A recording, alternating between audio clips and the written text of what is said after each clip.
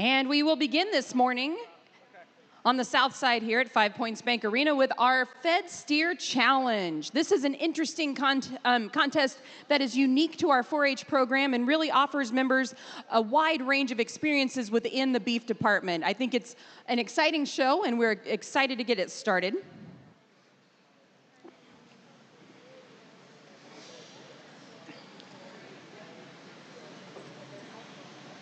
And I can see our Fed Steer participants lined up at the gate, ready to go.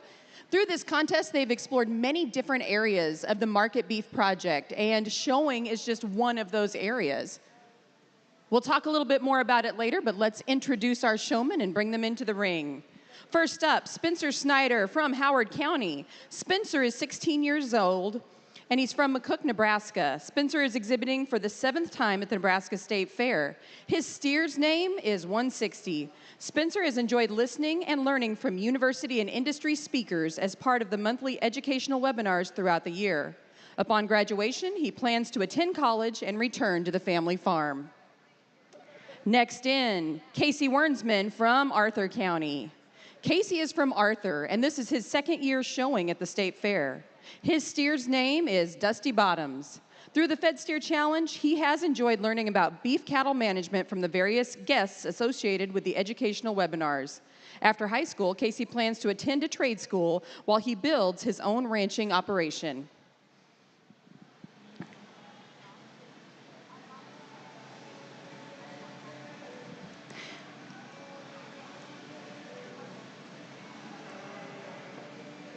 Good to go.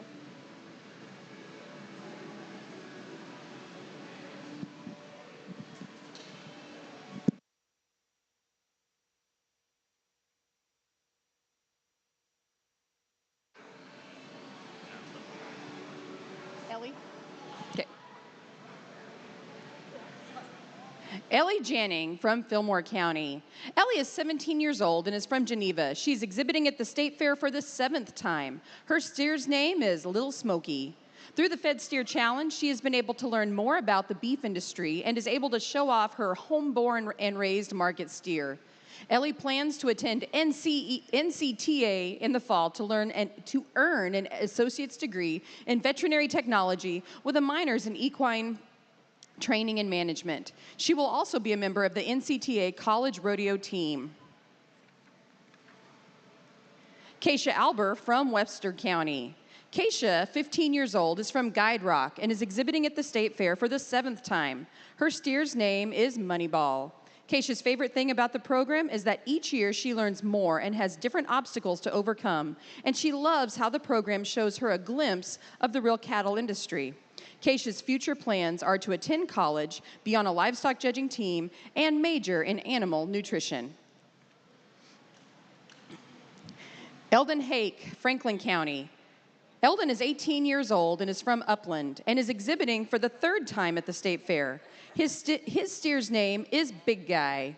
Through the Fed Steer Challenge, he enjoyed gaining industry knowledge and learning from industry professionals.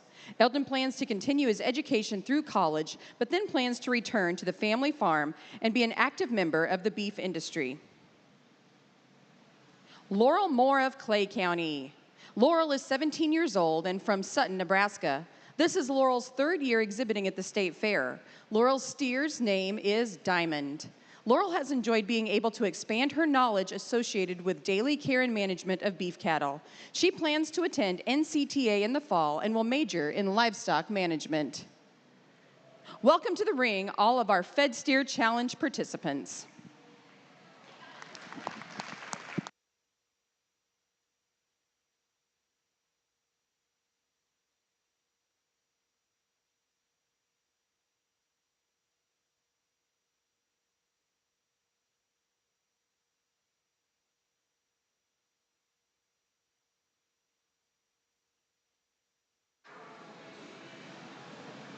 So, you got off this morning, or?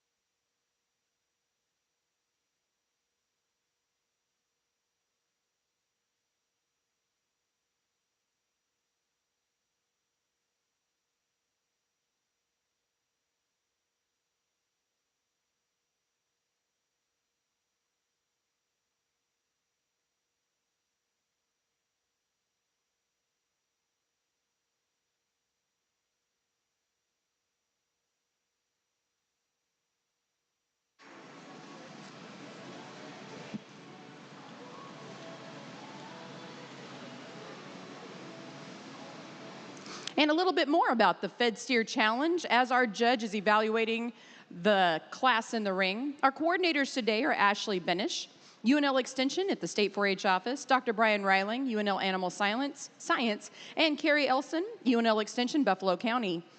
The Nebraska Fed Steer Challenge is designed for participants to learn more about commercial beef production and to cultivate the next generation of leaders in the Nebraska beef industry. The Fed Steer Challenge functions to enhance the educational value of traditional 4-H beef projects by providing an affordable option that rewards production merit and carcass value of the market animal, along with the accurate and complete record-keeping, industry knowledge, and industry engagement of the 4-H member. Our judge in the ring today is Jay Nordhausen from Ogallala, Nebraska. Jay received his bachelor's degree in animal science at the University of Nebraska-Lincoln in 2010, where he was a competitive member of the UNL livestock judging and meat animal evaluation teams. Before that, he was a Keith County 4-H member and also showed in Chase County. He continued to work with the livestock judging program, serving as an assistant coach as he completed his master's degree. Upon graduation, Jay served as regional manager for the American Angus Association before becoming co-owner of the Ogallala Livestock Market and North Platte Stockyards in 2018. The Fed Steer Challenge class is being visually evaluated by Jay Nordhausen, co-owner of both Ogallala Livestock Market and the North Platte Stockyards. He will sort these cattle into purple, blue, and red ribbon categories based primarily on market readiness and projected carcass merit and value. Leading up to today's live evaluation class, youth involved in this program were challenged to select and purchase a commercial feeder steer, ideally paying no more than market price. They were then challenged as much as possible to use management and feeding protocols like those used in commercial feedlots to maximize daily gain and performance. Throughout the feeding period, they maintained detailed records related to the management and feeding of their steer. All cattle in this program will be sold on a quality and yield-based carcass grid. Following today's show, the steers will be transported to Nebraska Beef in Omaha to be harvested. Quality and yield grade data will be collected by the University of Nebraska personnel and carcass merit and value determined. Finally, an evaluation of each 4-H member's beef industry and project knowledge, along with their interpersonal skills, were evaluated through an interview process conducted yesterday afternoon here on the fairgrounds. The Fed Steer Challenge Awards will be presented to the participating youth next week during the FFA final drive within the following divisions: live evaluation, what we are doing right now in the ring; carcass merit and value; growth performance or average daily gain; record book, industry interview, and then an overall. Youth could either self-source their steers or they could select cattle from a pool of steers specifically selected for this program. We would like to thank 4+ Feeders from Lexington for their willingness to supply steers for some of the members of this cohort and for their continued support in all aspects of this program. We also wish to thank CoBank for sponsoring awards and educational expenses for the 2025 Fed Steer Challenge.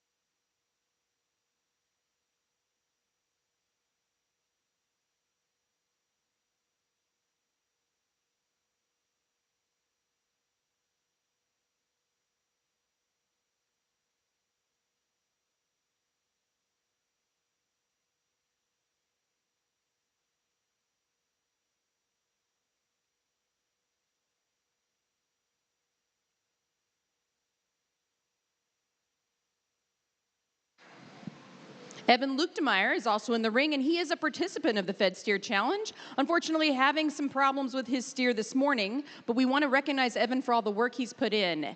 Evan is 15 years old and from Campbell, Nebraska, and this is his second time exhibiting at the Nebraska State Fair. His steer's name is Jimbo.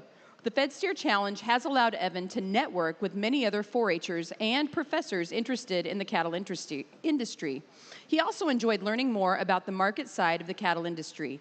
After graduating from high school, he plans to study farm and ranch management and then return to the family farm.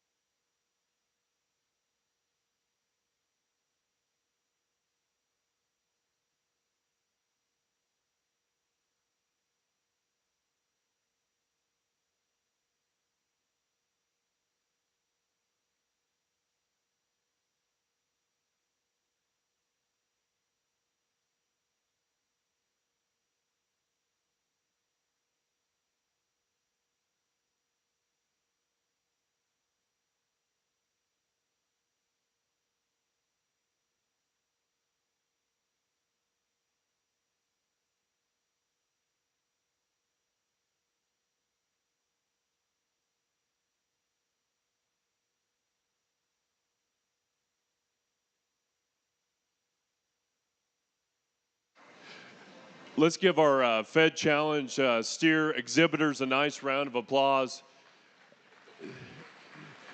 This is a really good program, and I wish there was more participation from around the state. It's something that is very enjoyable to come to evaluate and look over these steers and think about some things. Me as a judge, not knowing average daily gain or how these cattle performed, I'm just doing a visual appraisal and just going over some things in terms of feedlot evaluation and where these steers sit today in my mind. I'm going to start with the young lady's steer, and when we talk about cutability, we talk about a steer that has all the muscle shape and expression to his top. He is the biggest top, the biggest hipped, and the thickest from behind. He really carries that muscle all the way through, definitely down through the middle and lower portion of that quarter. He just looks like a steer that has all the muscle and all the power, has really performed well at the bunk. Now, I think there's other ones in this that are heavier finish, that are more ideal in terms of their finish. But when we talk about cutability and pounds, I really like this steer for that, and that's what gets him to the top. And we can start or I guess they have to stay, right? Yeah. Okay, so yeah, just stay there. Sorry, I was getting in a hurry. So just in terms of a functional steer that has had some gain and some cutability, I really like him to start. The young man's black steer, one that when we talk about finish, we talk about really being pronounced in those external fat indicators through that brisket, down his top, and from behind. He definitely has that. I wish he had some more muscle and some more power all the way through him, but talk about some very functional rib shape, one that has some width of base, just needs a shot more muscle. But guys, this steer has been very efficient to me in his look and how he builds himself from the ground up. I think he should have done really good through the feeding phase. Young lady's Hereford steer that has all the profile, all the look, really gives you all the eye appeal you want from the side. I think the steer still has muscle. He's still very shapely. I guess the thing about him is just his finish. I wish he just had some more cover over those last ribs and just was softer in his overall build. A very nice steer, though. Young lady's Charlet influenced steer. Here's the steer that has some finish to him. He's definitely soft and mellow through that rib. Definitely is pronounced in his pone fat there. I just start to question how far along he is. She's done a really good good job feeding him. Just in terms of a yield grade standpoint, I just start to question that, especially how pronounced he is through that chest. He's getting pretty finished, maybe a little overdone for me for today. Young man steer here next. A steer that I really like for his practical and functionality, his rib shape, his muscle. I think in regards of muscle and just shape, I just need to see a shot more to that top and from behind. But one that is very, very functional steer in terms of structure and rib and body. The young man's steer here has lots of profile. He has lots of length of body. One that definitely is good at his 12th and 13th rib for ribeye. But I just want to see more muscle throughout him. Definitely when you get in behind him, he just gets flatter in the way he's made through that quarter and stifle. I'd like to see him deeper in the way he's made and have more finish, guys. I think in terms of quality grade, I start to wonder if he's going to hit that upper two-thirds choice in those regards. So a really good class. I would say comparing it to last year, it's a very consistent class, and you guys have done a really good job. I want to wish all of you the best of luck in what you've done here, and congratulations.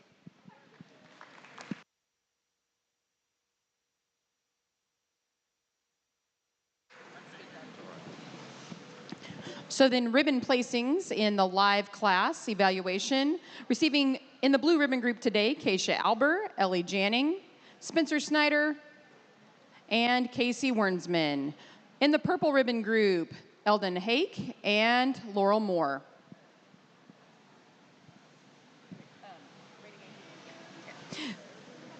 And now we will ask the steers that have had the top 3 average daily gain to pull out before we release the class. An important component of our Fed Steer Challenge is for the youth to feed the steers to maximize performance and average daily gain. Thus, the cattle were weighed upon the start of the project and again here at the State Fair. We'd like to announce our top 3 steers in the average daily gain division, and please step out when I call your name. In third place, Spencer Snyder, whose steer gained 3.599 pounds per day. In second place, Evan Luchtenmeyer, whose steer gained 3.839 pounds per day. And in first place, Laurel Moore, whose steer gained 4.258 pounds per day. Great job on your average daily gain.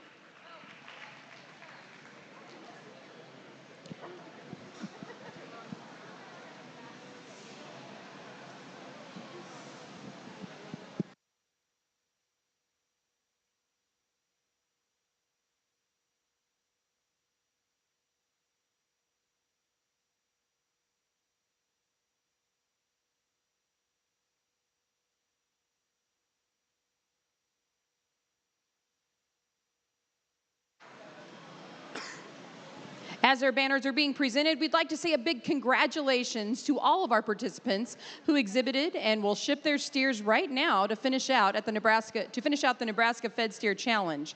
This was certainly an exceptional group of young people, and we appreciate all of your hard work and dedication. If you are interested in participating in the Fed Steer Challenge for 2026, please see Ashley Benish, Carrie Elson, or Dr. Brian Reiling for more information, or visit 4h.unl.edu/Fed Steer Challenge. This is a great opportunity for young people to learn more about the livestock industry that we're so proud of in Nebraska.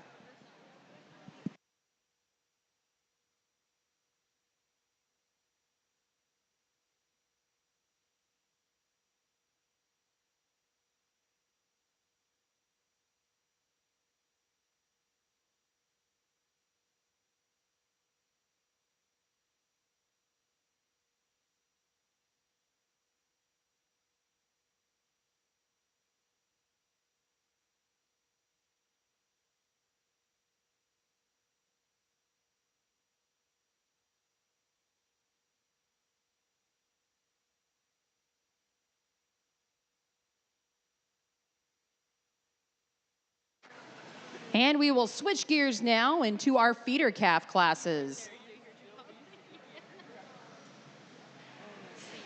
As they're lining up behind the scenes, we'd like to welcome our judge today, Jack Ward. Jack started with the American Hereford Association in 2003 and currently serves as the Executive Vice President. Jack received his Bachelor of Science degree in Agriculture Economics from Purdue University and an Associates of Science degree from Blackhawk College East Campus. Jack and his wife, Marianne, have 2 grown sons, and together with their sons, they operate Ward Brothers Livestock. Jack has served on various boards and advisory committees, including the Beef Improvement Federation Board, Germplasm Preservation Committee, Ultrasound Guidelines Council, and National Beef Cattle Evaluation Advisory Committee. Additionally, he is a member of the American Royal Board of Directors. Ward has traveled around the United States and into 7 foreign countries to judge livestock shows and present lectures on beef cattle genetic improvement. We are honored to have you with us today, Jack, to evaluate our feeder calves and later on our market beef classes. Let's give Jack a warm Nebraska welcome. Currently entering the ring is our first class, of feeder calves. We do have 8 entries in this class, with steers weighing between 391 and 470 pounds.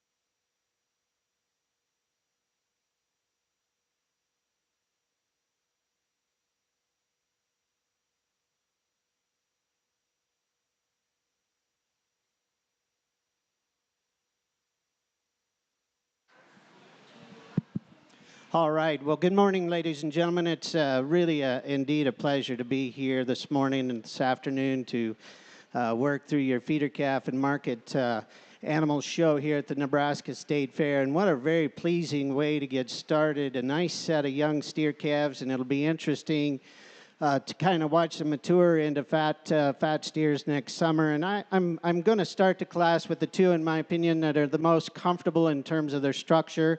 They combine that with some muscling, some shape. They're really nice in their conditioning for this stage of their life. They're cattle that are not too far along, very shapely out over their top, good in their lines and their type.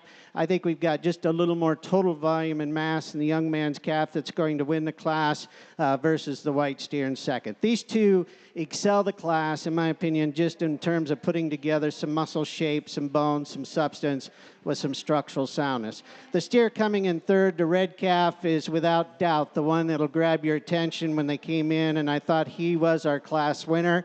A very shapely, neat-made, very attractive profiling steer that's got great shape up over his top. I can't convince myself that he's going to stay sound enough in his front shoulder, his front feet. He's already got a toe that's growing a little bit long.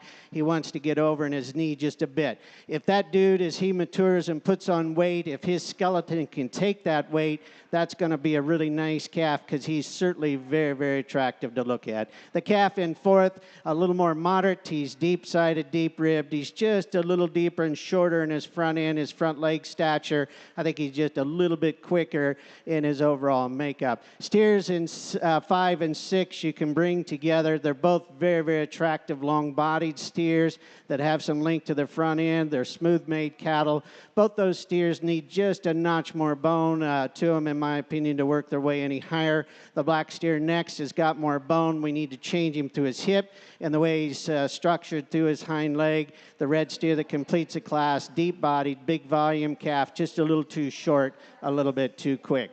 Very nice way to begin our show this morning. Congratulations to all those exhibitors. Thank you.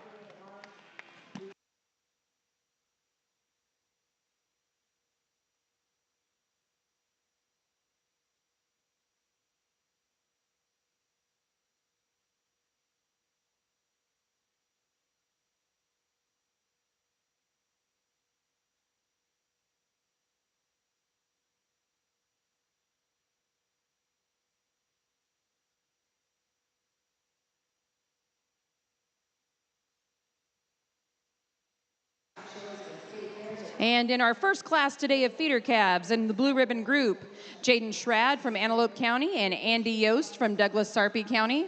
Receiving purple ribbons today, Grayson Hollopeter from Cherry County, Grayson Hollopeter from Cherry County, Gracie Clausen from Burt County, Brecken Went from Colfax County. Second purple to Hadley Dostal from Colfax County, and first purple to Jet Fogarty from Thurston County.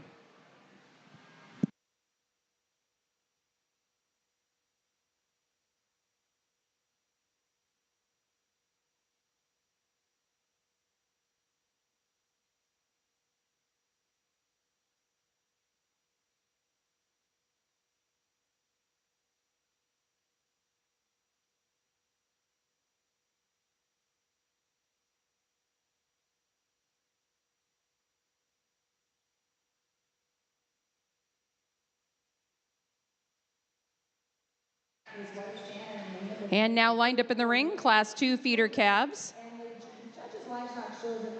Steers in this class weigh between 477 and 572 pounds, or 517 pounds, and there are 8 entries in Class 2.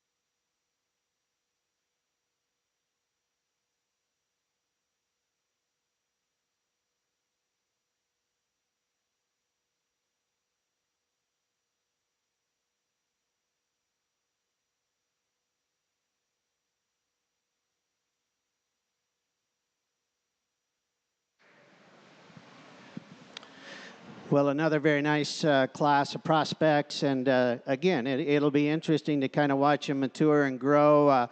I'm very comfortable with our top pair again in terms of their structure and their type. They're really nicely conditioned steers at this stage of their life, and yet have some real body to them. This gray steer's got a notch more length of body to him. He's really good through his hip. He's really good on his feet and legs, gets out and walks well. I think a beautifully balanced steer that has a lot of prospect to him. The calf in second's actually a bit more attractive right through his neck and his front end, and so when you get right off to the side, he presents a beautiful pattern and profile. He doesn't maybe have quite the length of body, the substance to him that we had in the gray calf that won the class, but he's very correct again on his feet and legs. He moves well.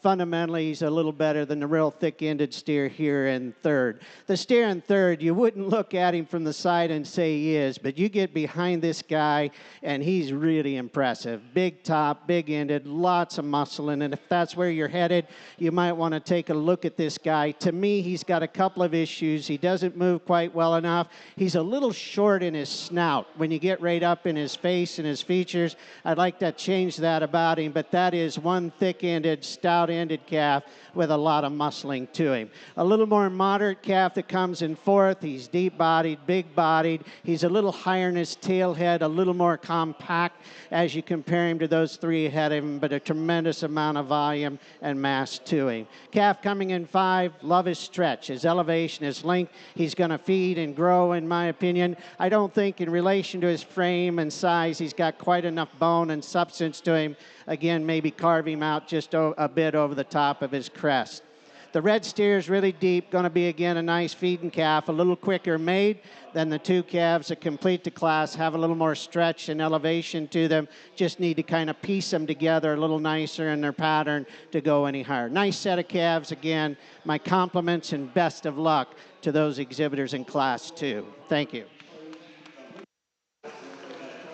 And results from Class 2 feeder steers. In the blue ribbon group today, Cadence Schrad, Antelope County, Ellie Janning, Fillmore County, and Gage Rupiper from Douglas-Sarpy County.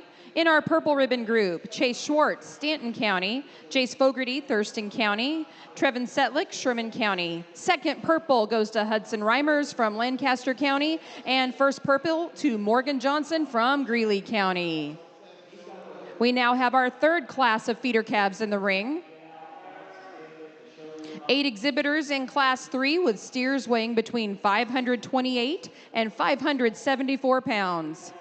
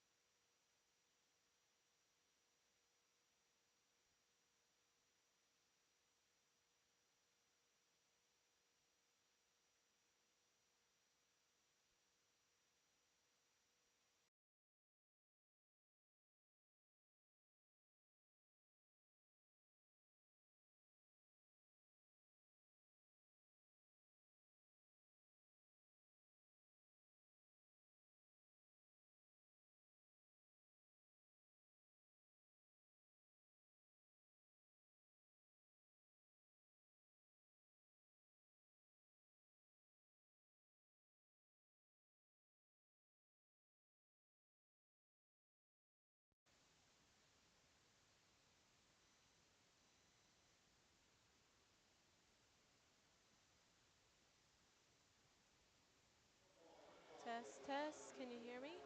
Webcast test 1. Webcast test 1.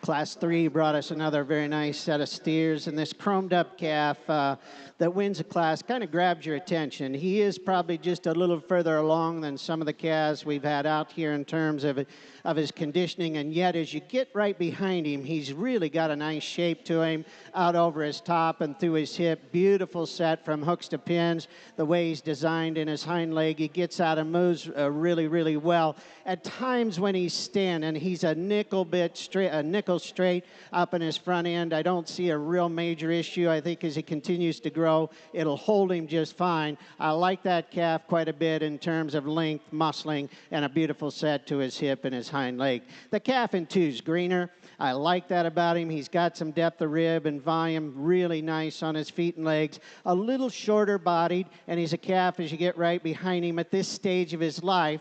He doesn't have quite the shape to him as the chromed up guy that won the class, but that's a good calf with a lot of prospect to him. This steer that's in 3rd perhaps has a little more muscle shape to him through his hip and back about his stifle. He doesn't have quite the bone work and the substance to him of the 2 calves right ahead of him, but he's got great length of body, certainly some shape to that guy as well. Nice calf here on 4. Pretty long body, deep-sided, little plainer made through his front end, little just plainer made in his general appearance at this stage of his life, but he's got some pieces that are really nice, the length of his body and the depth of his rib, and again, he's a good sound moving calf.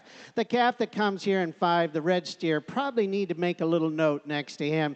If this guy does the right things as he continues to get fed and matures, this guy's got a good shape, he's got good length of body. To me, he's just a little too shallow, a little harder made than he needs to be. Not sure how easy he is going to be to feed, but if he does the right things, that calf's got a tremendous amount of prospect to him. A more moderate sized calf that comes next here in 6, just a little off on his hip, a little coarser through his shoulder, and then the calf that completes the class, an attractive calf.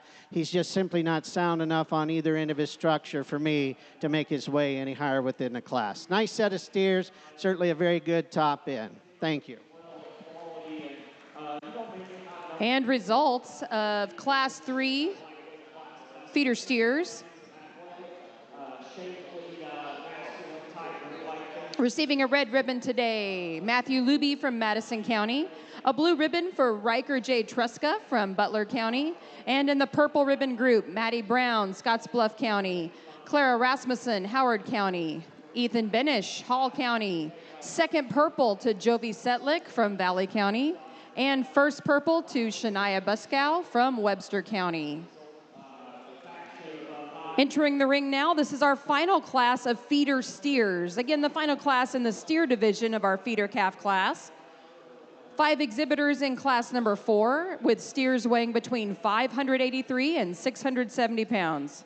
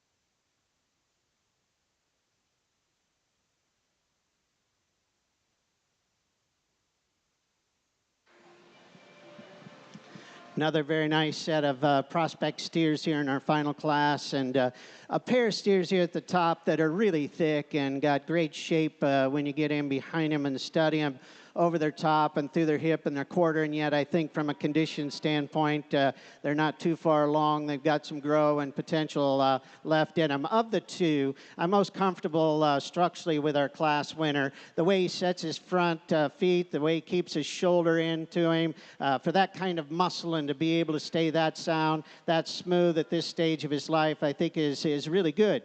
And he gets out and goes well, a beautifully balanced kind of a calf. He's not the biggest bone one that we've seen, and we might give him a notch more of that in relation to the body and the muscle that he has. But for one to have that kind of shape and that kind of muscle and keep himself together structurally, I think is very good. And it's a great starting point, in my opinion, when you talk about a prospect calf.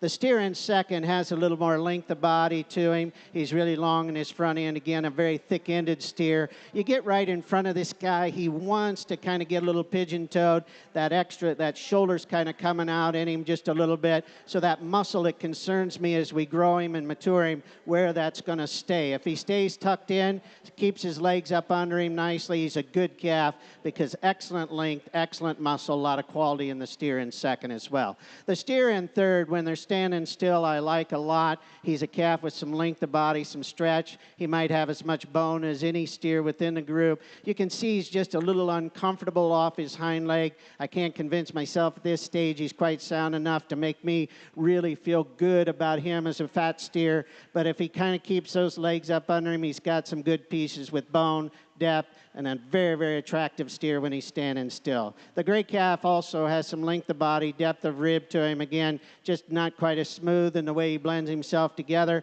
The steer that completes a class from the side, you like him. He's got some length. He's extended in his front end.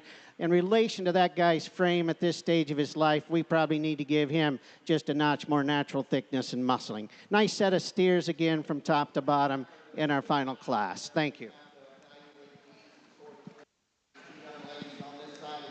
Results of Class 4. Receiving a blue ribbon today, Shia Rasmussen from Howard County. In the purple ribbon group, Ava Myers, Hamilton County, and also Ava Myers, Hamilton County.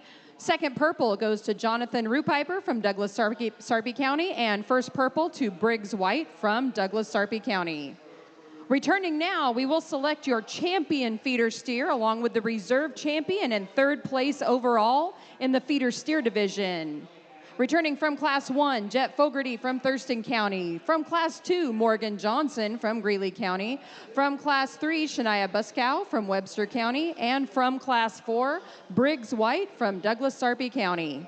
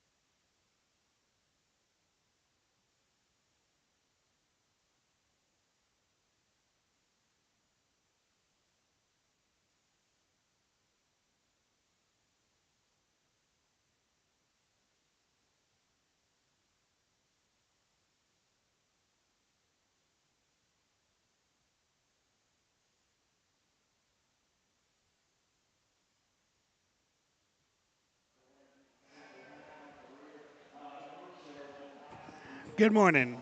We got our microphone set up now. We're just picking the champion feeder steer in the 4-H show this morning.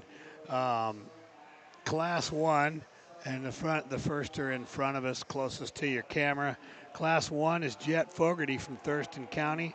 Class 2, Morgan Johnson from Greeley County. Representing Class 3, Trevin Sedlek from Sherburne County. Class 3, is not Trevor, I'm sorry. Class 3 is Shania Buskow from Webster County. And Class 4, Briggs White from Douglas Sarpy. Your judge for today is Mr. Jack Ward, Kansas City, President, Executive VP of the Hereford Association. Here's Dr. Ward for some comments.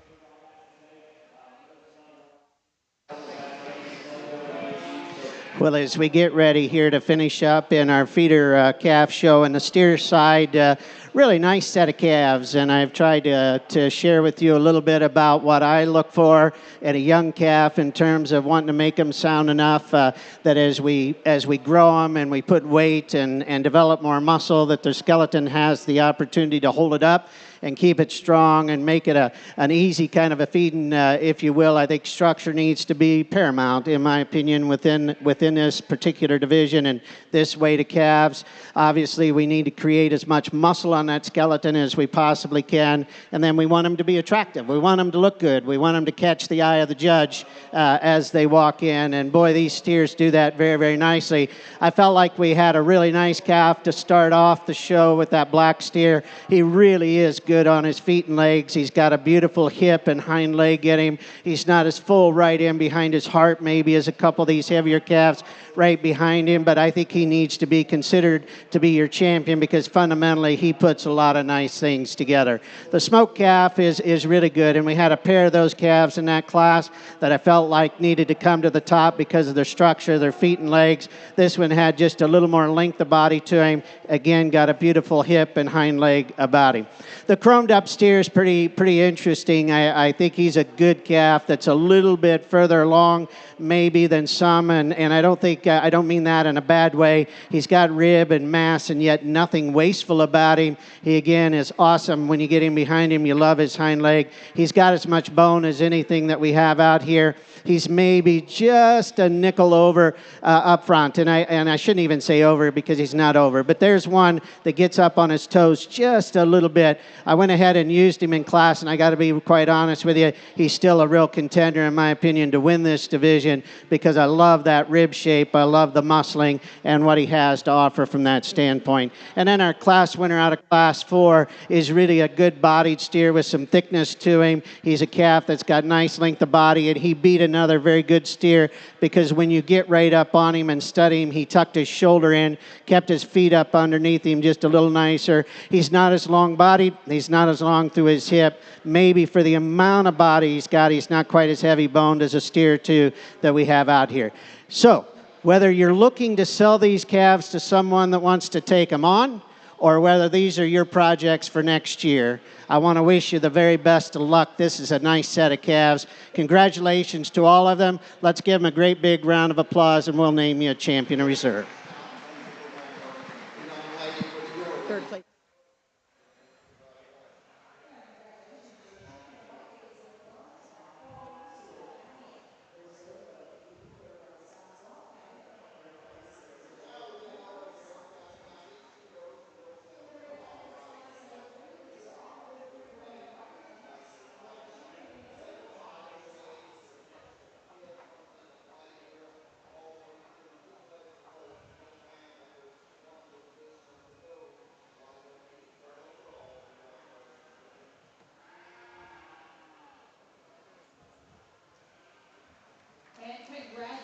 Champion steer goes to Shania Bushkow from Webster County.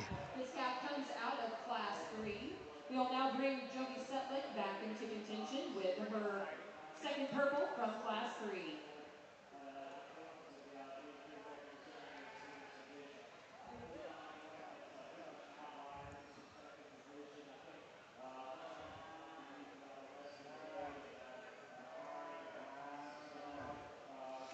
And he's going to come down to Jace Fogarty from Randolph County, Thurston County, Jet Fogarty. We'll now bring back Hadley Dostal from Colfax County for your selection of third place overall steer feeder calf.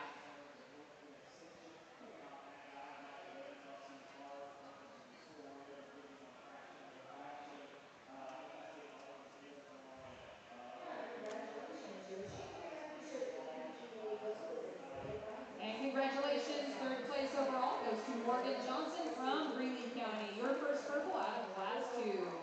Great job to all of our exhibitors and our feeder steer Yep. Third goes to Morgan Johnson. Again, champion goes to Shania Bushkow from Webster County. Jet Fogarty from Thurston County Reserve. And Morgan Johnson out of Class 2 coming from Greeley County.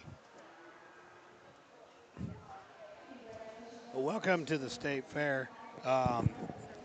Ladies and gentlemen, this is Tim Burke here helping Ringside Live today. I'll be joined here in just a minute by my good friend Danny Raber, who's fighting the parking lot and trying to find a place to park at the moment. Beautiful day here at the Nebraska State Fair. Our judge, Mr. Jack Ward, Executive Vice President of the American Hereford Association.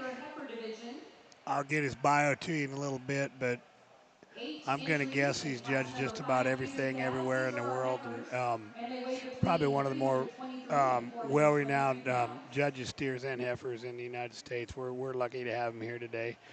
Again, if anybody knows anything about these calves, we do not have the pedigrees and all that in front of them. Anybody knows anything about the steers they sold, I'll sure give you the credit. We'd love to tell you. Again, give me a call on my cell phone. It's 402-750-0440, or shoot me a text. Probably on a call I probably won't answer, but shoot me a text. Let me know what's happening. 402-750-0440 if you got one. I do know, for example, that reserve feeder steer belongs to Jet Fogarty. Be Mike Fogarty's son. That steer will be selling on SC Online Sales coming up here in November, a little later in the year. But yeah, anything like that, anything that anybody bred or raised throughout the steer show, whatever, I welcome it. I'd love to tell the world about it. And, anyway, it looks to be a great day showing steers. Well, I'll be quiet for a little bit and let Jack do his thing. We're on our first class of feeder heifers, weighing 323 to 423. Leading out left to right, start with Ethan Benish, Cooper Victor, Ashlyn Jensen, Logan Johnson, Blake Mueller, Morgan Johnson, Erica Graff, and Caden Tyan. Looks like a really stout, cool set of lightweight heifer calves. I will say the numbers are up. Champion heifer didn't get done until probably 9:30 last night, and it wasn't because Dr. Shockey wasn't working through them. We had a lot of cattle. Showmanship was huge, well attended, probably as good as we've ever seen for numbers. Just people competing and participating, and boy, it was good from one end to the other. And shout out and congratulations to the Hartman family for the champion female last night. We'll give you a rundown a little later, but we'll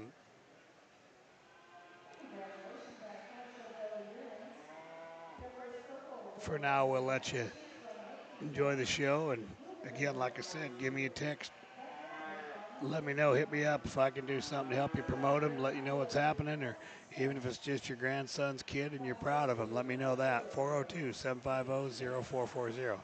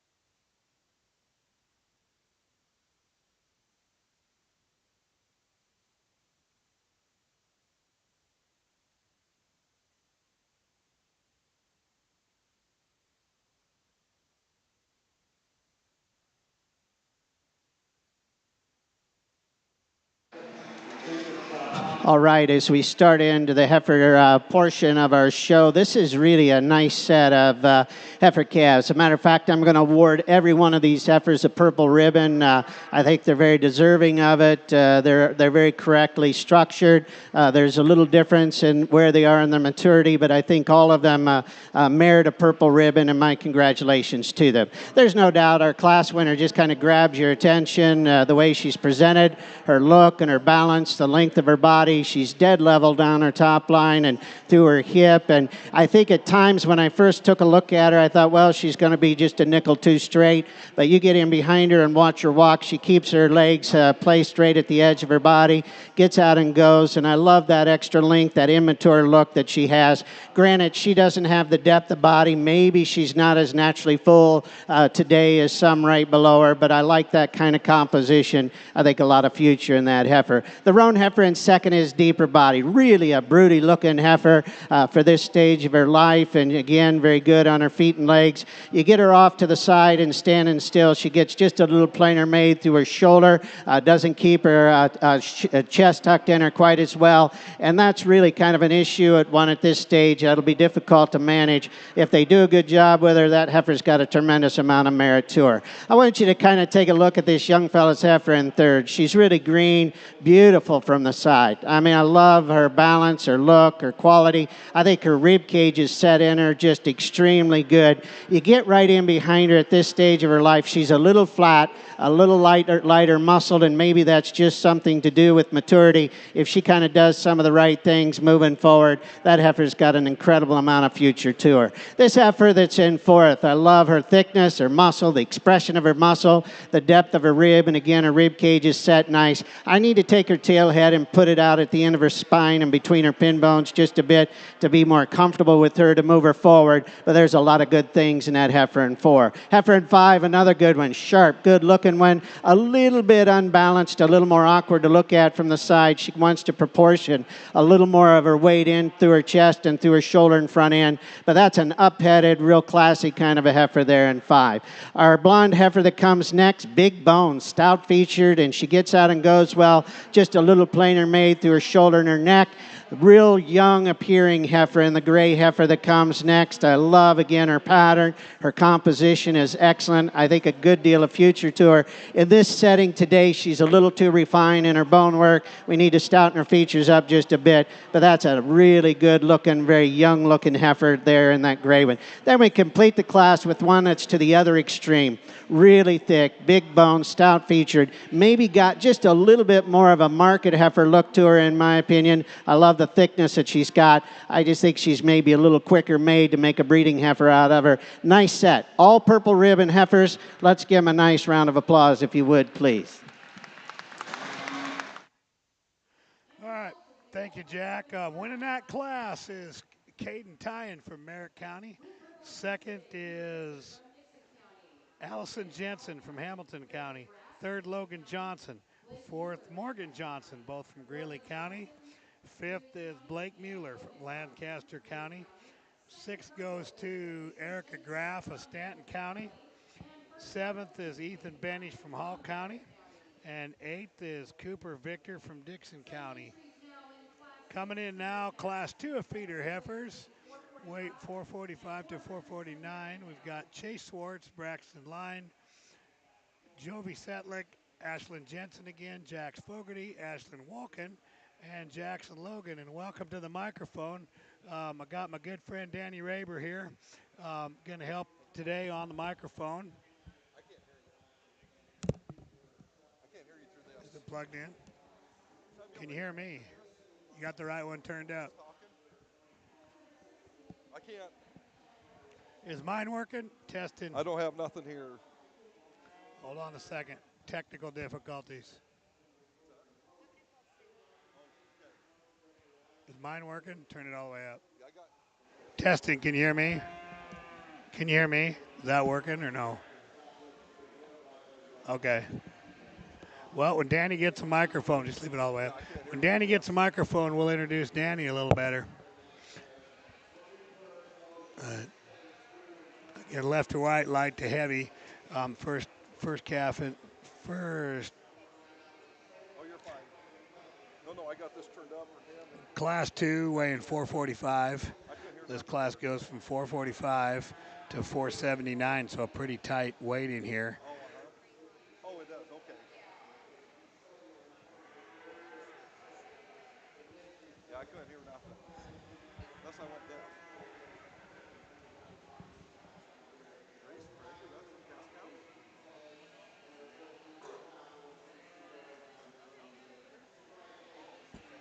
Are we good or no? You No. just turn mine down or whatever. I'll just be quiet.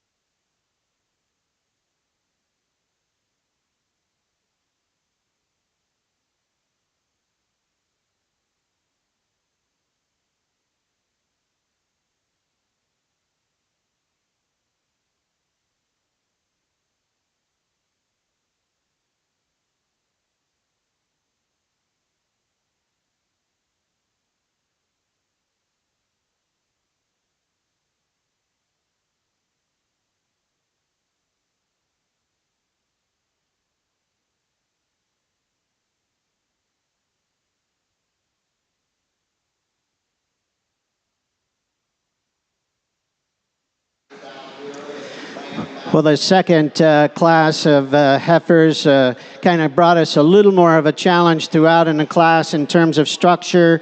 But yet, I think for me, there's one that needs to win the class just in terms of her fundamental type and kind, female character, the length of her body. That is really, really a green condition female, and yet has some natural depth to her rib cage. And she's really surprising. When you get right behind her, she's got a beautiful set from hooks to pins. She has some natural width to her. Just her overall balance, her female look and presence and quality, in my opinion, allows her to win this particular class. Bring the next two together, because the heifers in second and third are a little further along in terms of their conditioning. Both these heifers are extremely thick.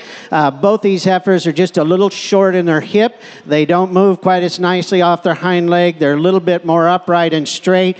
This heifer that goes into from her hip forward, I like a lot. The length of her front, she's got more depth of rib to her than the heifer that's in third. But again, we just need to change her hip and the hind leg set in that one just a bit. Same kind of heifer there in third, a little tighter made, a little more upright on both ends, but a heifer that you have to appreciate for the shape, the length of body that she's got. Nice heifer here in 4. And there's a part of me that wanted to get her up into second and say that she looked like our class winner. She does. She is long-bodied. She's sound. She's a little unbalanced, a little deeper up front for what she has there behind, maybe a little refined in her bone work for the amount of size and body she's got. But that one's a sound one that has some length of body and certainly some good in her.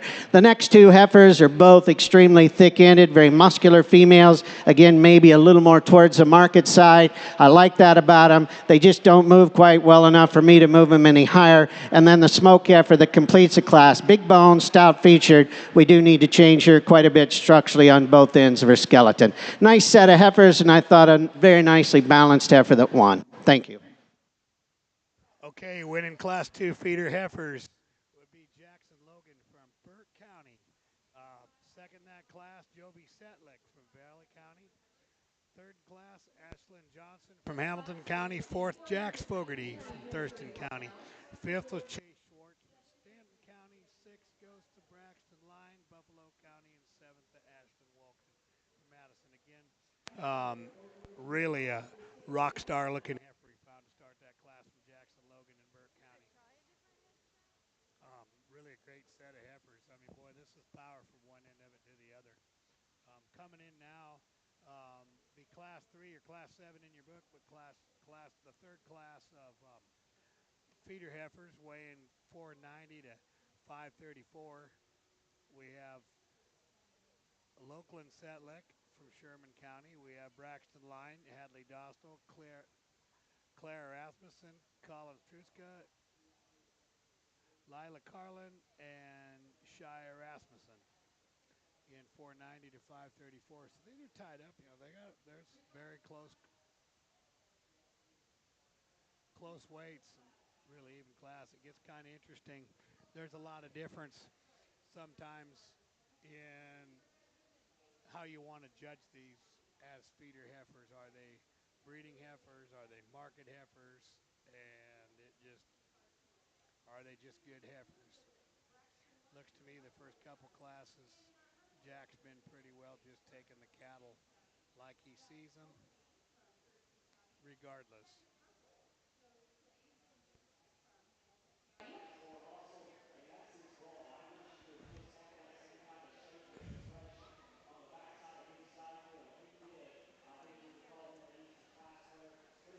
Nope. Is mine working? Mine's not either. Was I just talking to myself? Well, hell. Second purple goes to Joby Setlick from Valley County, and first purple to Jackson Logan.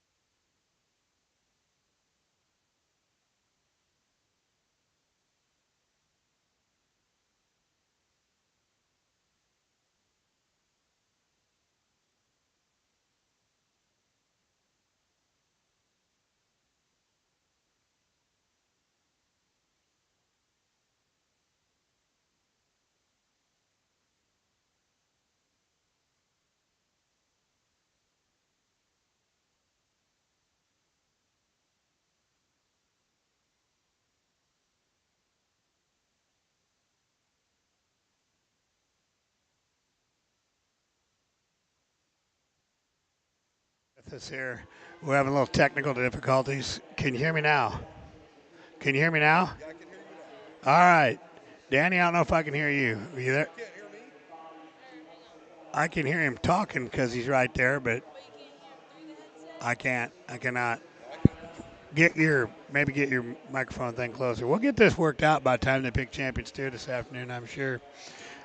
So you cannot hear him through the headset. I can't. Can you hear me? What? you. I can hear too. Are you broadcasting though? Can you hear it on there? One can hear one, but the other one can't hear the other.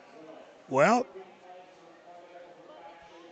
we will see. I hear he ain't smart enough to figure it out too. Well, I promise you I'm not either. But Yeah. for everybody watching at home Oh, man. and looking at this, we're in class 3 of the feeder calf shows.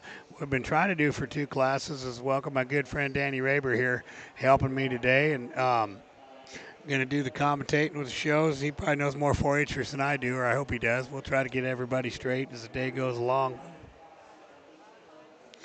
But Well, Tim, I think that yep, that it is great to be back here Oh, yeah. last year. It was fun. I had a great experience doing it last year. Gives you a little different vantage point to watch your show, but it's great to be able to let the people out there that really won't be here today, to kind of let them know what's going on, where we're at in the show, especially any family members that maybe couldn't make the trip to Grand Island, but they can watch the Heiferman show today. Absolutely. That's what I've told them. I've given my phone number before. If you heard it, give yours too. But if somebody knows something, boy, shout out and text me. 402-750-0440. Or Danny, what's your number? It's 402-297-1269. And we like to talk to people anyway because we might sell them a steer or something down the road. You never know. But no, we're happy to be there. Judging today, Mr. Jack Word with the Hereford Association. And here he comes.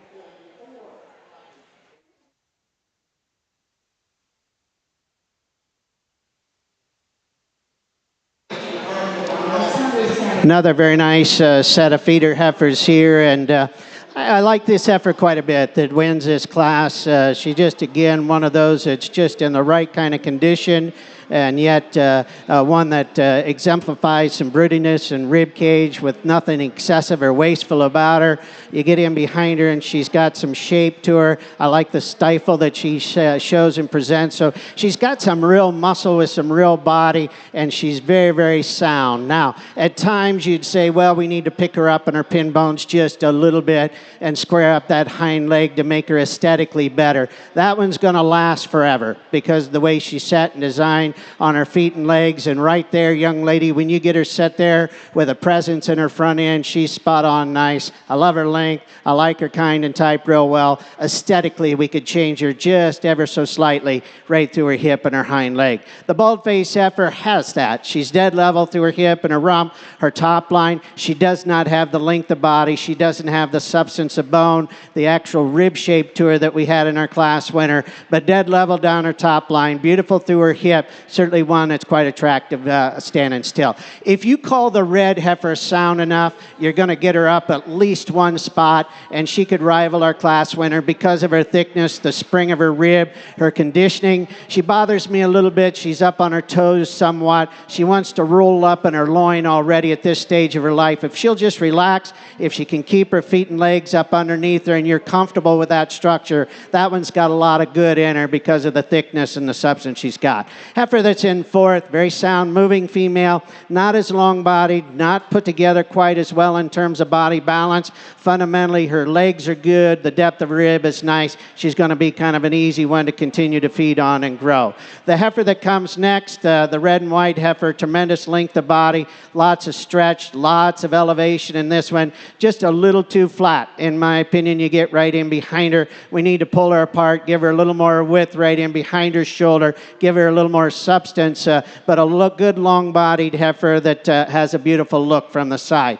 I swapped her up over the next heifer that has more thickness and muscle because this one gets maybe just a little too round, a little tighter made in her movement, a little rounder through her hip, and then the heifer that completes the class, tremendous thickness, lots of body density. To me, she's just a little quicker made, a little further along in her overall conditioning for this stage of her life.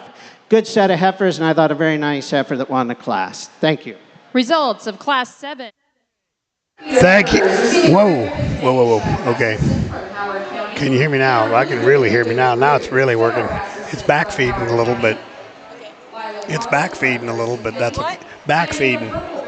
Back feeding a bunch and different than it has been. Echoing. Like a lot. Okay, there you go. That's still coming through. All right, winning that class, Hadley Dostal from Colfax County, second Braxton Line. From Buffalo County, third will be Collins Truska. Fourth goes to Lokeland Setlick. Fifth goes to Lila Carlin. Sixth goes to Clara Rasmussen. Seventh goes to Shire Rasmussen. Okay, we are now in our fourth class, will be Class 8 if you're looking at that. Heifers weighing 548 to 615. We've got Gracie Slaughter, Ella Platt, Jaden Secretera, Jaden Neighbor, Jack Koenig, Nolan Platt, and Baylor Taki from Madison County. This will be the last class feeder heifers, then we'll have champion. So we got our microphones right, I think? Okay. I got a text that we could hear one and we couldn't hear the other one, and I think we're getting closer. If anybody's out there, give me a shout. Let me know if it's working now, if it's not working, if we're getting any better.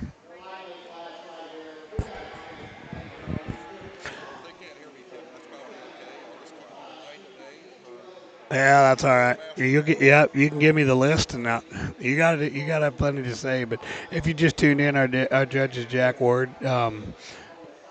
Currently represents the American Hereford Association as the executive vice president. I don't have his bio in front of me. I apologize, but Jack's probably one of the more well-renowned judges in the United States. Been doing it as long as I can remember. Our kids showed under him, and everybody did. I think he's probably judged every show that could be. I know Scotch Hockey yesterday, they announced he judged shows in 44 states and 3 foreign countries. He might be ahead of him. I'm sure. I know he's judged a lot over, in Argentina and done the Mexican stuff and all that. And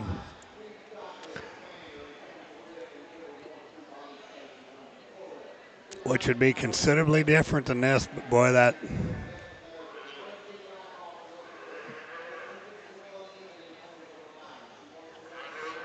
We got some power in here.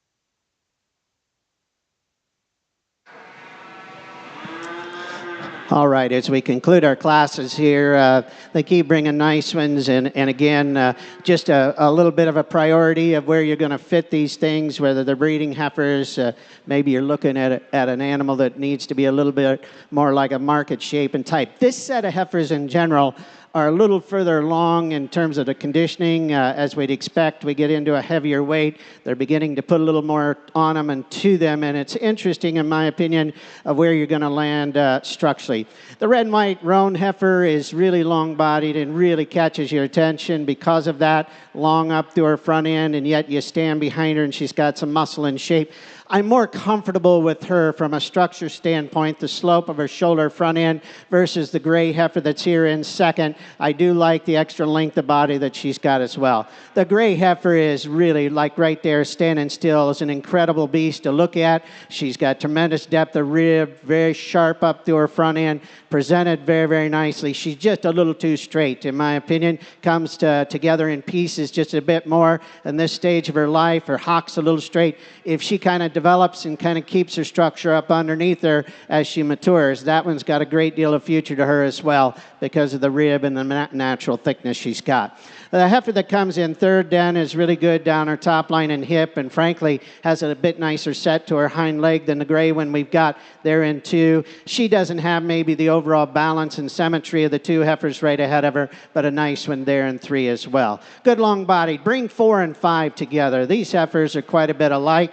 These heifers are long bodied. They've got some depth of rib, some good in them from that standpoint. Need a shot more bone, just a shot more presence, and look to those two to get any higher within the class, but fundamentally a good pair of heifers. And that's why they're beating a real attractive, extremely thick heifer in the gray one that's next. This heifer kind of grabs your attention the way she's presented.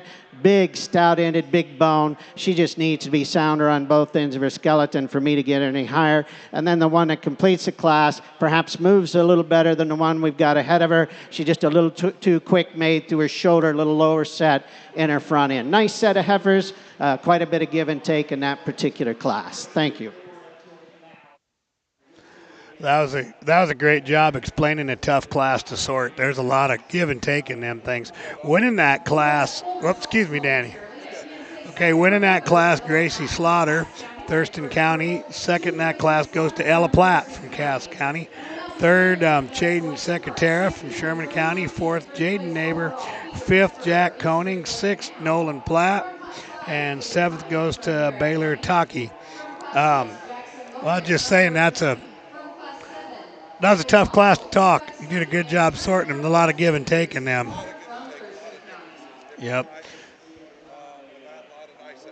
Yep, and that gets back to, like we were saying, you got to make your decision where you're going to put your priorities on these heifers when they're feeder heifers, breeding and heifers, and no doubt, Mr. Ward. I mean, Jack's going to put it on longevity and soundness, and rightfully so. Does a really nice job.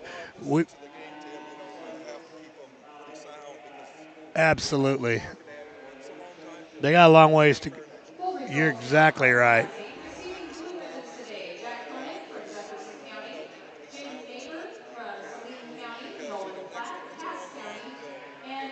Oh, absolutely. So now we've got our champion feeder heifers. Out from Class 1, our first place is Caden Tyan from Merritt County. First in Class 2 with the solid black heifer is Jackson Logan from Burke County. The Shorthorn heifer, or the yellow heifer, coming in out of the third class, walking in front of the judge right now. That'd be Hadley Dostal from Colfax County. And then the heifer we just saw, the Shorthorn heifer out of class number 4, is Gracie Slaughter from Thurston County. That's 4 pretty nice heifers, I think, for dang sure.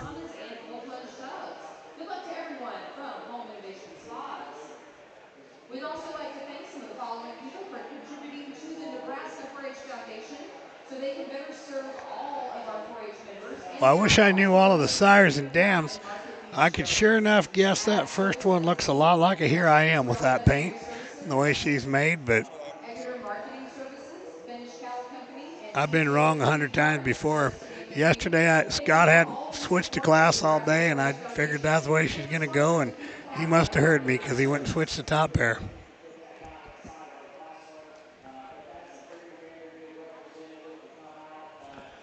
Okay, here's Dr. Ward.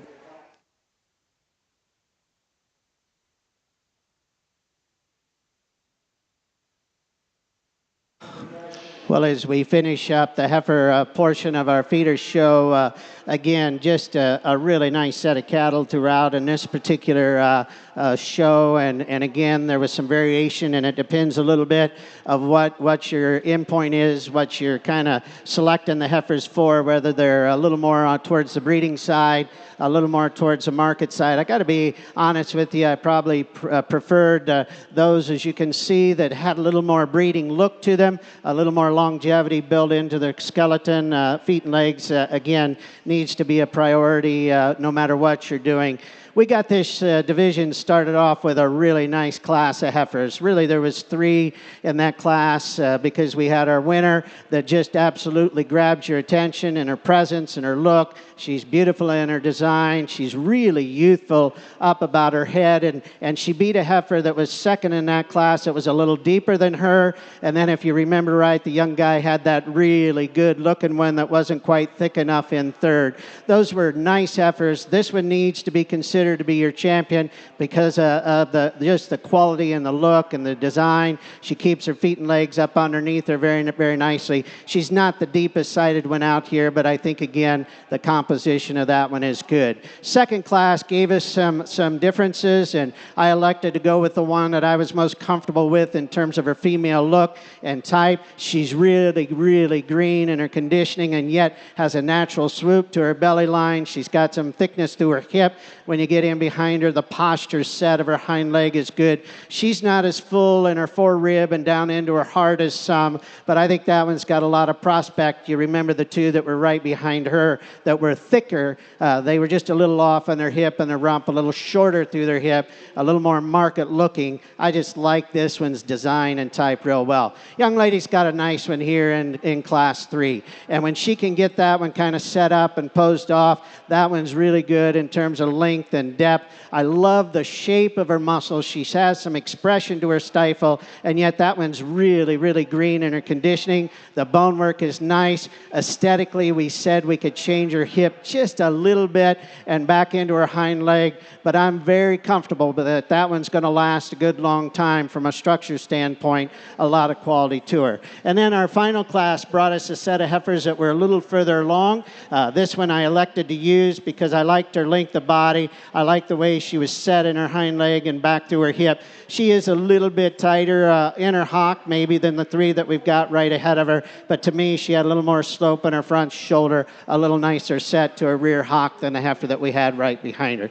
Again, whether you're keeping these things to kind of continue on with them as show heifers and cow prospects for your program, whether you're looking to sell them, my congratulations, and I want to wish, again, each one of you the very best of luck with them. Let's give them a nice round of applause, and I'll name you a top 3. All right. Grand champion comes out of class 3. Hadley Dostal, Colfax County. There's a family that's been showing for as long as I can remember.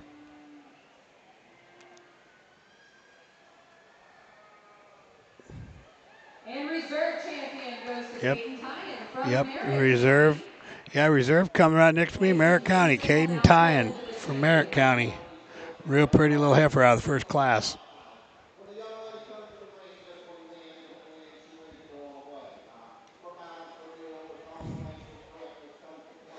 Yep, he's going to come down and get that one. You bet. Jackson Logan from Burke County's third. That makes good sense. That's a really nice lineup. What's that? Oh, that makes perfect sense. No wonder. Jackson Logan, Danny says, is Larry Harmon's grandson. There's another family that's been synonymous for showing in Nebraska forever. That makes a lot of sense. Okay, so now we've got the overall feeder calf. We got to place 5, so he's got to judge the heifers against the steers. We got the boys against girls going here.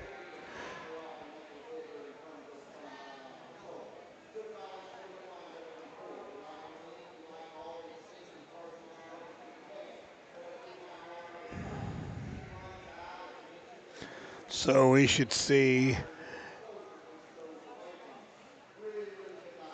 Shania Bruskow from Webster County.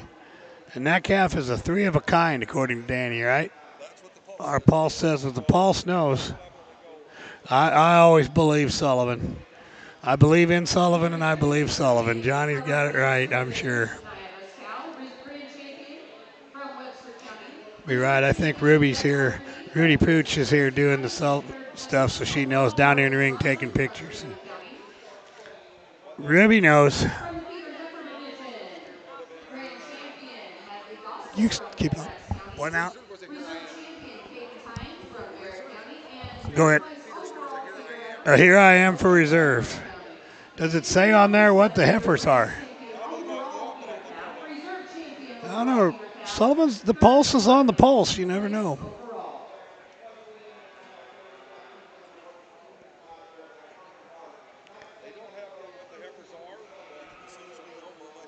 Yep.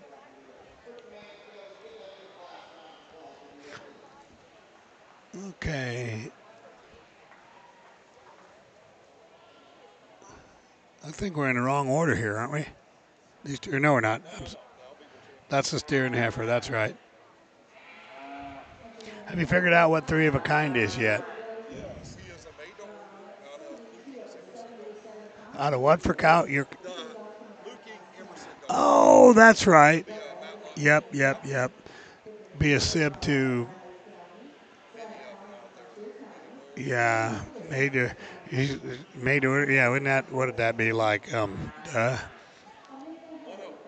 oak and 2 oak, and then we got 3 of a kind.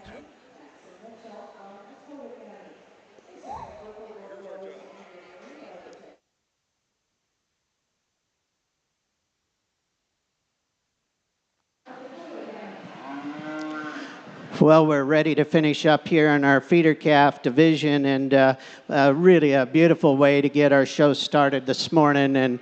And these young folks, they probably had to get up just a little bit earlier than the rest of us to be ready for an early start this morning. And what a nice job they've done of getting us kicked off. And this is interesting because to me, we have a beautiful set of steers. We got a wonderful set of heifers.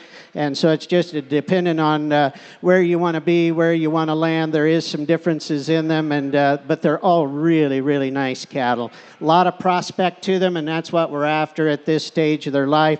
Please give them all a great big round of applause, and I'll name you a top 5.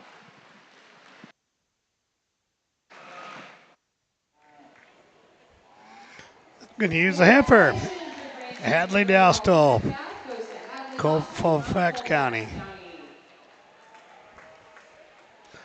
And that brings up our reserve heifer, shown by Caden Tyen.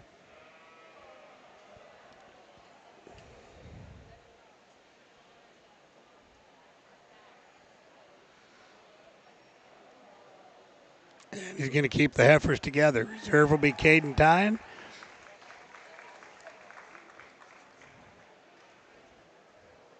And your reserve champion overall goes to Caden Tyen from Merritt County.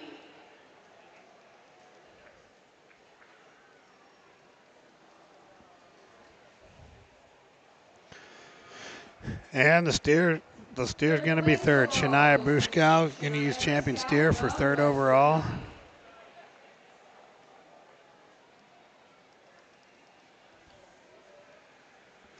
She's from Webster County.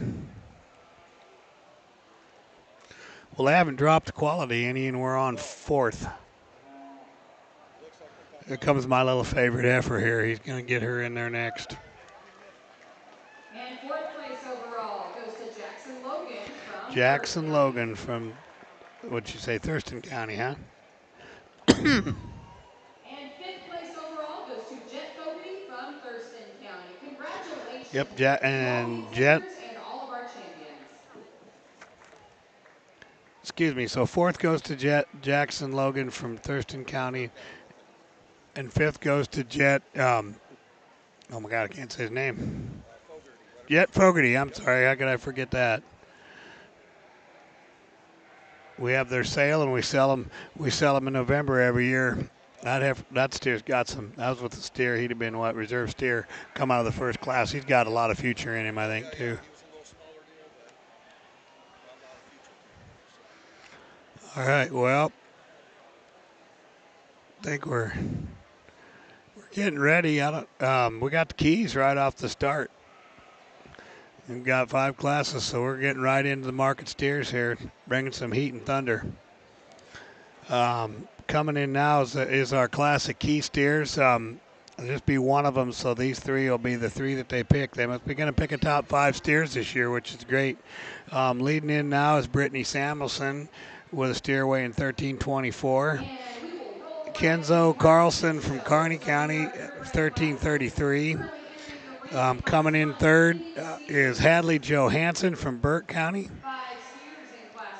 That's Hadley Joe, then Hanson, then Claire Cromie, and then Cody Jedlicka from Colfax County.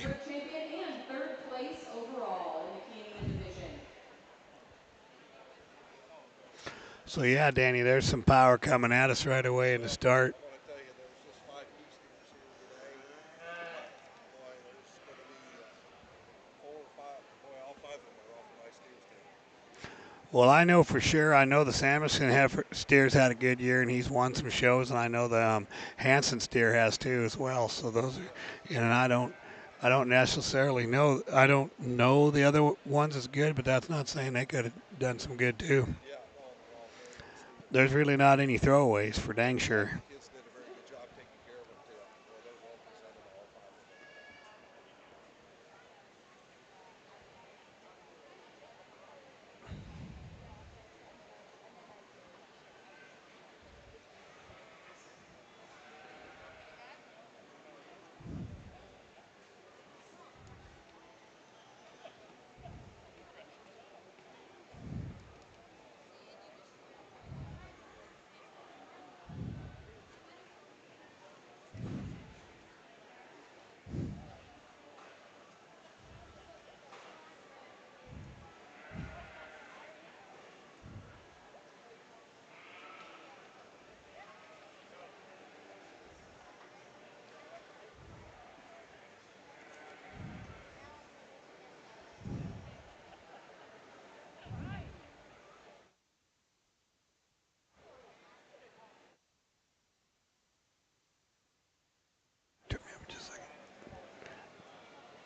Got it all the way up.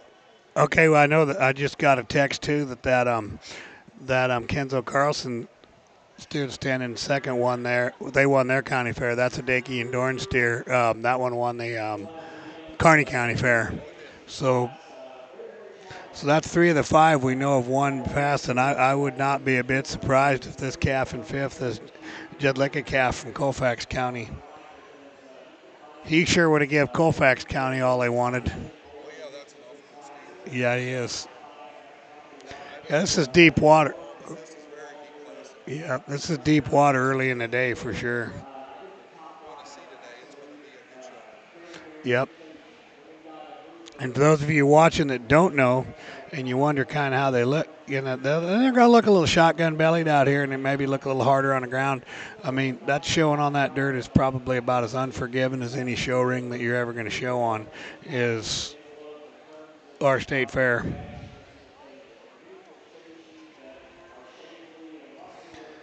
And we'd be remiss if we didn't note that this is the 4-H no-fit show. So that's pretty much what you see, what you get. You know, it's still a big advantage to have a good-haired one that fits up nice, clips nice, and does that. It's a darn good cat. I mean, there's some darn good cattle that look like they darn near are fit because they got good enough leg hair, but it takes a little different kind.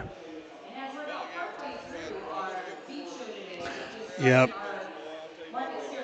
Right. And then next week, you know. Oh, yeah. For sure.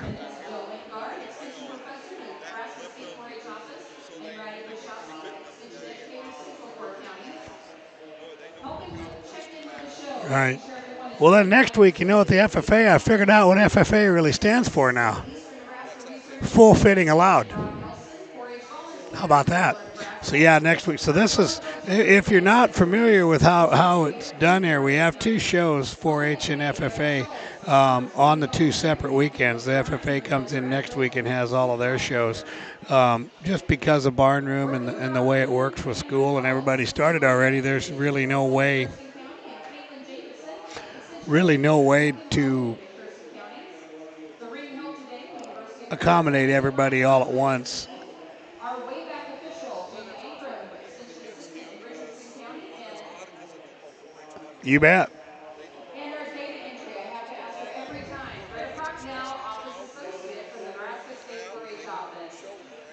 We couldn't see Absolutely. the tip of the iceberg here, but they are organizing and collaborating and making sure everything is working behind the scenes to make sure that our beef show runs smoothly. We Yep. thank them I just all talked for to. Do that. It's just so hard to do it all at the same time. So Yeah, exactly. I just talked to somebody today that asked him if he brought his calves. He goes, no, that's next week because they were showing goats today. Here's Jack.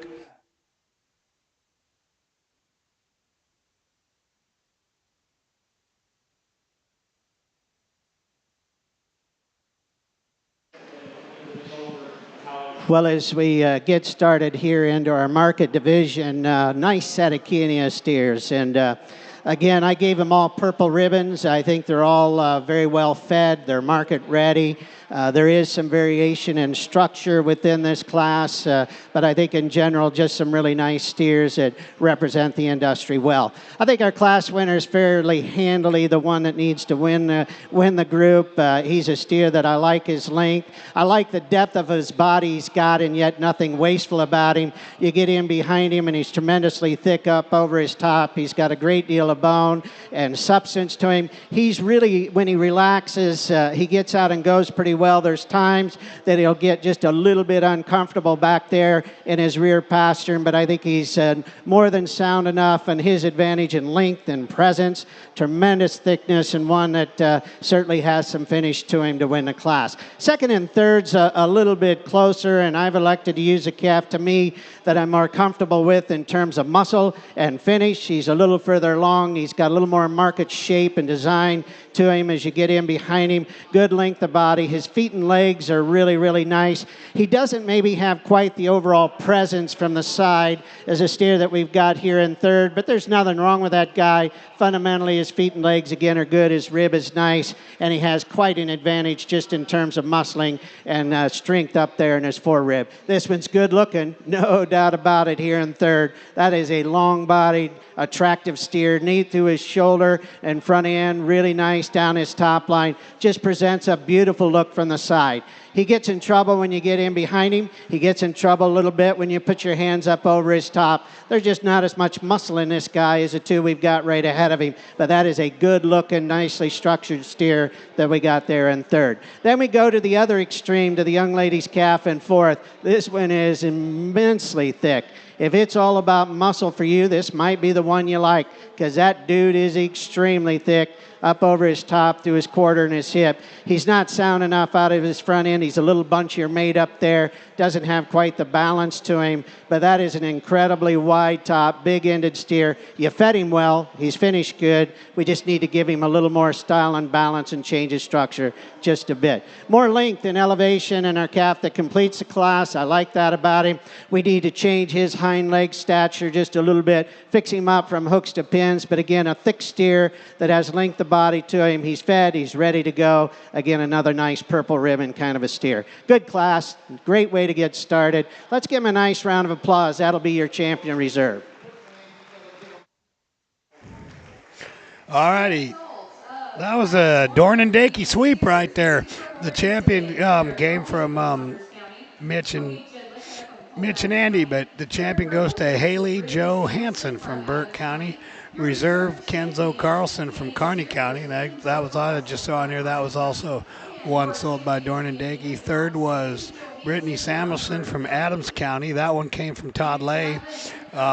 Fourth was Claire Cromie from Saunders County, and fifth was Cody Judlecka from Colfax County. Really stout set, and rightfully so. You know, he gave them all five purple ribbons and left them all in a group, and that's saying something, you know. And yeah, Tim, like I said when they came in there, I said, yep, boy, that was 5 really good steers.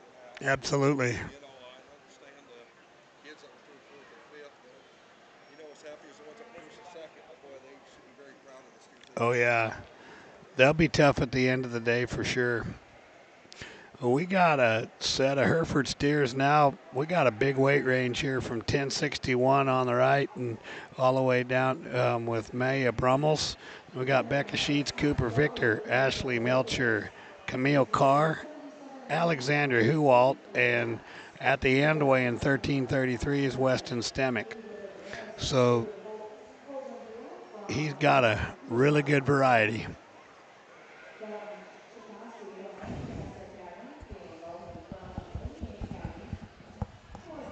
What? Good help's hard to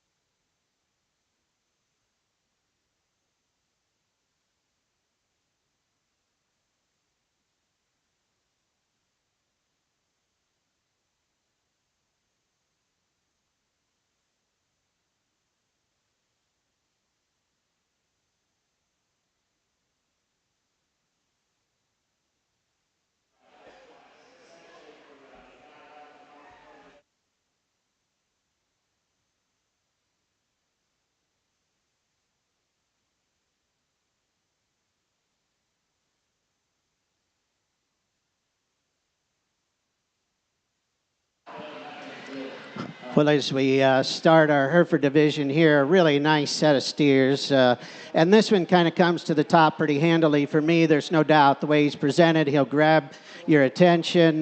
When he hits the ring, his feet and legs are nice. He goes well.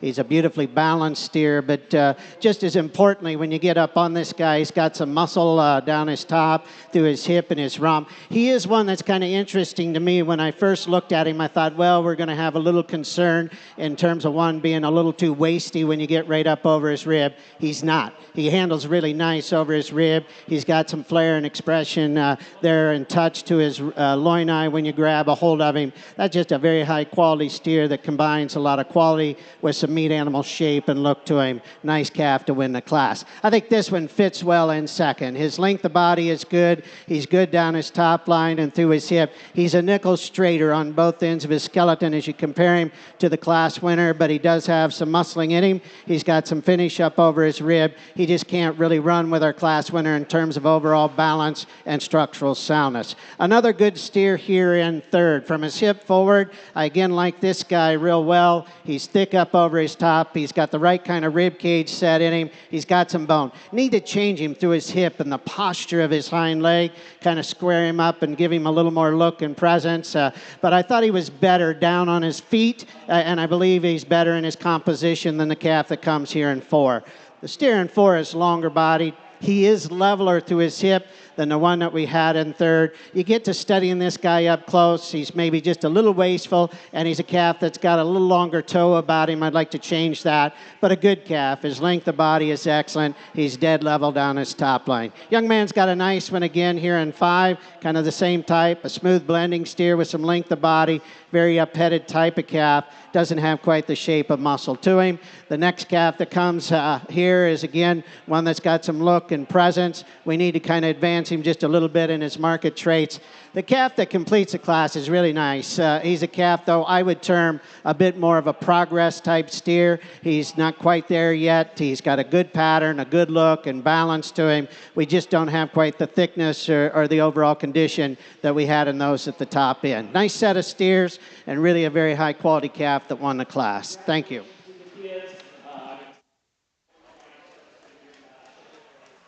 And results of Results from Class 2 Hereford's Hereford class Herefords steers. today. In first Receiving place blue ribbon goes to today, we have Weston Vermont, Stemmick Dixon County. from Purple Pierce ribbons County. for Becca Sheets, Second Lincoln place goes County. to Camille Cooper Carr Victor, Dixon from County. Webster County. Alexandria Hualt, Pierce Third County. goes to Ashley Melcher from Ashley Holt Melcher, County. Holt County. Fourth Second goes to purple goes Alexandria to Camille Carr from Webster Huwalt County. from And Pierce first County. purple goes to Fifth Weston goes to Simic Cooper from Victor Pierce from Dixon County. County. 7 entries Sixth now to Becca circling the Sheets ring from for Lincoln Class 3 County. Hereford Steers. And seventh This is our goes to second and Mayhem final class Brummels of the from Hereford Dixon division. County. Steers in this Entering the ring class weigh now will between be Class 3 1360 Hereford and steers, 1497. weighing from 1360 to 1497. Following this class, we will return our first and Coming second in purples first to is select your Riley champion, reserve Schutz champion, of and Gosper third place County, overall Hereford Wyatt steer. Tremblay from Webster County, Adeline Schur from Lincoln County, Bryn Weber from Johnson County, Wyatt Stemick from Pierce County, Landon Linneman from Franklin County, and Graydon Forbes from Buffalo County. As you can see, we had 14 Hereford steers in the show today. A good turnout for the Hereford steers. That last class, like Jack said, that class winner was really a good steer. Weighed in at 1333. Was the heaviest steer in that class, but a really good competitive steer. We got another class here of Herefords.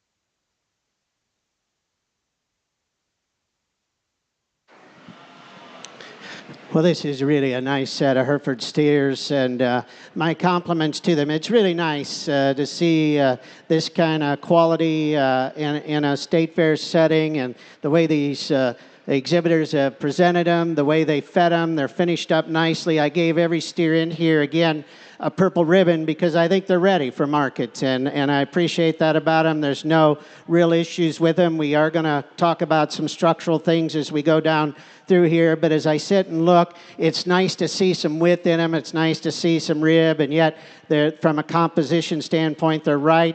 They got some muscling. They look like they've been fed well, and I appreciate that about them.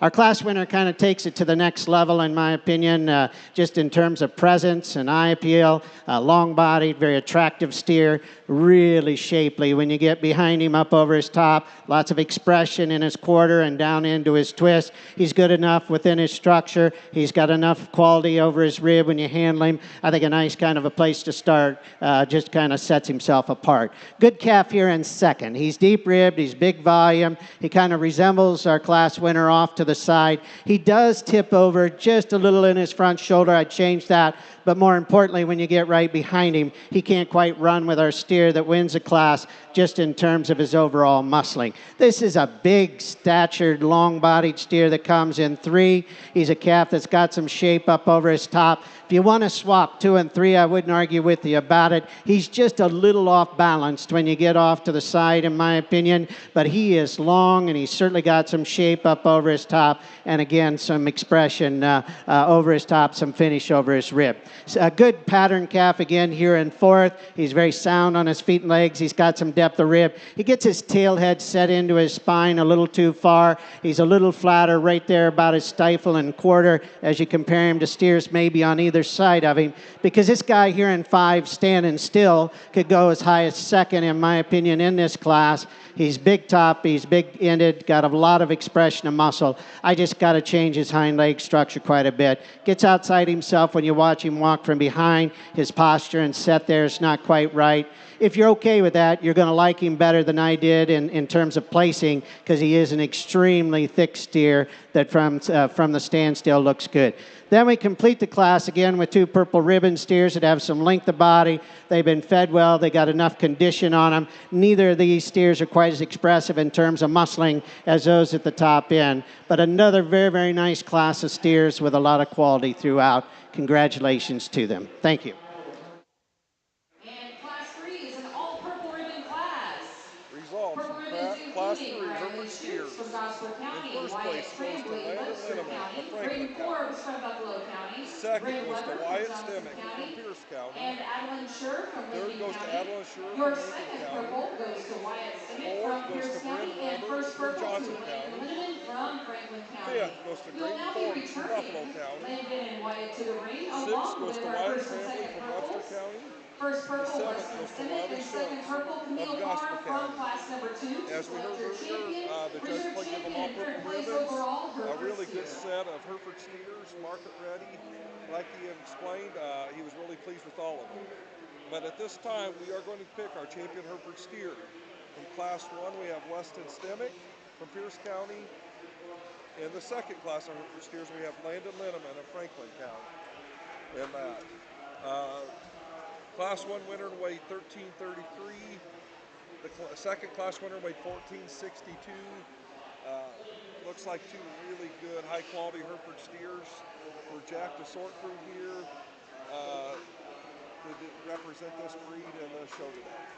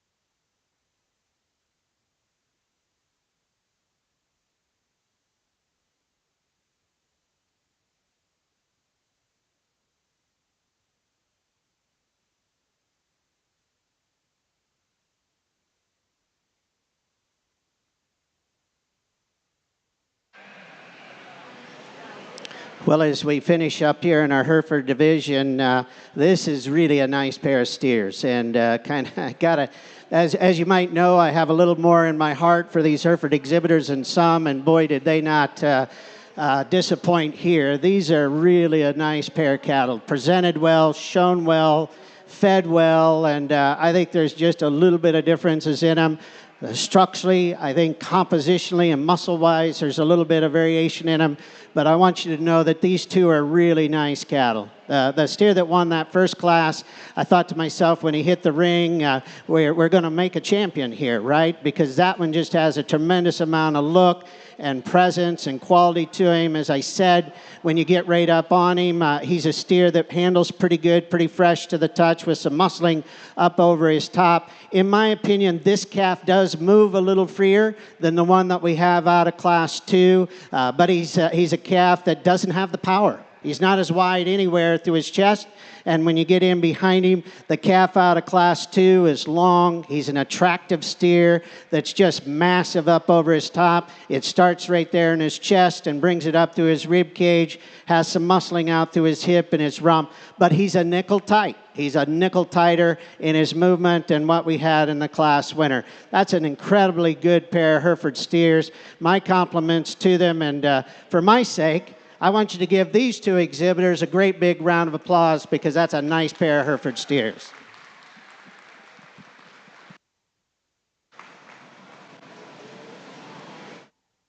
Congratulations to your champion, Landon Linneman from Franklin Champion County. Hereford steer goes to Landon Linneman of And Franklin reserve County. champion goes to Weston Simic from Pierce County. Reserve goes to Weston Stimmick from Pierce County.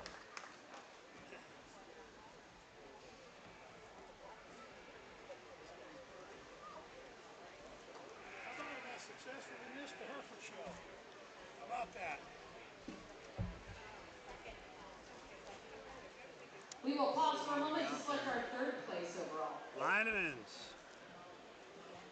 Nope, as Jack talked there, I'm sure you was able to hear him over the deal there. He was really, really happy with those two steers. I mean, they were both very high quality steers. We are going to go ahead and pick a third. We got to pick three or pick a third. Yep, we're going to pick a third. Well, that lineman steer, I assume, I didn't see, would that be a, who was following him in? That's a hell of a steer. Although I don't know who's. And your third place overall goes to Wyatt Simic from Pierce County. Oh, Congratulations to all our Hereford exhibitors and the I'd sure bet on McMahon on their calves. I know they all help each other and work down there. And then Wyatt Stimmick was the third overall Hereford Okay. steer, so I'm sure That was a tough Hereford deal. that was a really good Hereford division. So. I was down gathering a little information for the next round. Oh, you were? Okay. We'll see if I can dazzle anybody with my brilliance. All right. At this time, we have the one class of maintainer steers entering the ring. There's only one class of maintainers today. There are 5 in this class that weigh from 1272 to 1555. So quite the range. But moving right into class 4, starting our maintainer steer classes. This is our single class, I should say, of maintainer steers. Got anybody we know? Here, we'll let you try. Let's see. So we got Aubrey Schmale, Aubrey High, Riley Codner, Talon Smith, and Ava Dietz.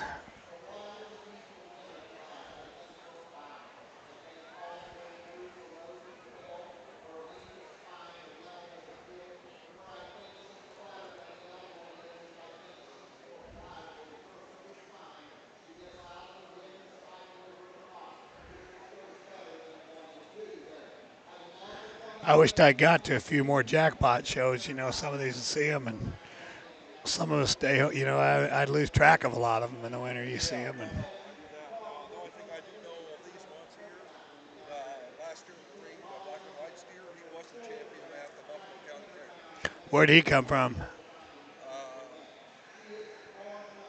Another Dorn and Diggy?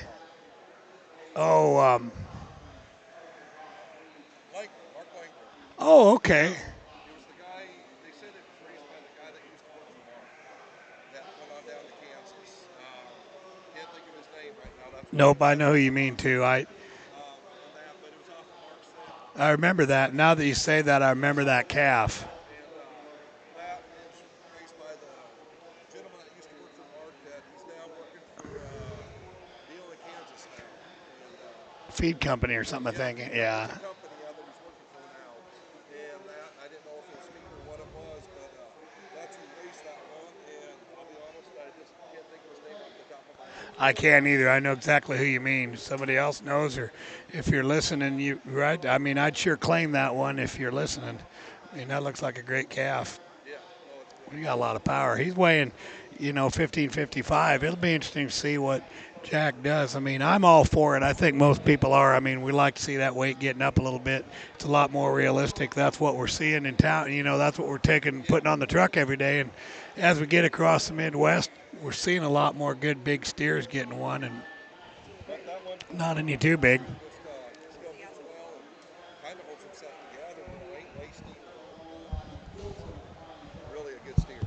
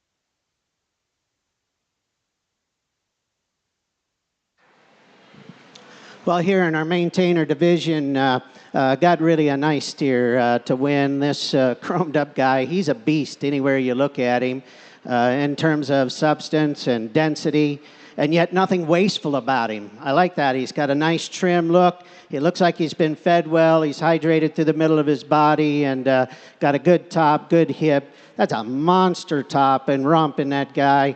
He's not going to be the longest fronted one we'll see out here all day, but he looks like a fat steer, got a nice fat steer head and front end. He handles good up over his rib. Young lady, got him presented really well too. Good job. Congratulations to you, a nice calf. Steer that comes in second follows him very nicely. Another very big-ended, thick-ended steer that's got a lot of expression to his hip and his stifle. Honestly, he might be a little more extended up in front. He doesn't have quite the natural power and width in him, and I hate to even say that because that's a big muscled one, but he isn't as massive right in behind his shoulder. The spring of his upper rib cage is not quite as good as that chromed up steer that won the class.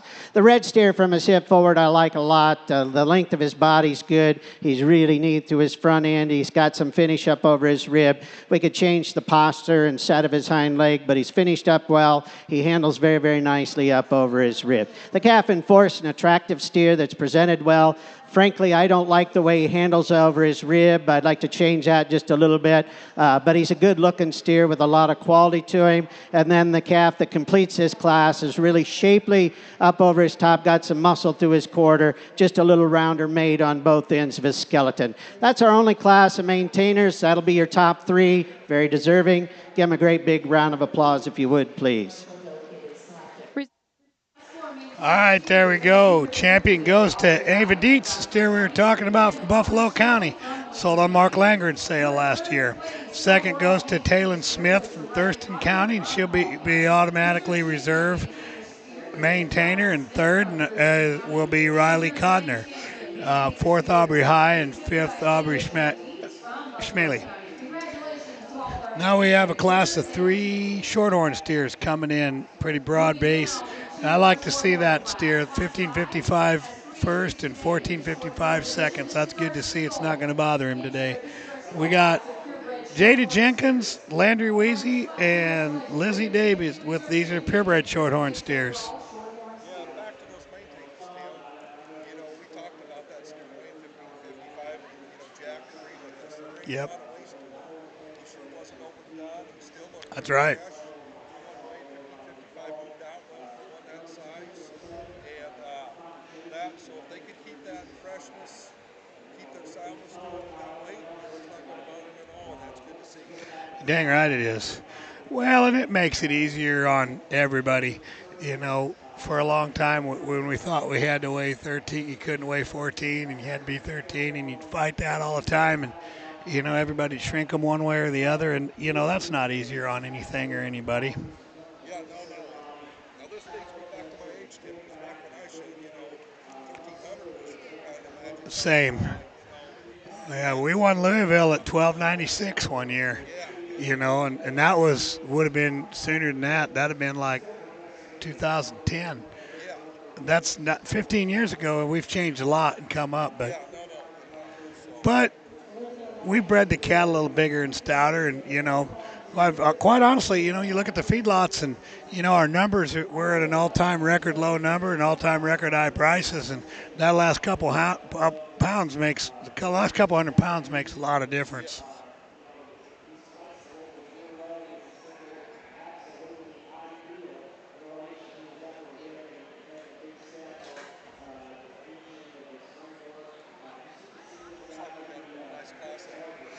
You bet. It's good to see him. It's good to see the purebreds back, and everything. And how did we end up? We ended up with no Angus. Well, and that used to be such a big deal when they separated out. Now, I believe we have to bring them back before they get to the crossbreds here. We'll show these and the pluses, and then we'll show high and low semis, and then they're going to have a champion registered steer. So these that we've seen are all going to have to show against each other. And, that's, to me, I'd rather see the ring full of them. I'd just soon see all of the breed steers out there and recognize, if you had a good Angus and you won the Angus deal, there's plenty of support for the breeders that'll support the kids. I don't really get the thinking on that. We got plenty of ring.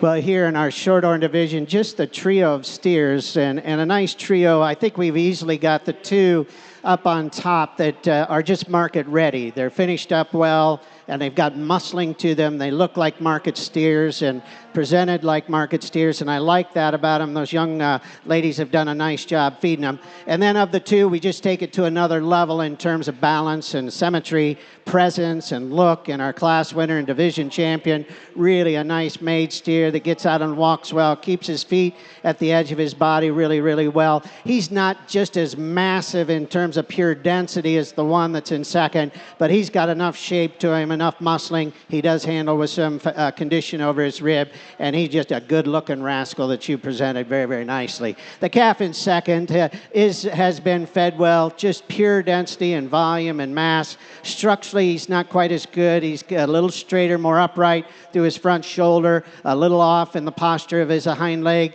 but he's fed well, he's grown well, he's got some finish and some conditioning about him. I like that calf from that standpoint really, really well. The steer in third's more of a progress steer. He's a good-looking steer, really nice to his front end. He's got some length of body to him. He's just not there yet, in my opinion, in terms of maturity, muscling, and finish. He's got a good look, a nice stature to him. We just need to give him a little more market readiness to compete with the 2 we've got ahead of him. Thank you.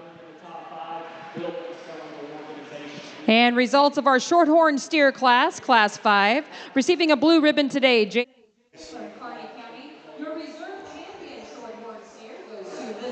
All right. Landry Weezy was a champion purebred Shorthorn. They ought to be the automatic champion. Lizzie David second. Jada Jensen or Jada Jenkins, excuse me, in third. Now we've got the Shorthorn Pluses. We've got 6 entries. We've got entries from Austin Yoakum, Troy Lindquist, Vienna Sells, Landry Forbes, Ty Severs, and Riker Bush. Boy, Danny, we got one of everything in here now.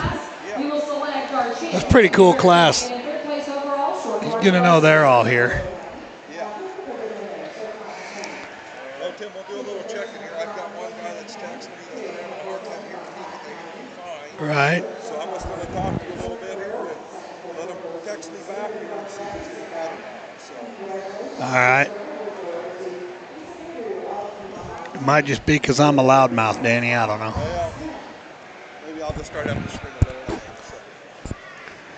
Yeah, no, I mean, I got it up here. We'll see if that helps any. So. All right. I know we've got a couple different. Well, I'll show. Here, but no, Yep. looks like a good class is going. All kinds of shapes and kinds.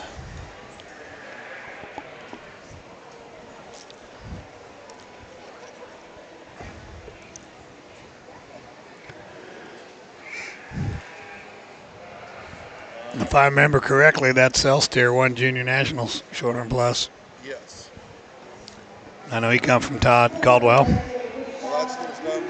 You know. He's had a good year. And they've been showing him all year long. And, Yep. breed, he's been doing really well. So I mean,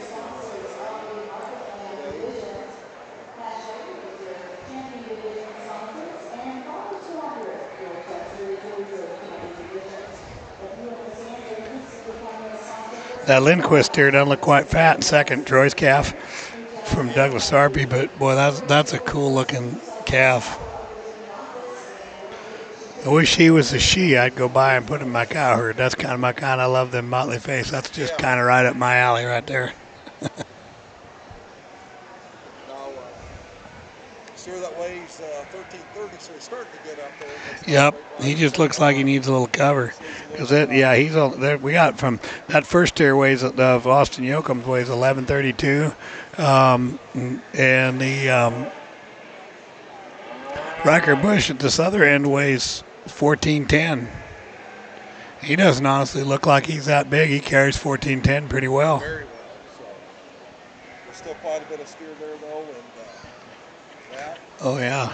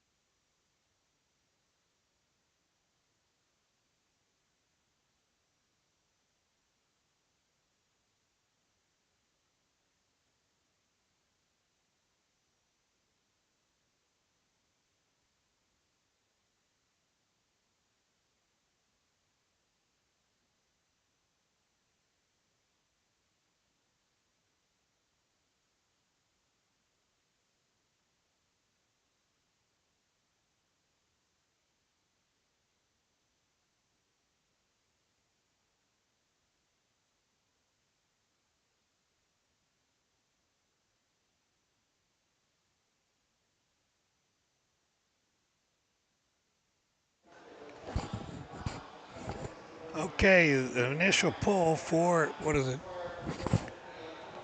478. Here, let's let Jack talk him, and Yeah. he's ready to go.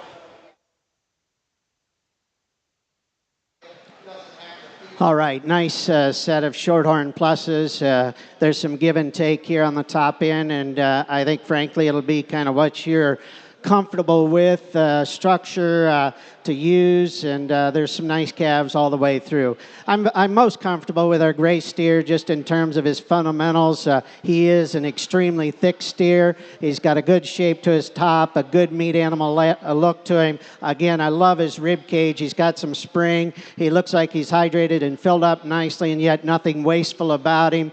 He's a calf that's pretty good in the way that he blends his body parts together. He's not as attractive in the posture and set of his hind leg as a calf that we've got in second, but fundamentally he's good. He's good enough. He keeps his legs square at the edge of his body, and he gets out and goes real well. There's no doubt this one in two catches your attention. The way he's presented, the calf's long. He's got a beautiful hip, a hind leg in him. He does have some finish up over his rib. He's not as big muscled as a calf that wins a class, but frankly for me, the big issue, this guy's a parrot mouth. I'd like to change that about him, and I know that's not a big issue to many of you in the feeding industry, but from a production standpoint, that bothers me a little bit, and I'd like to change that about him. But he's a good-looking steer, beautiful hip, beautiful hind leg in him. Just need to tweak him in a place or two in terms of muscling and up there in his lower jaw. Calf that comes in third, standing still. You like the way he's been fed. He's got some finish, some muscling in him. He's not nearly as good on his feet and legs in the way that he moves and collects himself as the two steers we've got right ahead of him, but he's sure enough been fed well. Great deal of muscle and quality to him. I think he's enough better in terms of market readiness over the steer in four.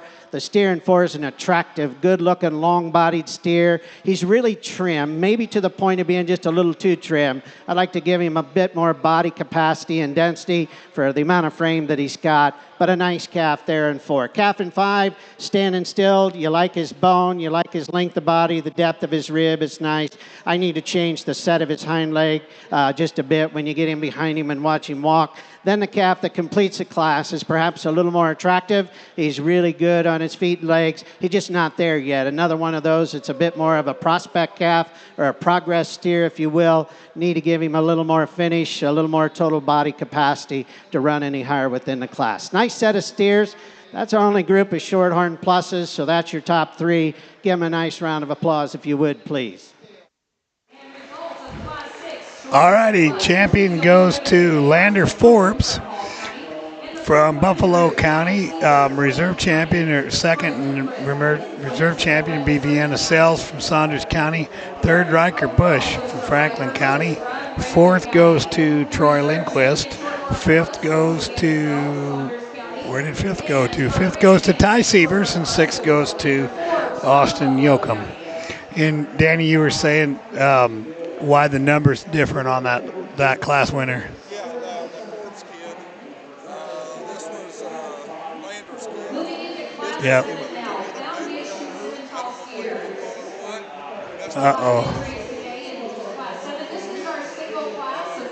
That's why the numbers don't really match up. Well, that makes sense. When you're watching, but That's why the nice number deal. doesn't add with the deal. That's good to know. His brother showed a perfect steer earlier here today. Like the biggest hurt was, the judge talked about that hurt being real stout, but just a little funky on his movement. But then he was showing his brother's Shorthorn plus steer. So Gotcha. Well, so up now, we've got the Foundation Simmental steers. We got four of these, weighing from 1335 to 1498. We got Logan Schmidt, Hayden Werner, Bowden Bush, and Morgan Neighbor.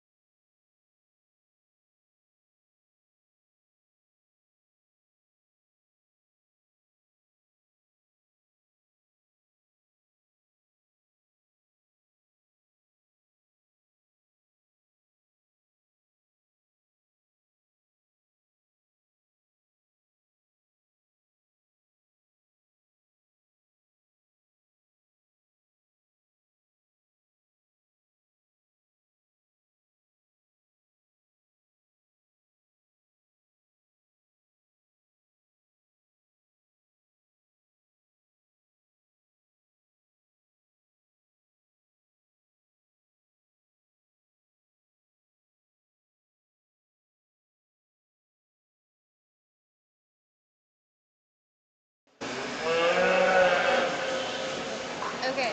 Try it now, Tim. Are you guys on right now? Just one South Dakota. Okay, go What? ahead. Here, go ahead, Tim. Hold just a second. I will. Fire now. It's going to blow my brain out. Testing. Can you hear me now? I can hear you, Tim. Is that working or not working? Testing, testing. Yep, you got it, I'm sure. Okay. Okay, we're good. Okay, now I think we're sorry about that. We're having a little technical difficulties with all our technology here, but the AOB steers weigh from 1,200 to 1,460. Starting from right to left as they let in the ring, we got Logan Jackson, Atlee Clutie, McKinley Stoller, Aspen Coaster, Becca Sheets, and Bowden Bush, Franklin County. Yeah, we won't have number 90, Tim, because she was on the program wrong. So. Oh, okay. 90's a scratch or out or different things. So we're down to 5. We are. Yep, that's number 90 was in the foundation semifinals. Oh, there you go. Yeah. That's the one that won the foundation semifinals. I'm with you. Sure it wasn't Bowden Bush?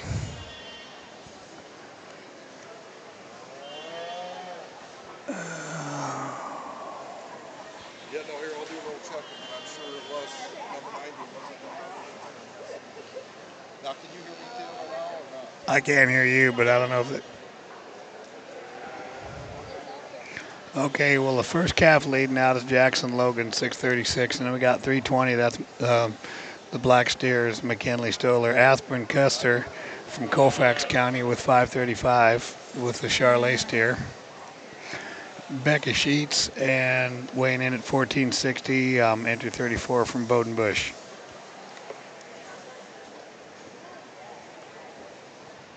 You need this one? If this don't work, I'll just be me today.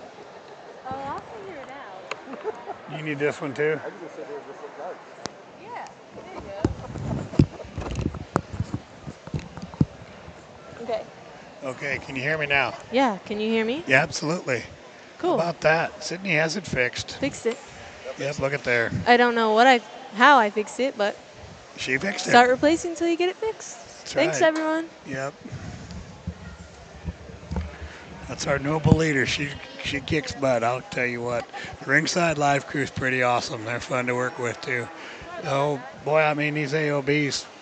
Said, I don't know what they all are, but... Well, I know that first one's an Angus steer, Tim. Oh, there you go. So they didn't have enough Angus. We were talking about Yep. not having an Angus class because they have to show against crosses. So that would be right. That would make sense. The second one looks like an Angus to me as well. So. And did we not have a composite Charlet? Nope, that would have been. We didn't, did we? No, that's what that'll be. Yep.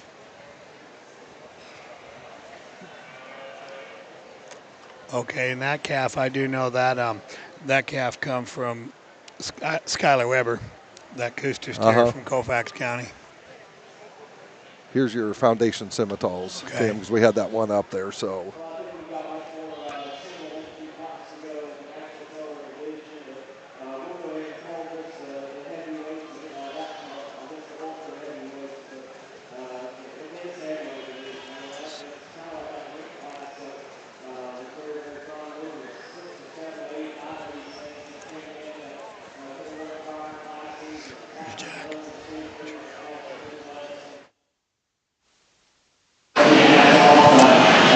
Well, here in the AOB show, as you expect, we've got some variation in breed makeup and variation simply in terms of muscle and finish and where you want to land and need be, not only in terms of finish, but also structure somewhat. So to me, the one that's the most complete is our black steer that's going to win the class.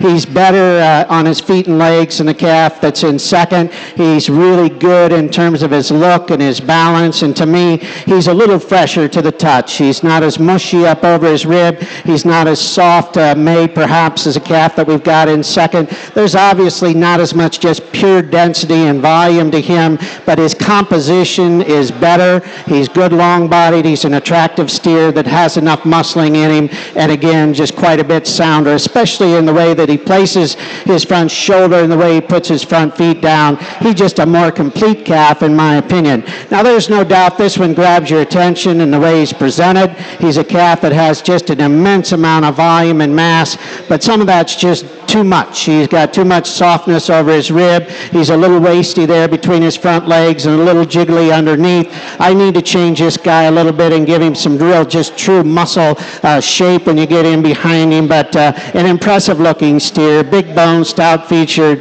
with a lot of density to him. A little longer, trimmer steer that's in third. He needs to be stronger right up there the way he's hinged in his loin and he gets into his hip. He probably does, for the amount of frame that he's got, need to have just a little more fullness down into his heart and through the middle part of his body. The black steer that's here in 4 is maybe as attractive as any that we've got in the class. He's rated 1,200 pounds, and he just kind of gets gobbled up a little bit in terms of width and muscle to those ahead of him, but I like the look of that guy. I like his balance and pattern. I just like to give him a little more thickness and a little more total dimension. Good long-bodied steer in the blaze face calf that completes the class, pretty trim. For the amount of size and frame he's got, we need to give him a notch more bone. We need to give him a notch more depth, and that would give him more body balance as you get off to his side. Interesting class of steers, certainly some variation from top to bottom. Thank you. All right, winning the AOB steers is Mackenzie Stoller, with obviously an Angus steer, knowing that family, and Bear Mountain. Reserve AOB goes to Aspen Kuster in Colfax County. Third overall, Bowden Bush. And then fourth we have Jackson Logan, and fifth Becca Sheets. Again, we had a scratch. They moved the Atlee Cluleys up to the Foundation Simmentals, so the Foundation Simmental champion, everybody slid down one. I was off a number, I apologize. Allison Clute actually won the Foundation Simmentals and did not have to show as an AOB. Okay, now we are doing a top 3 registered steer. And so what we have our champion key.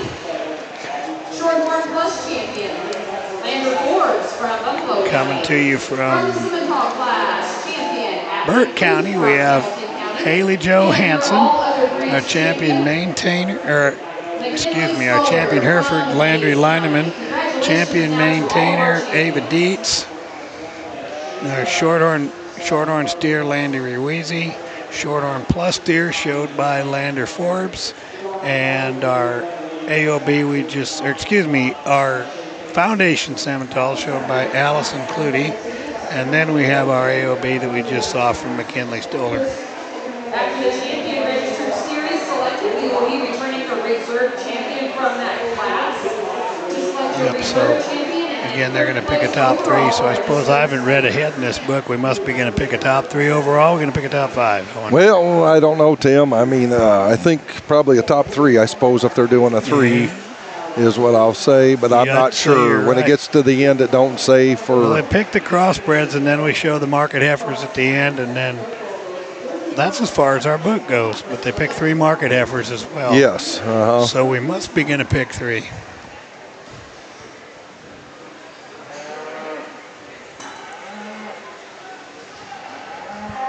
All types and kinds again. That's all types and kinds. But, you know, when you get into all these different breeds, you know, you're going to have some variation. For sure. To me, it looks like, though, I mean, we got a good representation for all the breeds that are out here. No doubt. You know, the Hereford's a little different than a Key and the Maintainer, but boy, that's just an awful good Hereford, I think. Yeah, and that's just a really good Hereford steer. You know, you get in that, and, you know, I had a very good cattleman tell me, you know, you don't want to say for a Hereford or for a Simmental. You know, you want to be good cattle no matter what they are, which is right. And he's good cattle no matter what he is, you know, and for a Hereford steer, and I hate to say it like that, but he stands out here with them, and you darn sure don't have to apologize to him. And no, and I didn't mean that in a bad way, Tim. See, I just if I meant was that. a betting man, knowing that we got the EVP of the Hereford Association and judging these things, he's probably going to, I want to say he's going to give him a chance. He's going to sure look at him twice. Oh, yeah. But rightfully so. I'm not going to say he's going to use him because he is a Hereford. You do have to look at him within the breed. I mean, there's sure some power. The Hanson steer that come out of the Keys right away this morning looks very good back out here again. And then the other one that, the black and white steer that, That's that maintainer. Yeah, the maintainer, yes. Yep, the maintainer that come from Dietz, Ava Dietz from Buffalo County. That steer really looks good.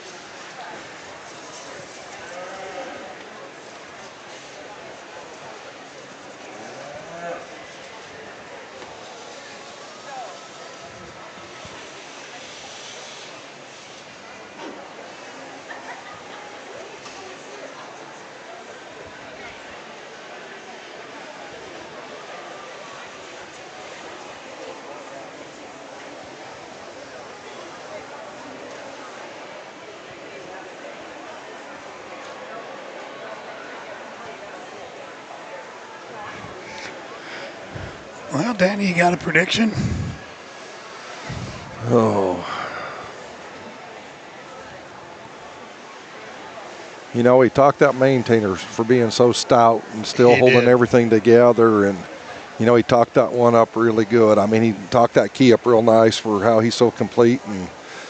But then in my next breath, he talked them all up real nice. These breed champions, I think they all represent a really good steer. I think it's a great lineup.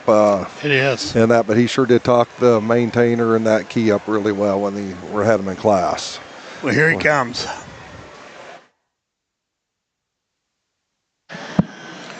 Well, I didn't realize we were going to do this, but what a great to kind of bring out here and showcase these registered steers before we venture into some crossbreds. And what an incredible group. And I'm really, really pleased, and I hope you can begin to see just a little bit of a style that I want to put together as a market animal.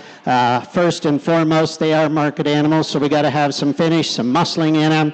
They got to be shapely. I want enough rib to them that they look like they've been fed well. They've got some freshness to the middle part of their body, but I don't need the extreme depth and softness to them. And then obviously, in my opinion, no matter what we're doing in whatever type of livestock you're dealing with, we got to keep them sound enough within their structure.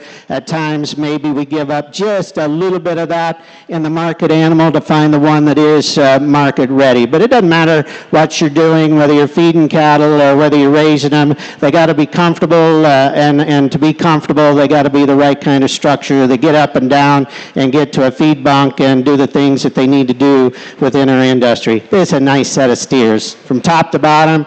Champions, reserves, they're incredibly good. Let's give them all a great big round of applause, and I'll name you a top three.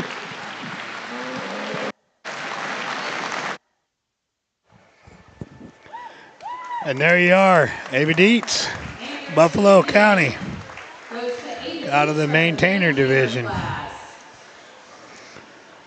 Really a well-fed steer. I mean, like you said, Tim, we were talking about that. That steer was just real good. Oh, yeah. So much power, but still holds himself together structure-wise. Yep. For being a big, heavy steer like that, ain't no waste. Big and heavy and look. And that he still looked the part. So, the way he talked to me in class, I thought maybe you'd use him. Yep. I think now we're going to go down and get get the Hanson girl. We saw first thing, champion. So the reserve champion registered steer is going to go to Hadley Joe Hansen from Burke County. And that'll bring up Kenzo Carlson.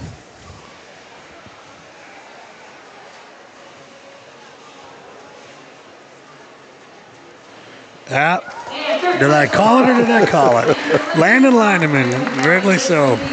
Our Hereford is the Hereford steer comes in third overall.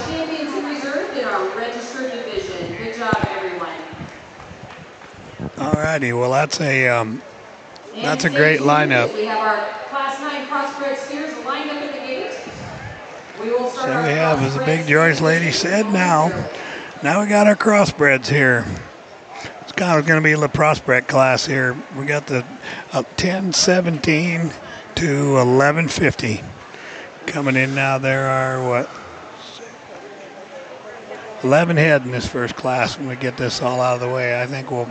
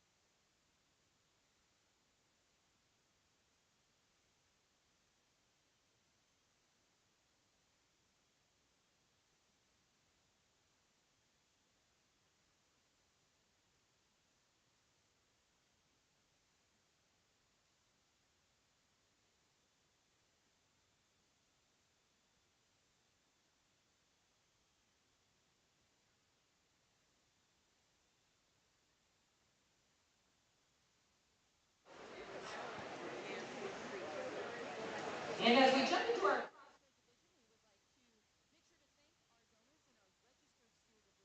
champion, sponsored by the Nebraska.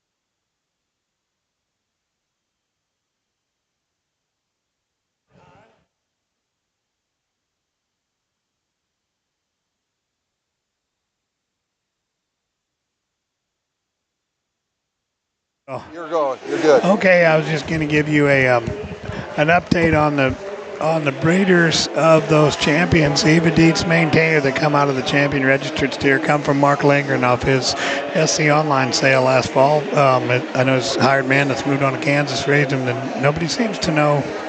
We can't think of his name, and we apologize for that. If somebody knows, boy, text me, 402-750-0440. Reserve was a Dakey and Dorn steer come from Haley Joe Hansen in Burke County. Just a really stout set. And then Landon Lineman with a Hereford steer. And correct me if I'm wrong, I'm pretty sure that one came from Brian McMahon Herefords. So anyway, Danny, I'll let you tell us what we got going on now. Well, here, I'm even going to go back a little step further, Tim, because I just got a deal off of the Pulse that our champion feeder heifer, and I know that's been a while ago, but that was a loving size out of a Charolais cow. Size, yep. That was Dostal. The right? Dostal, yes. And then the reserve feeder heifer was a Here I Am out of a Fight for Trump. Told you. Yep. Here I am. She Yep, looked like it was a Here I Am. I believe so, that. And so Would you say that third, my favorite little that is out of a bull they just called 919 919. that Kenny Brown has, and that's a Paradox. I think that's what hold on a second. Paradox Heatwave Ali. Yep, Paradox Heatwave Ali. That's got a little all of it in there.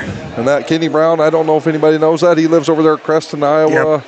I've known Kenny forever. Known him for a long show time. A lot of feeder calves over there. With oh those yeah, guys. showed feeder calves. Them kids were showing that, and so Kenny still just, a lot of times he uses his own bulls in that, and he comes up with some real nice bulls over time, and but that's what that third overall feeder heifer was out of that bull of Kenny Brown. Cool. So, yep. And that, so. All righty. And well, at this time we do have we got the first class of crossbred steers in here. Like Tim said, they weigh 1,017 to 1,150. A few steers that probably just need a little more time on feed. Probably we're just a little bit younger than that. But first we have Elizabeth Valquez, Harvey Reimers, Kyler Jones, Trina Pearson from Dawson County, Aubrey Kulik from Kimball Banner County, Dayton Pullman from Gage County, Taylon Payne from Box Butte, Grady Schutz of Gosper, Dallas Waldmuth from Box Butte, Wacy Lang from Kearney County, and Emery Scott from Hamilton County.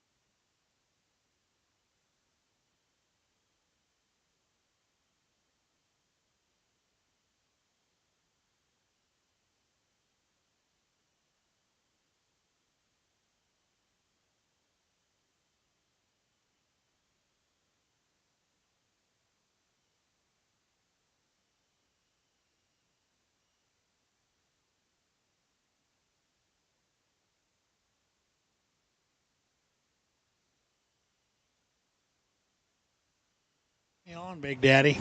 You're on. Oh, a friend of the Dietz family just texted me, text in the people that raised that maintainer that just won, Reed and Abby Parker. So thank you for sending me that. That is a great steer. They got, you can tell them when you see them, Heidi, that they got something to be proud of, and they did a great job with them. That's as good a finished one as I think you could make one, as far as just one into the other.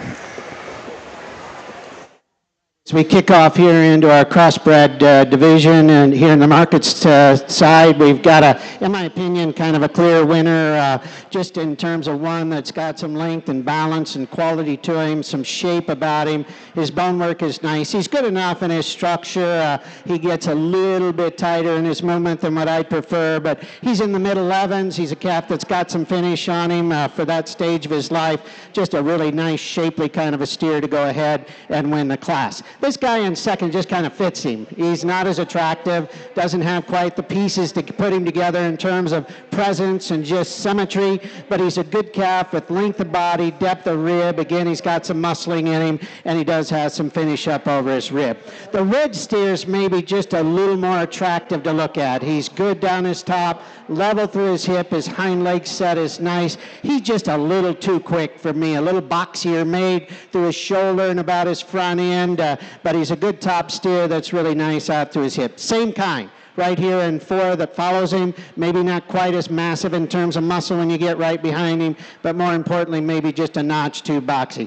We elevate a little bit here, and I like that in our calf in 5. The length of this guy's body, he's neat through his shoulder and his front end, just a little too straight on both ends of his skeleton. Our steer that comes next, perhaps a little sounder moving, but he's just a little too raw. We need to give him just a bit more volume, mass, more market readiness to run any higher within the class. Young lady's calf is kind of the same type, coming around the corner here. Nice length of body, good bone. He's a calf that's got a little more depth to him than the one ahead of him. He wants to play out a little bit there in his front toes and doesn't come together quite as well structurally. The gray steer's got some muscle and bone, just a little harsher made, a little shallower bodied. And then the 3 steers that complete the class have got, the next 2 especially, have some muscle to them. They need to be more correct on their feet and legs. They need to be designed different through their front shoulder and have a little more flexibility behind.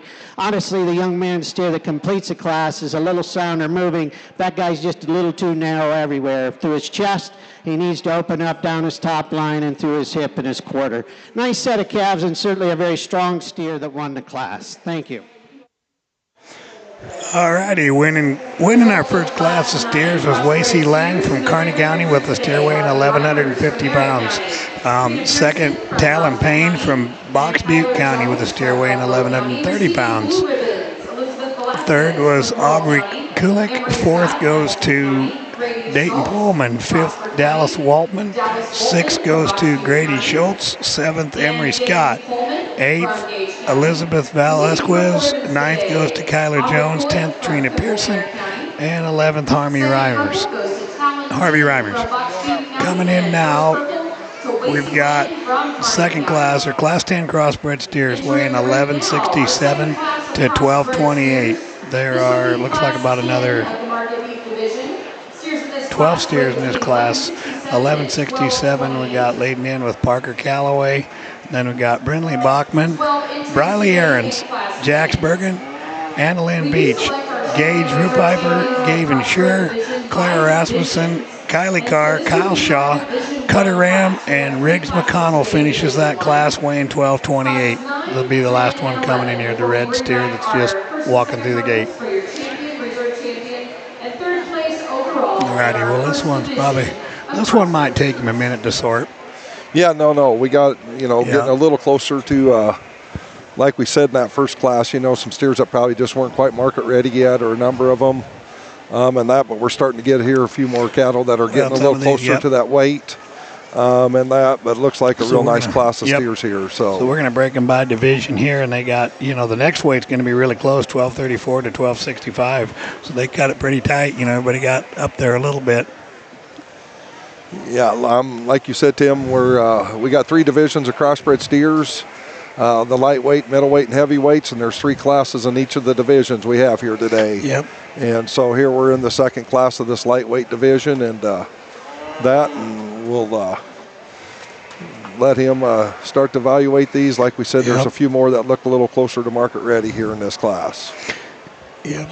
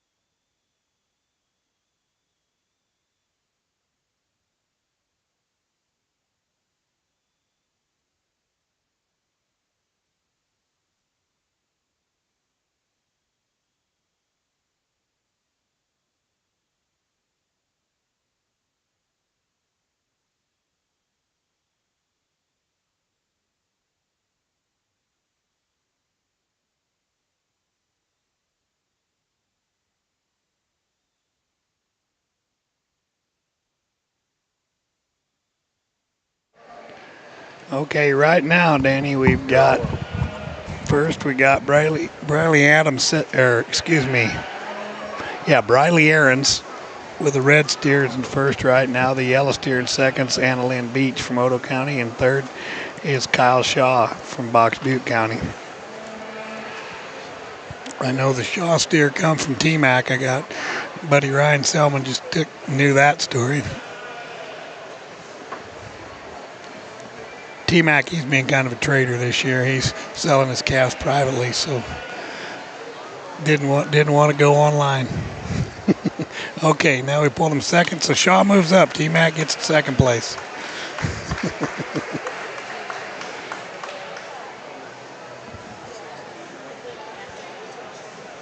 Up, Danny scribbling. There we go. Shaw was second. So it looks like it's going to lead him that way. Here's Jack. By Kinsley White from Nebraska County. Your reserve division goes to Bradley White from Colfax County, and your division third is to Taya Hamilton from Platte County. Making the selection now will be your overall commercial day champion and reserve. Nice set of steers here in our second class, a little deeper and stronger than the previous class. These top five I rewalked and kind of shumbled them up a little bit.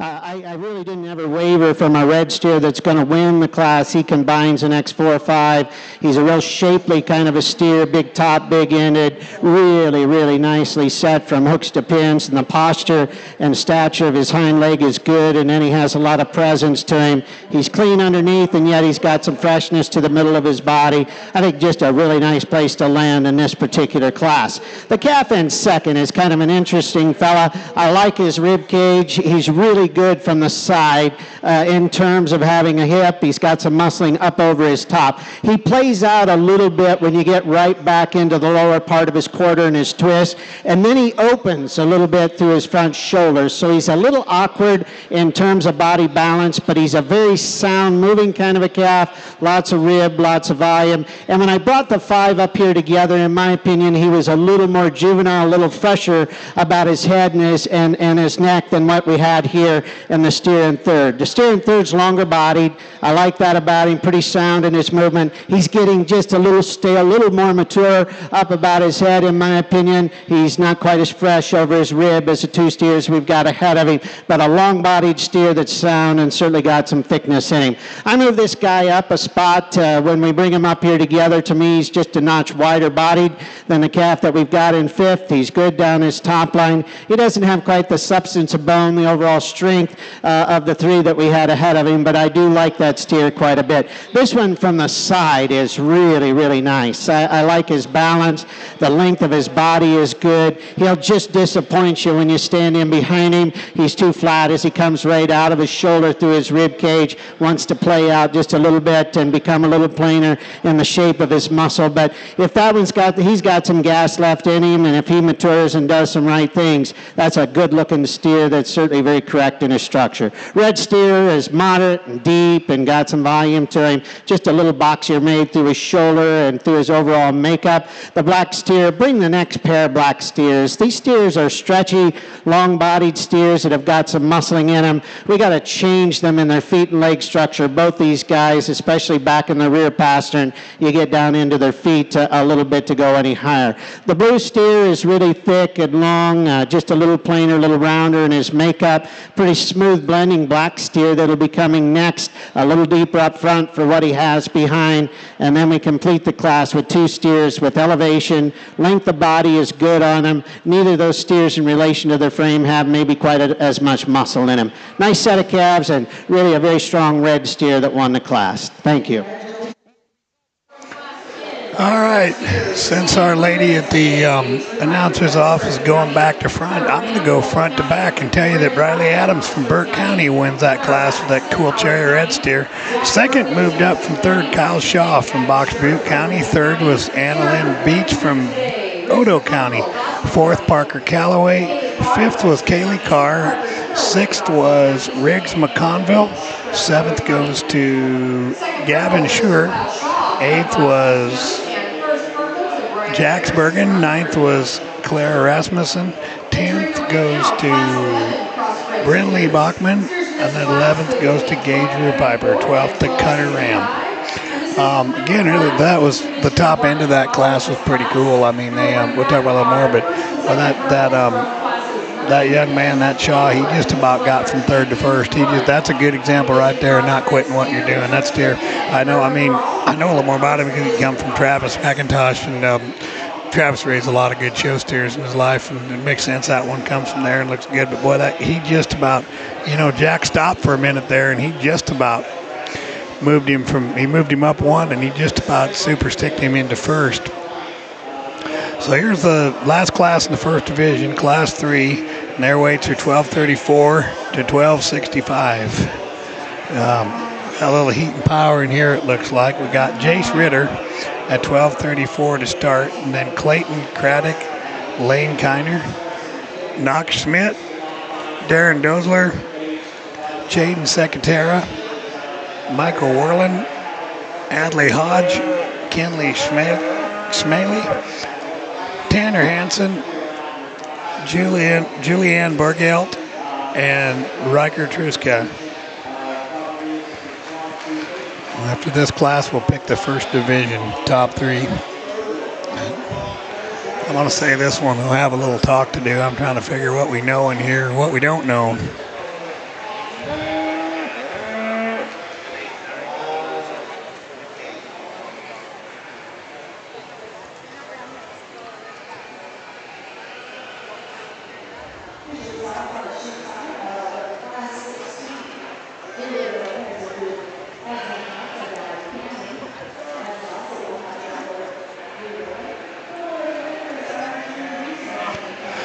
I'd like to know that I haven't heard yet is everybody says the numbers are up, but I don't know how far the numbers are up. Yeah, no, I don't know what the numbers are. We've had about, well,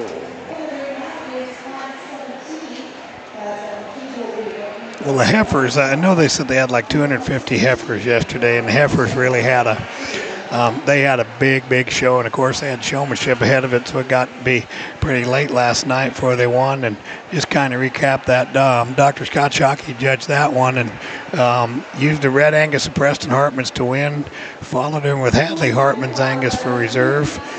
Grayson Ed Arbuck had a really nice Angus. They kept that pair together. That Angus show was deadly tough yesterday, and so they used the Arbuck heifer for reserve. Chesney Prince had an outstanding Hereford going fourth, and also the fifth one, Laney Trowernick, had a Shark composite that was very, very good too. I mean, those cattle were phenomenal. I think he probably had 5 more out there that could have been in the top 10, top 5 just as easy. He'd have made a top 10 and they'd all look like the first 5. It was a very good show. Yeah, no, I watched it some yesterday and listened to you, Tim, and boy, it did look like the quality was really good. And, so far today, the steer show, I mean, like I said, these first couple classes of crossbreds are a little lighter, but we've had some real good quality in them, especially that last class, them top 5 steers. You could have done them, any way you wanted Absolutely. to, them 5, I thought, and that's why, Jack did recircle them 5 because them 5 were awful close. Yep. And it looks like we're going to have that about in this class, too. There's 6 or 7 of them in this class got that some deep ones. are going, are kind of sorting themselves up here, I think, and a real good quality show.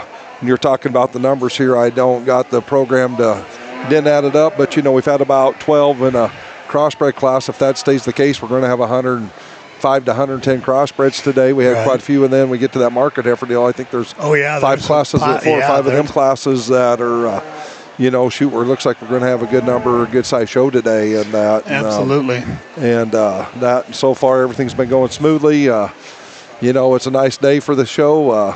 We got lucky, kid, didn't we? The cattle are enjoying it, but nothing's getting too.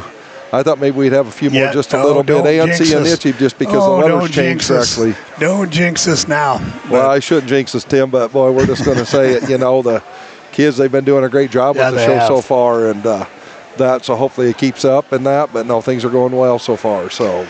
Well, and the other thing too, you know, these cattle look good out here for all things considered. And by all things considered, I kind of remind people once in a while, you know, these cattle show no fit this weekend at 4-H. So this is kind of what you see is what you get, you know. And the kids that have got the hair and that they look good, I mean, you can really see there's a lot of work at home. I mean, there's been a lot of kids in the last couple of weeks, and I think the whole Midwest has been this way. You know, we've been through a really tough heat wave, you know, and I mean, there's, you know, feedlots having trouble keeping cattle alive and that stuff. The humidity got so high, the water almost made it worse to even, and you take that, and we got lucky. I mean, they blessed us with a great week to have a cattle show for sure. Yeah, no, that's why I made that comment. You know, some of these cattle I thought might be acting a little more frisky out here today. Yeah. Just because this weather has changed, because the last week and a half's just been pretty brutal here in Nebraska. I know most of the Midwest, and everybody will know that, but the humidity and the heat, we just kind of sat in here and that. But yeah, we're lucky this was this week and not last week. It'd have been a different kind of a ball game for sure. Yeah. Then we got, you know, next week, I mean, that's the kind of the cool thing here is the FFA show is completely separate from the 4-H show. They don't show them against each other. They both pay the same, and they're starting to pay pretty well. You know, they've got a lot more support behind it, and it's a good deal. But the difference is, you know, we show no fit this weekend, and next week it's full fit, and like I said, FFA, full fitting allowed, and it makes a lot of difference. And it also, I think it's really helped. It's helped the numbers in the FFA. You know, so I've had a couple of people text in, well, why don't ease up, you know, fit the ease to or whatever. And honestly, I've talked to a few people around, you know, 4-H and all that, and like Vaughn will tell you, it's made the numbers so much better in FFA that it's balanced the show out better. So that's the other thing with numbers. You think you got to realize we're going to have about this many coming back next week or more. Oh, yeah. You know, now many years ago, you know, that's what it was, you know, that when they did the 4-H and FFA the same weekend, you know, this barn was just packed full of livestock. You know, there wasn't room for chutes, and it got to be real congested out there, and that's why they started this deal. And when they've went to separate weekends, you know, the FFA has stayed. You know, they went back to fitting them, and the 4-H stayed with the no fit. But like, you know, you said it, Tim, and I said earlier, you know, these kids, boy, you can tell the ones. I mean, they've worked them hard. They've done all their work at home because, boy, they still look very well, you know, presented out here. Let's commend these kids. They did a well of a job getting them ready for this deal, you know, and getting them presented and having them ready to go for this. So, and boy, here, you know, as hard as that ring is, there's been a few people that sure know how to trim feet, because they've, you know, the top end of them, they're going to have it, and you're going to know with Jack Ward judging, you're not going to get by with an unsound one. He may do this or that, but he's going to take them sound and do a pretty good job of doing that. I think he's, you know, really, really good at evaluating them, especially that soundness, and keeping them balanced and keeping the right kind.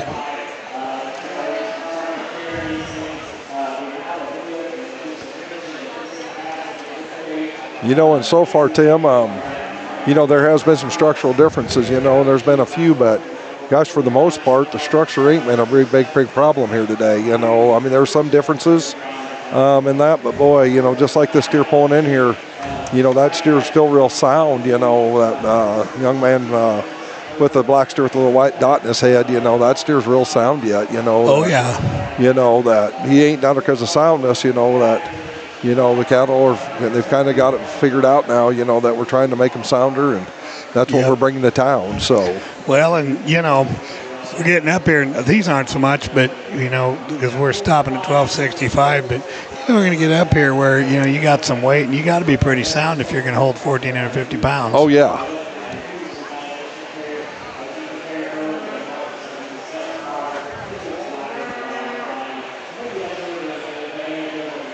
This class, he's going to recircle two of them here at the top, and boy, really good pair of steers there. That's the Ritter boy, Jace Ritter in first. Number 518. Right down there. Yep, Jace Ritter is first, and then let's see, what is a 518? 518 is Knock Schmidt from Kearney. Kearney County, excuse me, so down south, but yeah. I think he's going to the mic, boss. We'll turn it over to a judge.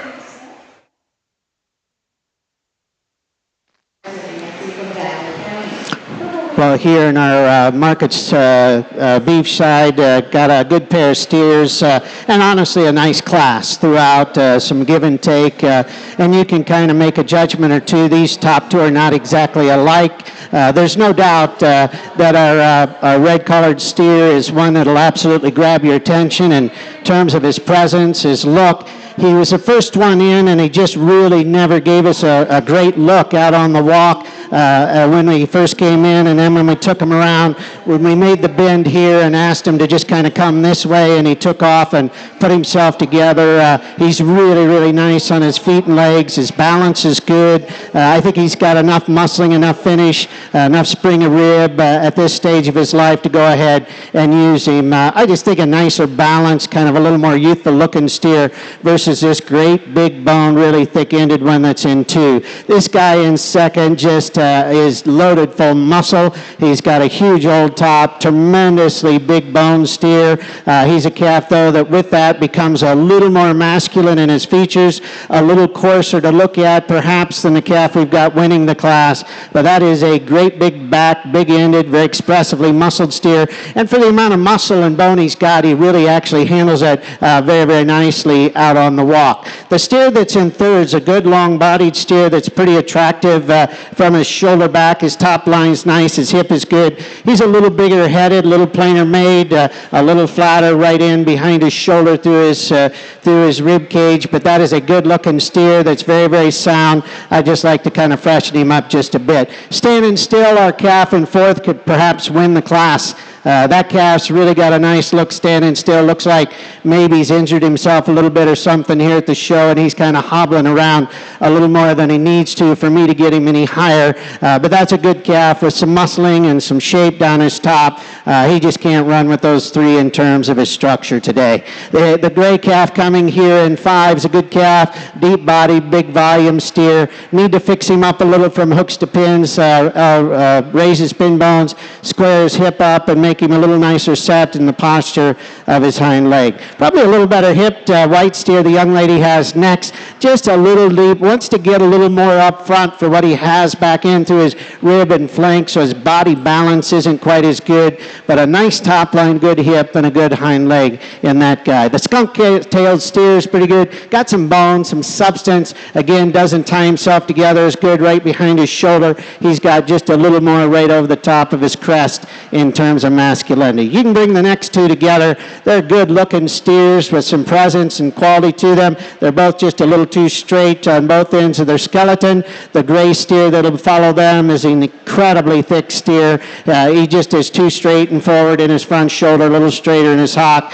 The steer right behind him, the black calf, is the same kind, massively made, big-ended steer that needs to be better structurally. Then we complete the class with a steer that perhaps moves a little easier, but we need to have just a little more market readiness in this guy for this stage of his life. Nice set of steers, and certainly very competitive there at the top end. Thank you. And results of Class 11 crossbred steers in our blue ribbon group today: Michael Warland, Nemaha County;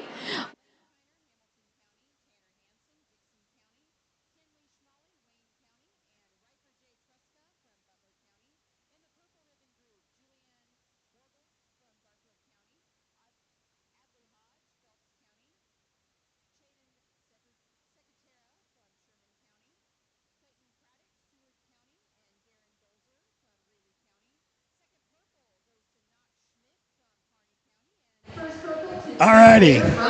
So are we ready to explain this last deal? All right, champions are coming in right now. I'll run through the class winners for the first division. We got the class winners for the first division, so I'll run that back through. Jace Ritter won the last class, and Knox Schmidt was second. I'll get you those results in just a second. So coming in from class 1, we have Lacey Lang from Kearney. Class 2, we have Braley Aarons from Burke County. In Class 3, Jace Ritter from Cumming County.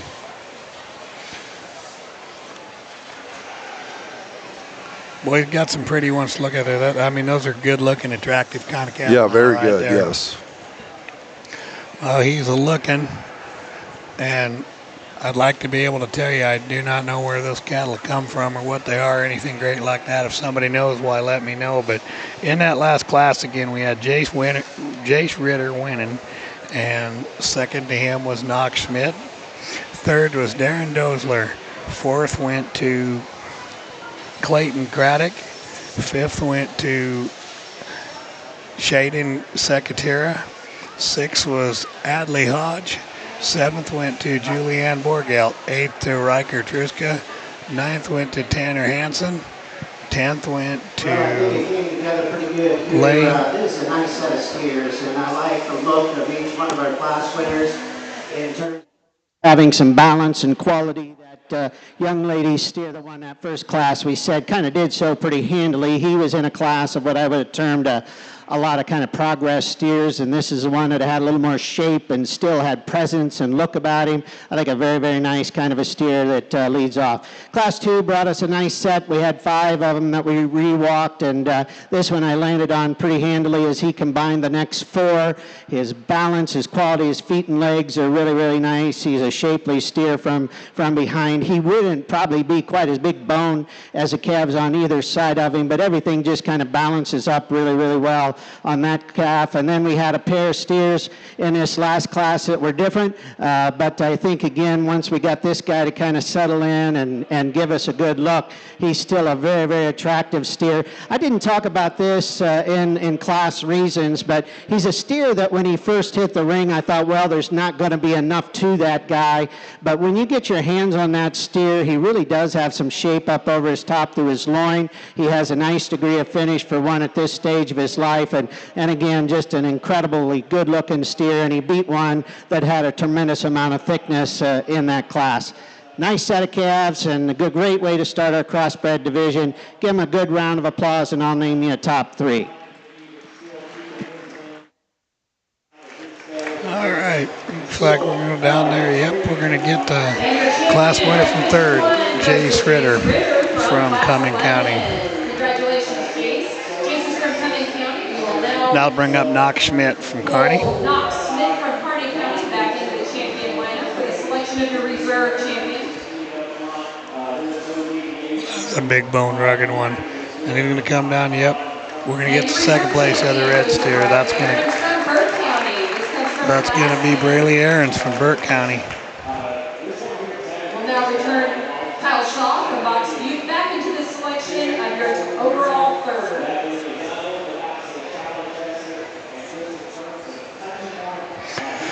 Okay, yeah, that pulls up Kyle Shaw.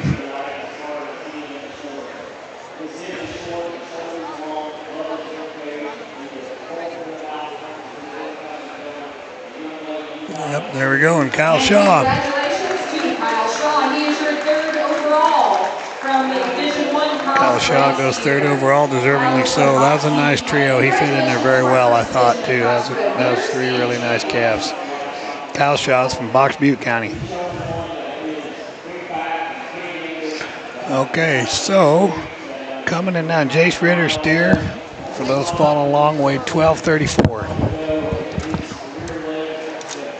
And our class 12. So now we got 1274 to 1297, so we're going to cut her at 12 exhibitors, I believe, in class 12, with steers weighing from 1274 to 1297.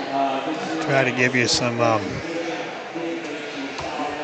exhibitors. Okay, here comes the steer that won the Cornhusker Showdown here this year. That's Colin Rasmussen from Boone County. Yeah.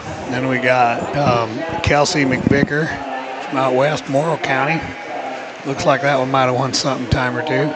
Class 3, Adelaide Euling coming in next. We got Adeline Schur, Allison Schaff, Gage Walgamouth.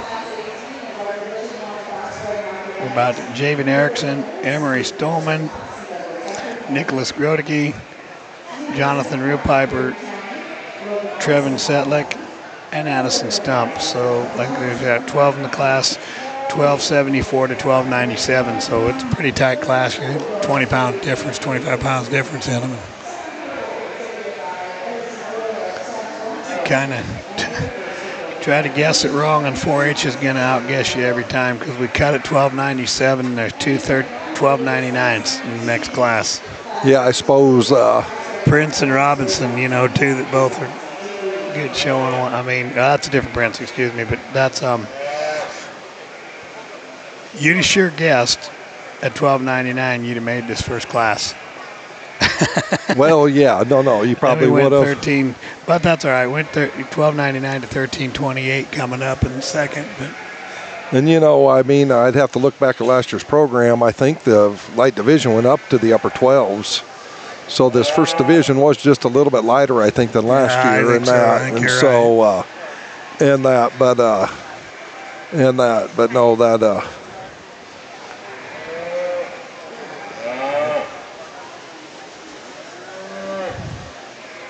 But looks like a real good class from here. Your country is that is Emery Stolman's that one been showing some this year? Yeah, they showed him some. I mean, he won our county fair. Yep. And and I know they took him to a few of them prospect shows, not too many of them. Right. And that showed him as a main at them deals and was getting along in the breed deal and that. But real good, attractive, real good steer. Came from a Travis McIntosh. So. Oh, he came from D-Mac? Yeah, yep. Another Travis McIntosh steer. Yep. He looks good out there. I know Craig had a post up the other day. They've been doing this for a long time. That's the youngest one, and this is the last year she's aged out. This will be the last time we loaded up. Yeah, she's pretty much aged out. She could go again next year before she's going to go to college. Yep. They start with school and that, and Craig, that's what she's doing. I mean, with where's she going to go? Is she in college now, or is she a senior? No. She's a senior right now, going to go into nursing school is what she's going to do. Great, good for her. And so just so you know, I mean, I know the family. The oldest daughter is in vet school, and the middle daughter's already a nurse, already graduated from nursing school. So that's awesome. So she's going to go like her, I guess, one older sister and going on into nursing school there. So with her starting into college, this will be their last show, and that unless they go on to Exarban. But yeah, this is right. This is kind of it for that family, and they've been doing it a long time. So I grew up with Craig. Craig was my age. I was Craig's age, and we showed together back when we were all younger and that, and so know them real well. What I didn't look at yet, what I always think of when I think of those guys in their cattle is, does he have a good market heifer? Nope, they just had the steer this year. They always did have them market heifers. Tough. I know when our kids were showing and they were showing, I mean, we'd think we were pretty good, and then he'd come up with one of them great big bone monster stout market heifers, weighed about 100 pounds more than we could ever even get on one. And they kind of known for that market heifer thing. Yeah. So Colin, there's a lot of story behind that gray steer, and first thing can lead him out here, I'll tell you when he gets laden. It's not a good story, and unfortunately it isn't, but fortunately we've had a lot of that, a lot of tragedy in our industry, especially this week. I mean, it's just been terrible to hear about, but that steer came from Chad Foreman. Yeah. You know, and that's Chad's always helped the Rasmussens and very good friends of the family. You know, I'm sure many of you know Chad passed away tragically in an accident this spring, calving cows. And Chad was a pretty good buddy of mine. I'd be remiss to tell you if I wasn't rooting for that one. Yeah, no, I understand, Tim. Yep. And that's just an awful good calf, though, too, you know. Oh, man. Like you said, he did win our showdown. Yep. The Nebraska showdown here a few weeks ago. Yep. And he looks pretty ready, you know. I think he's got, I'm pretty sure, you know, he's got enough maturity and enough power to him. I mean, that steer's, he's ready to roll. And I mean, he looks like he's in good shape, I would think. I bet you the handle's on him pretty. I mean, I haven't put my hands on him or anything, but that one's pretty, you know, they got him fresh. They got him ready. I mean, he looks good there. He's moving good too. I mean, that calf's a box. He's a truck, you know. And yeah. Then unfortunately, in the bad news department, just right up the road 20 miles, we lost. Speaking of Charlets, we sure lost a couple industry leaders this week. And Troy Thomas passed away really tragically in a car accident. And then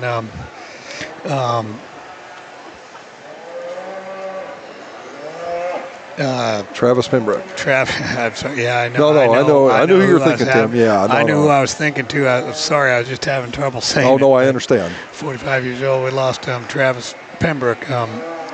We lost a battle to cancer here yesterday morning, and I guess I'd just like to say, our thoughts and prayers sure go out to those families and all of their friends around them. I mean, of course, we all feel like we're friends. I mean, Troy and I grew up doing a lot of stuff showing against each other, and he showed a lot of us. And Travis, I mean, there's a thing.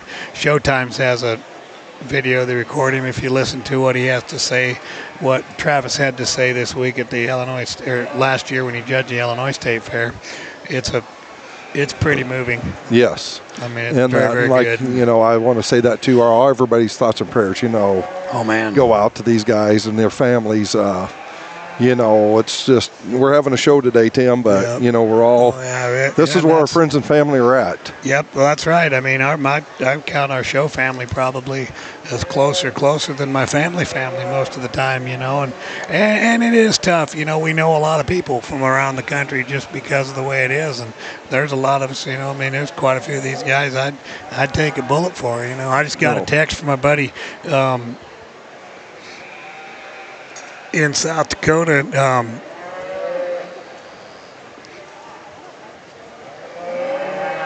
Just a minute. I'm sorry. I was watching something. I was trying to do two things at once here. But Chris Ford just texted me a little bit ago. Give a shout out to him. I just got a picture. He just won the South Dakota State Fair today with his show steer. Yep. Or probably yesterday, I guess it would have been. They might have got it over that early, but. Okay, he's got three pretty stout ones pulled in first. He's left the Rasmussen steer in first. And then a 42, the Gredeke steer in second. What do we got here? I should know him. That's Stolman's in third, right? Yes. Yeah. Which one? Emery. Emery Stolman is in third. So those will be fun to watch walk here. Well, both of the first two are from Boone County. Do you know much about that one, Tim, or not? I know the Collins is the one that comes from Chad. Yeah, no, I know that one, the second one. I don't know a thing about the Gredeke calf. No, I didn't know if you knew anything from where he's up there at Boone County. Somebody surely does. And now them top three steers right there, I mean, nothing against their, 4 through 6. He's got them there coming in 7th. Them are all awful good calves too, but boy, the top end of this class it's pretty deep. For sure it is.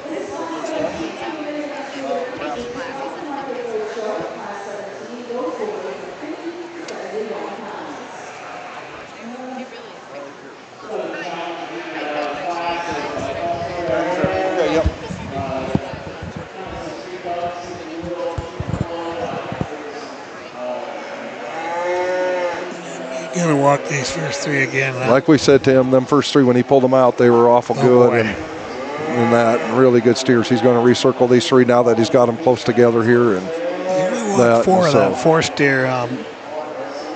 He's going to take Adlai Euling around for a turn, and 5th was Gage Wolgamouth from Phelps County. I think he just wanted the first three. Them two just won. They thought so. Yep.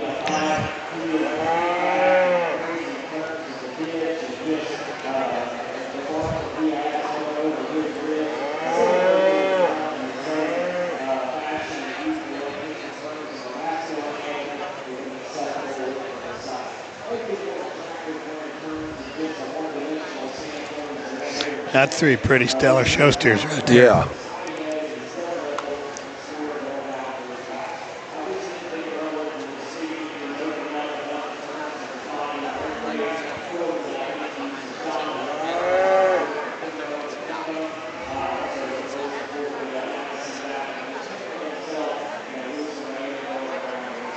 Looks like he's going to walk him one more time. I think what he's thinking. Looks like Stolman's steer in third might outwalk that steer in second of Gredeke's.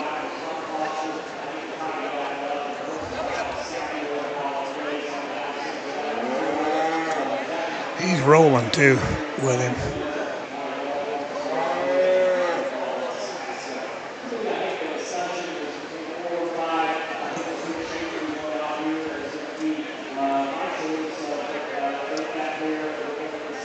Yep, he's going to leave him.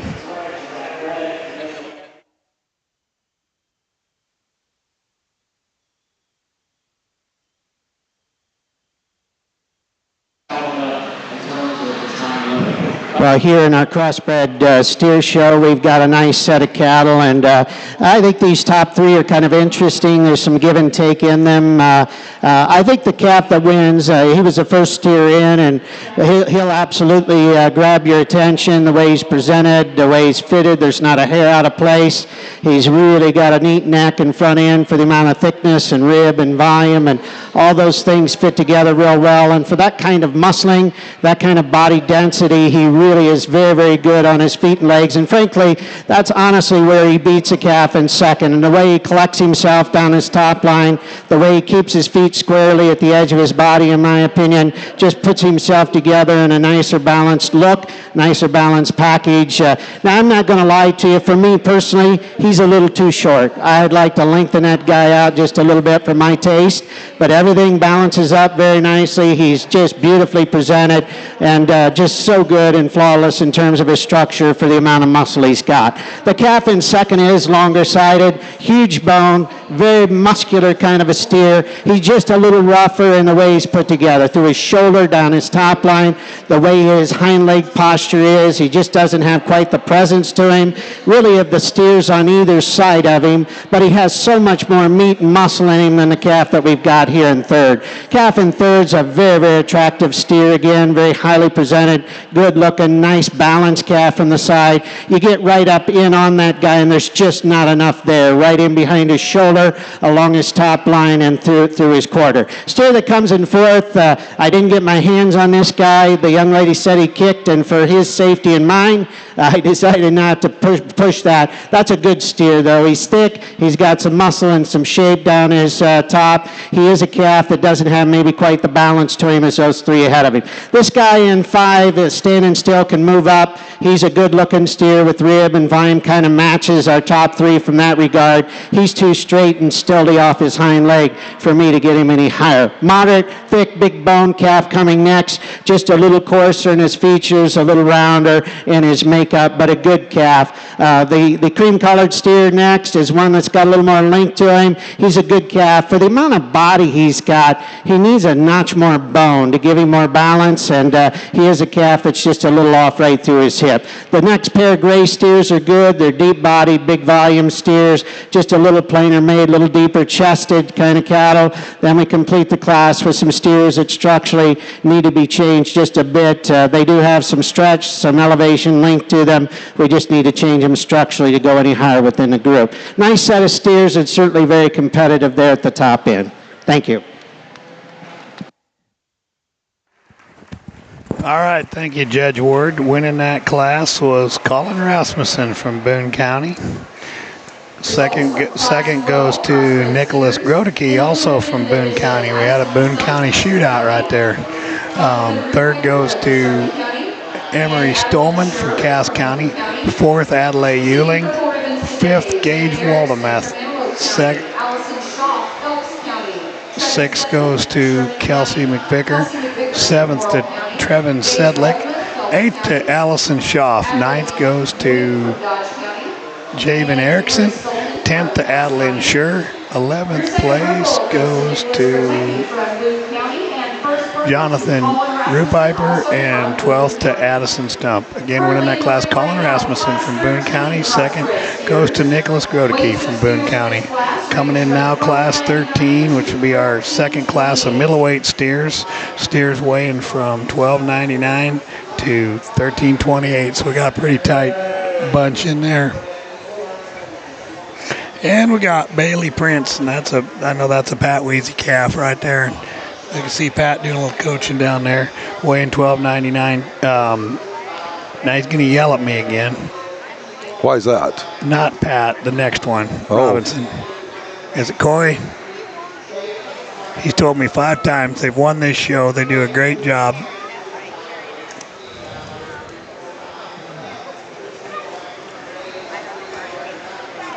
That's up to you, Tim. I want to say koi. I think it is koi, but I'm not going to guarantee it. I apologize if I got it wrong, guys. You just have to remind me. I don't get to see him but once a year. We don't get to enough of that North Platte stuff. He's from out Lincoln County. But then we got third one in the ring right at 13:01. We got Liam Pelster, Jude Radnauer, Lawrence Dissner, Emmett Schaefer, Hayden Schroeder, Erica Graff, Cruz Jones, Logan Sievers, Ava Myers, Kelsey McVickle, and Bristol McConnellville, heaviest one in the class, weighing 13:28. So 12:99, 13:28. We got sure close weight go out here in the seconds. Yeah. No, and I'll say that too, Tim. I apologize if we mispronounce an exhibitor's name. There's just a few of these names that I feel like I can't remember it ever. I'm getting older. And that, I read so. It. Yep. And that, but that looks like another nice class of steers here for Jack to evaluate.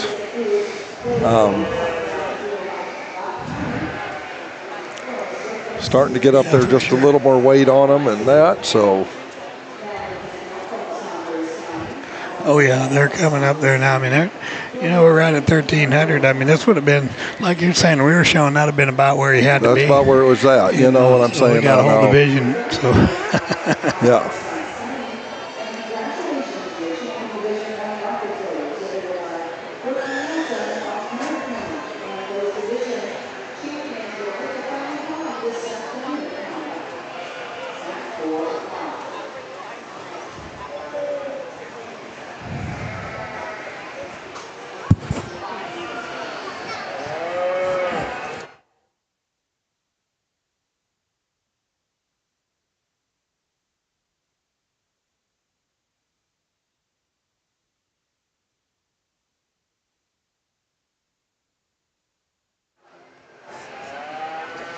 You know, talking about families that have been showing for a long time, I'm sure that Logan Sievers from up there in Wayne County, that'd have to be one of Jack's. You bet. That's got to be one of Jack's grandsons. Jack's and grandson. That, and that, you know. That'd be, I think, one of Lane's boys. If I remember right. One of Lane's. And that, you know, and I mean, that's another one of these families that have been showing for many, many years. You know, back when we were showing, you know, I was showing against, more my sister and my cousin showed against, you know, Lane and Vaughn and that. And, that now those grandkids are, you know, their kids are coming back, you know, and here at State Fair, and that's always great to see, you know. At the State Fair, you know, we're starting to see that next generation of kids, you know, of all that deal, you know, they stayed involved, you know, interested in it and keep doing that. And so that's the coolest thing when some of them we've been fortunate, we've sold cattle to the next generation to some different people, and boy, that's neat when they come back and see that deal. And you know, speaking of Sievers, we probably better give his uncle a pretty good shout out. Old Vaughn manages the beef department here at the State Fair, and or the livestock, I think. The livestock, livestock department, and Vaughn's really done a nice job. I mean, he stepped up to the plate the last couple of years. I mean, the whole bunch. I mean, the board's done a great job. I mean, this fair is moving forward.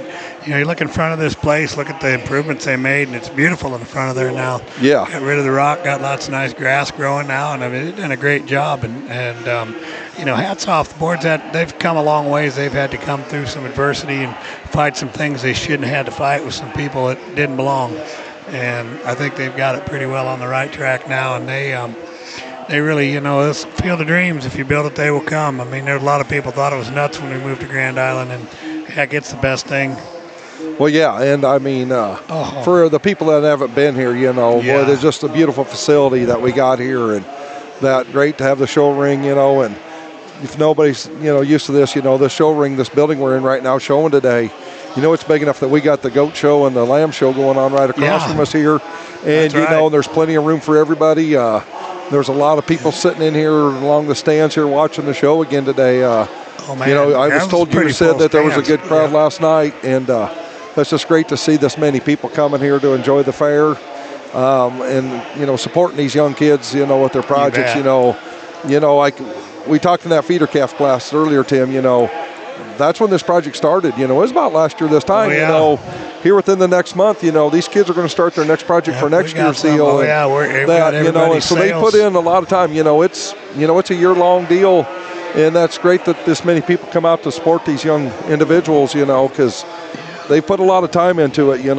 that, and so it's been a long process. And that's right. This is the like big you this say, of the sales day. are kicking off, and there's people chomping at the bit. With the Eastern Fair's over already, there's people already wanting to buy them, which is a great thing. But the other thing, I was going to say here about state fairs, and I do think, there's a lot of people we're talking to, I'm sure, that have been here, and if you haven't, like you said, we're fortunate they built a facility that we've had a lot of junior nationals at, and Grand Island, it's a pretty good area, to do that kind of thing, and I mean, it's easy to get to off the interstate, but boy, we've been fortunate and blessed, and I think the fact, since they built this, the fact that we've had so many junior nationals, in my mind, that's really stepped up a lot of people's competition, because maybe a little more female-wise on that, but what we can always tell, like at our place, what junior nationals, we don't even have to look in the book to know what junior nationals are coming, because we'll start getting calls.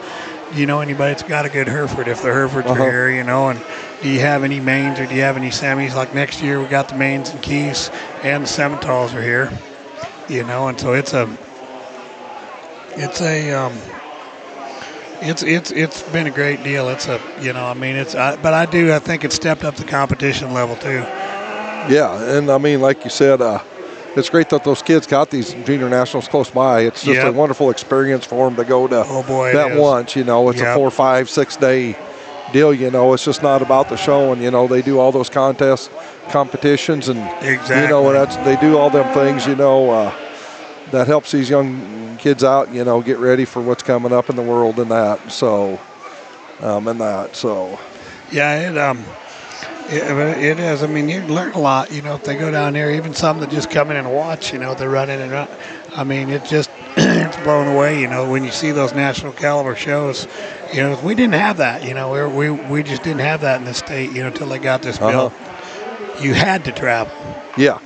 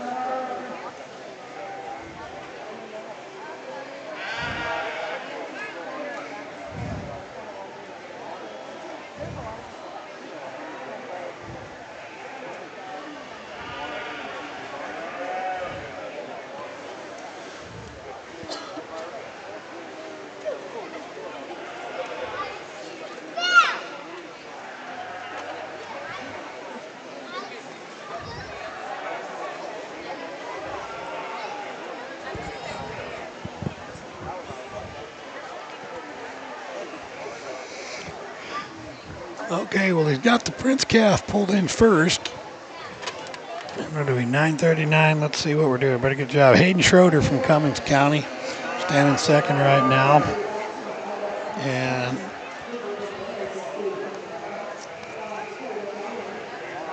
Kelsey McVicker from Morrow County out west, third right now. Well, here, Tim, we'll turn it over to our judge. It looks like he's got his placing on this class. Okay.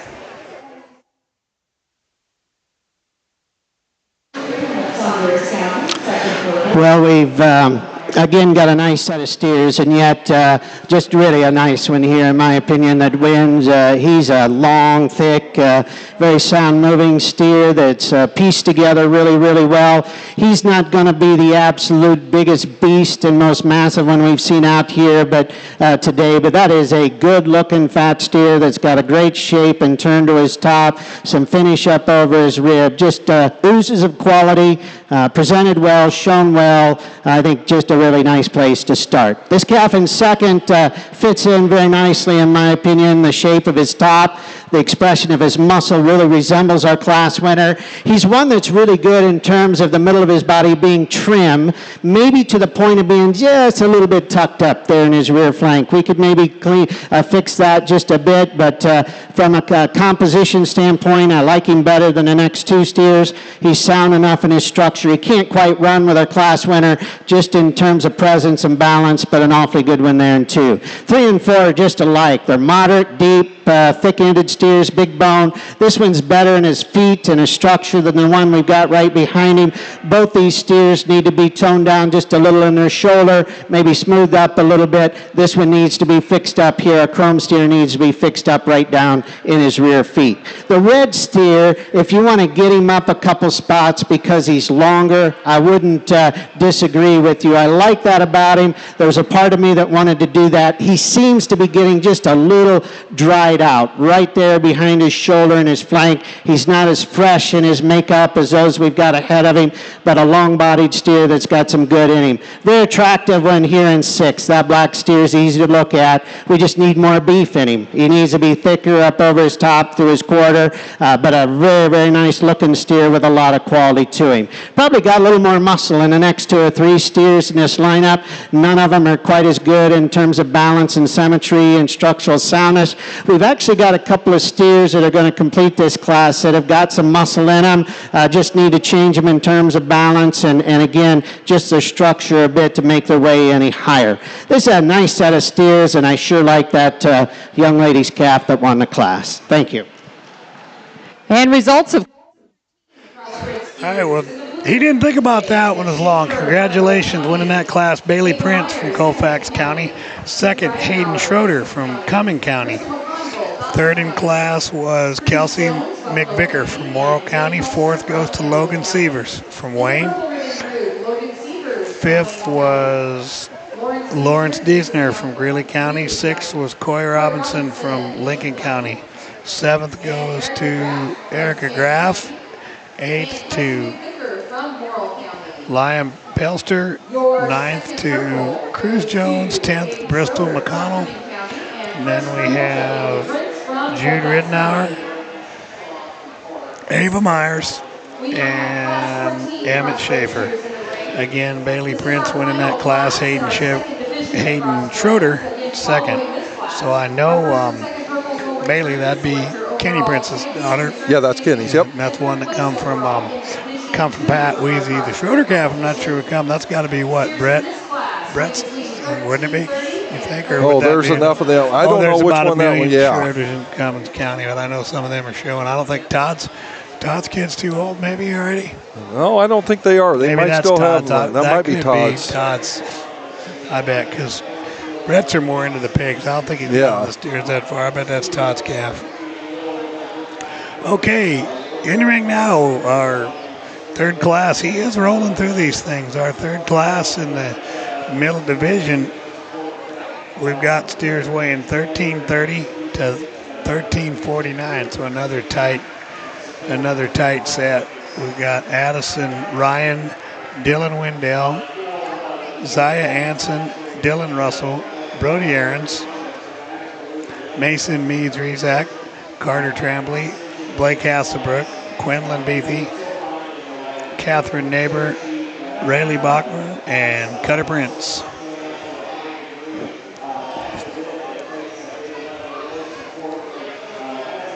Well, real quick, Tim, I just see on the pulse here that Division I crossbred steer was an In God We Trust of a Monopoly cow raised by Stoltz Exotics. Oh, there we go. Good deal. And the reserve of that division, that red steer, was a Trust in Me One Oak, bred by Aaron's. So I think they raised him. They raised him themselves. So, and that, like you said, that third one was a Here I Am from T-Mac, like you knew that one. Yep. So, yep. But that's what those three steers were in that. I know you said something about the purebreds on the breed. That's when we were having a little problem with difficulty, so I couldn't hear everything you were saying because we were doing that. But that champion, the maintainer, was a How Great Thou Art. Oh, was he? Okay. Yep, from Parker Show Cattle, Parker. That's I knew when I saw it, I know that. Yep. Yep. Now that I saw the name, that's and then right. That champion key was a How Great Thou Art. Langrens, right? Yep. He sold on Langrens. Both of those were How Greats. Yep. We're both at How Great Thou Art. Yep. And so that's the information we have on those ones. Gotcha.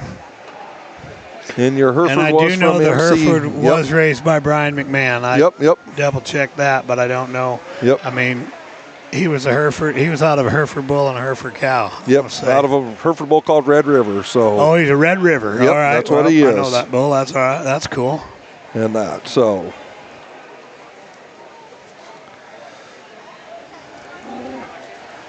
You got that little spot. See, I just saw, Rudy's back from wherever she was. So that's why we got the pulse updated. Yep, nope, we got that back updated and that. And that I'm sure their information's correct. That or I hope so, because that's what we're going to pass along. Right. Right or wrong, that's what we're going to go with. That's our story. We're sticking to it. So we did have one. We did have one steer, first one of the day, escape for a second, but did he? Well, see, you jinxed him in the last class. I jinxed him, but I said that a while ago, so we're still okay. But we got him captured in that, and the young man's doing fine with him now. I think he just got a little spooked, coming out here, and we're going good now. So. Well, there's a steer. If you guys are listening from out west, from Scotts Bluff County, this. Taller, older young man here, fourth one in the ring, Dylan Russell. I mean, I would have to think that one's had a pretty good summer. I mean, it's probably too far west, for us, but that's a good-looking steer. If anybody knows where that one's come from, I'd be interested to see. And I do know the one on the far end, Cutter Prince. That's a Luke Doris and Nolan Ferguson project.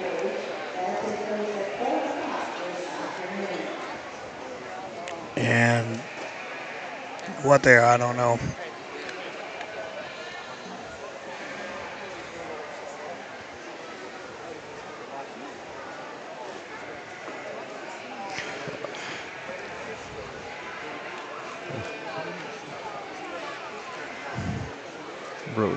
Oh, that's another Aaron's calf. Another Aaron's? Fifth one, the gray steer here. That's right on. That'd be right Aaron's. It'd been his sister. Yep. That was reserved for that first division. I mean, that steer, is well presented and has a real nice look to him. And that. Yep. Colorful barn this year. Yeah. A cherry red and a beautiful, pretty silver one. Boy, they've worked, and I know they do work. I mean, they. Oh yeah. They work at it. And, I say this every year. You get up there in that Cumming County, Burke County, up in that area, you better pack your lunch, because all of those guys that show them hard, Princes and Hansons and Ritters and them, they know a little about it, because they probably feed more cattle in the state of Wyoming, just those three guys. Yes. I mean, there's a lot. You get up in that Cumming County, I mean, you compare that down to Hereford, Texas, and that kind of area. I mean, there's just fat steers everywhere, and these people are, they come from a long line of full-time cattle feeders. Yeah. And there's a lot of counties that do. I'm not taking away from anything else. There's 93 of them around, but I'm going to say, you get to Cumming County, Burke County, and then even down like us, we get the Platte and Madison in there, that little stretch. We're fat cattle country, guys. I'm not gonna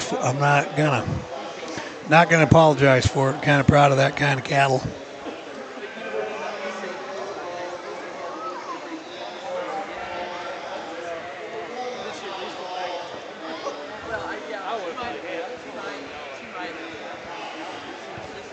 Yeah.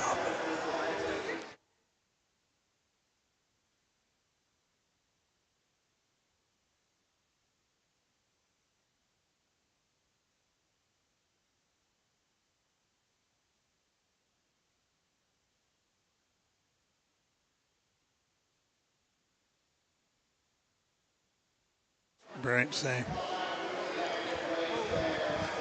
So then we got the long-ribbed old baldy out there. We got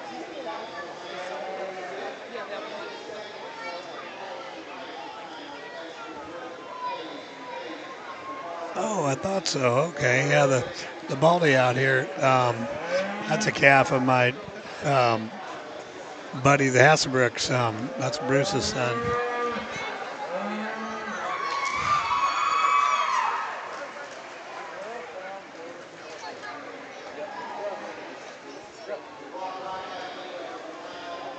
Bruce and Tracy raise Charolais cattle and have a bull sale every spring. And but Tracy comes from a show cattle background too, and she I think she puts the foot down, and Tracy gets to decide on the show steers because they're not all Charolais. She gets a few here I am snuck in there once in a while, black stuff anyway.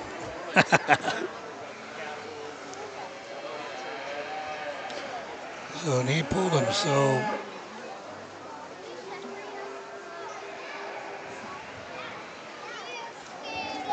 right now he's pulled those first three. He pulled the Hasbrook steer in second, Cutter Prince in third. And that'll be the Aaron's in first. And that'd be the Aaron's that you were just talking about in first. Yep. And that now wouldn't shock me if he wouldn't recircle those three. Them three are awful good steers. I mean, came from one end, the middle, and the other end. Yeah, you know? and I mean, but them three steers are really good. They stand out in here a bunch. I mean, nothing against the next group of steers because they're really nice, but those three just got that next extra to them and that, and kind of stood out in this class. So we'll see if he recircles them or not, but them three kind of all belong up there.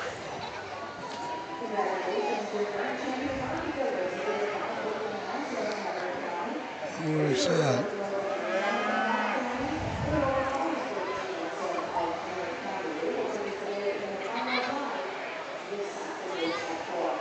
Well, he's got them placed, and now he's going to go back and look at these top ones, I'm sure.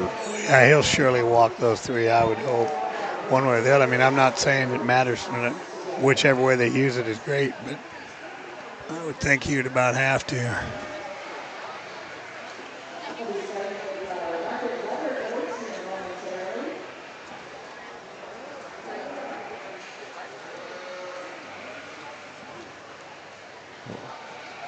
Well, he's going to recircle 5 of them, Tim. Oh, is he? Yeah, he's going to recircle the top 5. And so, like I said, them next two down there, when he pulled them in, I thought they were awful nice as well. Dang right.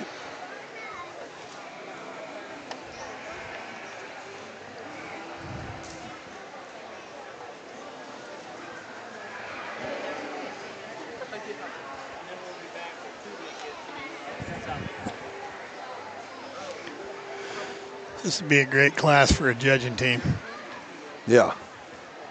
They're tight, but there are differences. You can go a couple different ways. You can probably talk yourself pretty easy or build a case, like they say. I mean, you build a case for a couple, 3 of these, going a couple different ways and not really be wrong. Of course, Jack's going to be right today.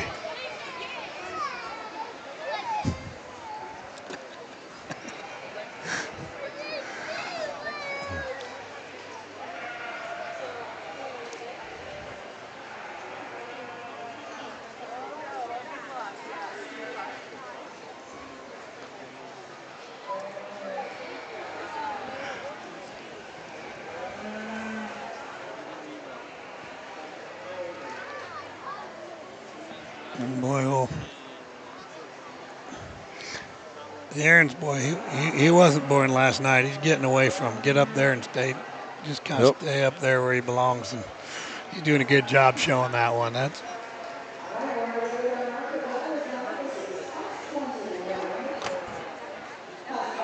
going to switch 4 and 5. So he pulled.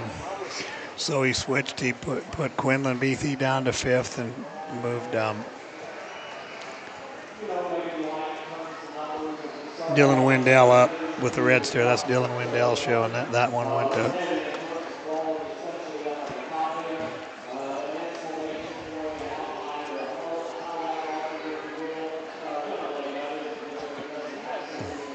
Okay, so we've got Aaron's, Hasbrook, and Prince.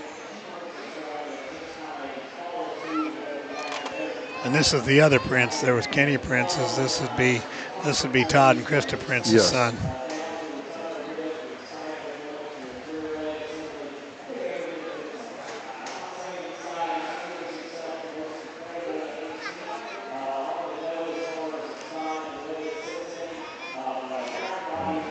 We can do another lap. Yeah.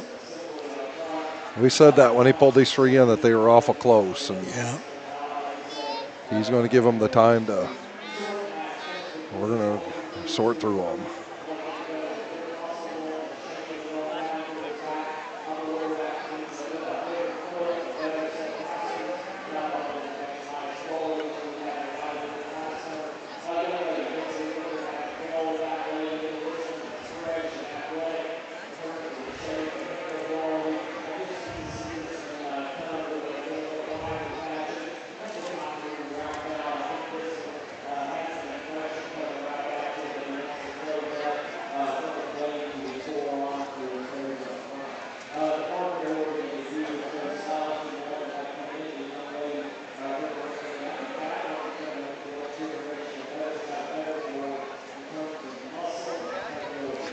These three have grabbed his full attention. There's no doubt about that. Yeah. Kind of mine, too.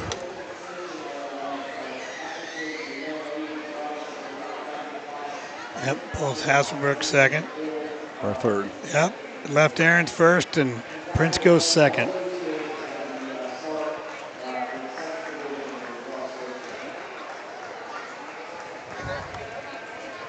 Switch it.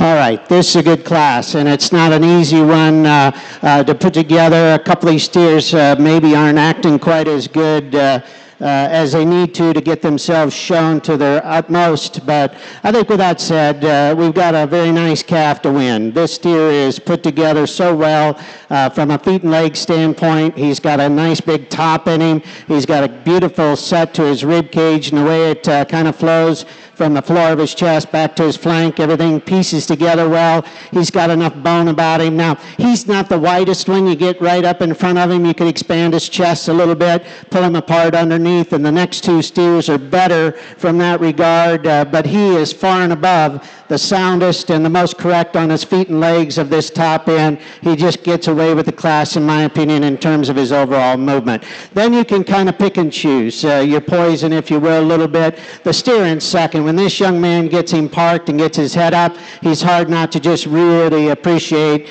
I love his composition. I like the shape, the bone, the muscle, and I can't quite tell if he's just a knucklehead and his hind legs are flopping all over the place from behind, or if that's really what we have in terms of a structure. And so I think the problem is we've got a steer in third that's not right up in his front end, so you kind of pick your poison. To me, this one's composition is better. He's better through his rib cage, tremendous amount of bone, tremendous amount of muscle to him.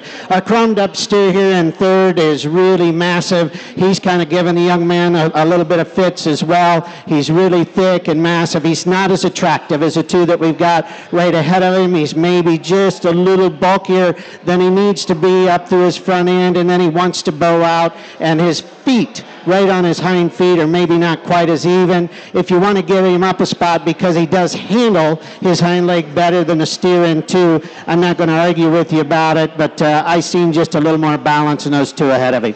I swapped 4 and 5. Again, this one's a little nicer through his shoulder. His length, the way he puts his body parts together is a bit smoother. When you get him out on the walk, he wants to drop his loin, his top, and doesn't hold himself good enough together to run with the 3 ahead of him, but a good calf, long-bodied steer that's very, very smooth. More bone, more thickness in our young lady's calf in 5. Along with that, we'd have to accept just a little too much shoulder, in my opinion. That's the widest part of his body, especially up front. He just bolds out too much. He is a really big bone, stout-featured calf. I just like to tone him down and smooth him up a little bit to run any higher.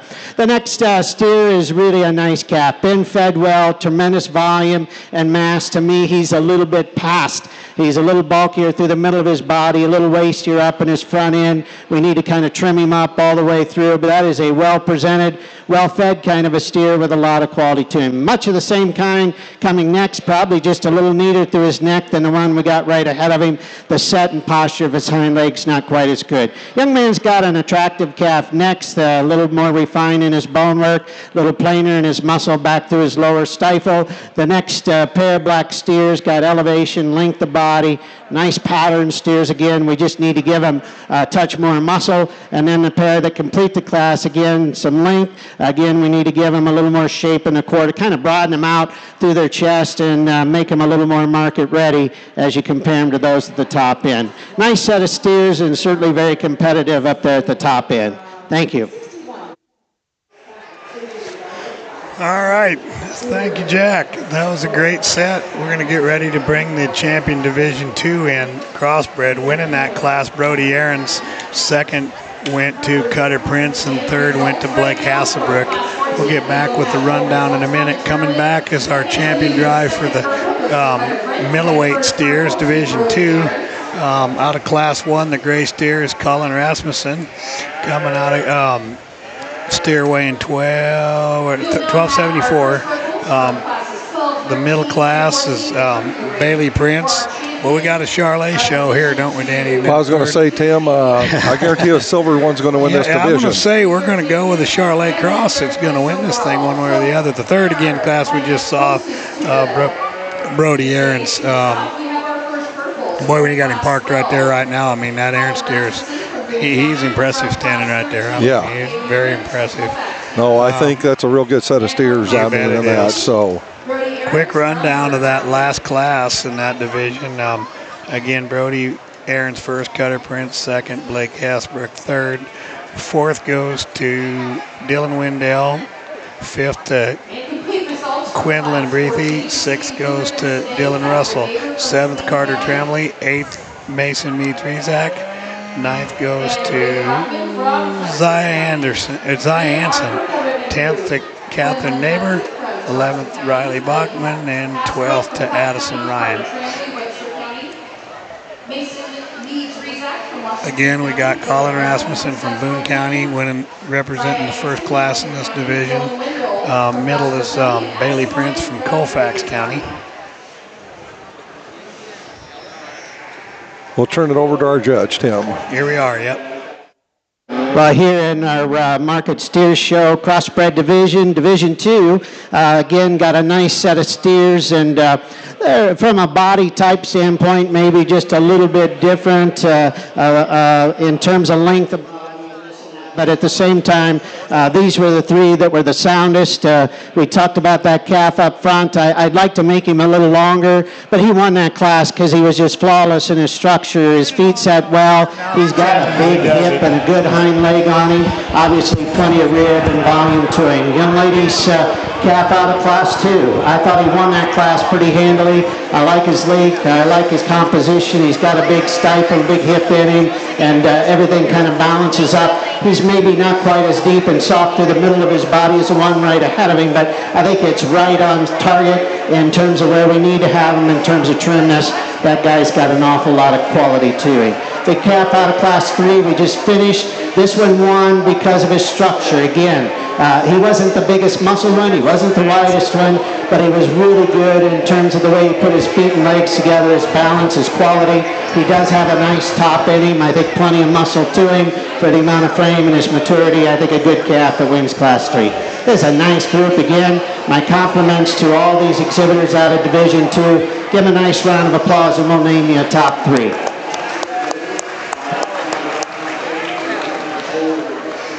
And out of the middle. Yep, we've got, there we go, the Wheezy Calf, Bailey Prince from Colfax County. That brings in Hayden Schroeder. Steer weighing 1310. That's, yep, reserve we're going to use Colin Rasmussen. Champion goes to Colin Rasmussen from Boone County. And we will return Nicholas Grotecki from Boone County for your selection of third place overall. And that brings in Nicholas Grotecki out of the first class.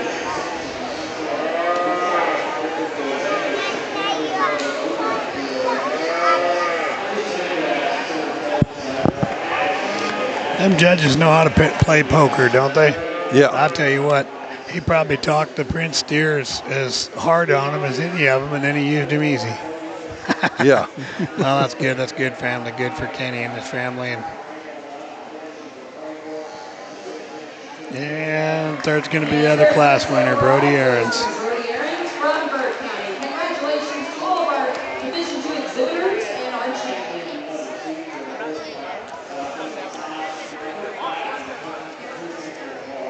So again, Bailey Prince from Colfax County, steer weighing 1299. Okay, well now we're ready for the Now moving into our third division Heat and the Thunder, the heavyweight division of steers. This class weighs 1350 to 1380. And let's see, another 12 head in there. We got coming in 1350 leading the deal. We got Burke Blakeman, Chisholm Goodrich, Elijah Esquitin, Colton Woodard, Elia Beach, Jasper Borgelt, Matty Brown, Kendall Mintz, Brooke Bosshammer, Elliot Hansen, Regan Babcock, and Taryn Blakeman.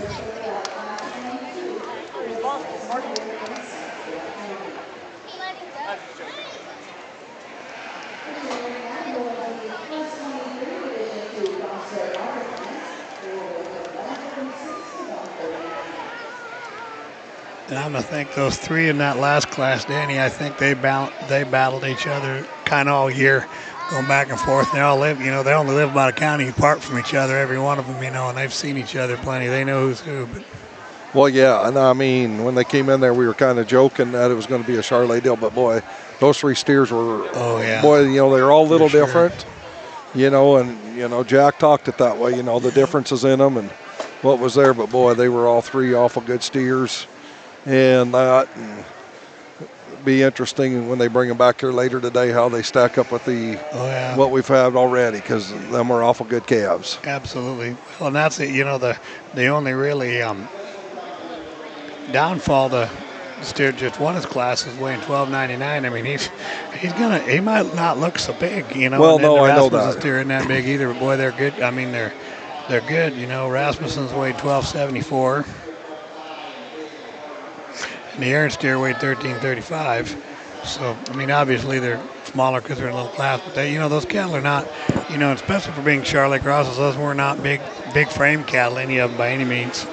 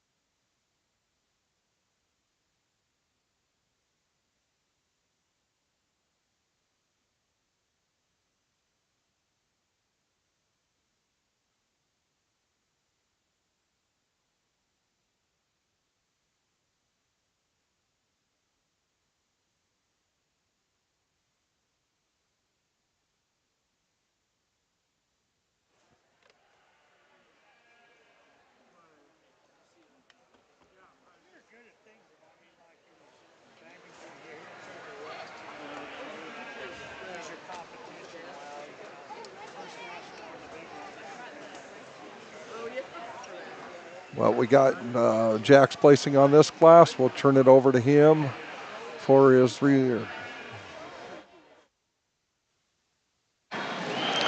Well, as we begin our next division, certainly a very interesting set of steers, and there is no doubt the one that has the stature and the bone, the substance, the look, the mass. He's an easy winner. But I think if you were here earlier today, you understand I'm not a big fan of a parrot mouth. And he's a parrot mouth.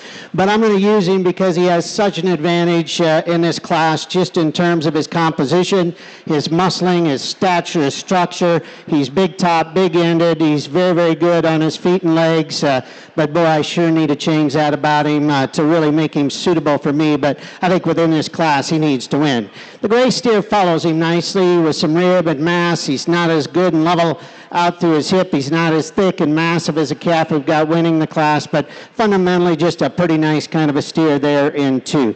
Same could be said in 3. Deep-sided, pretty sound moving, little flatter made right through his stifle and right in behind his shoulder.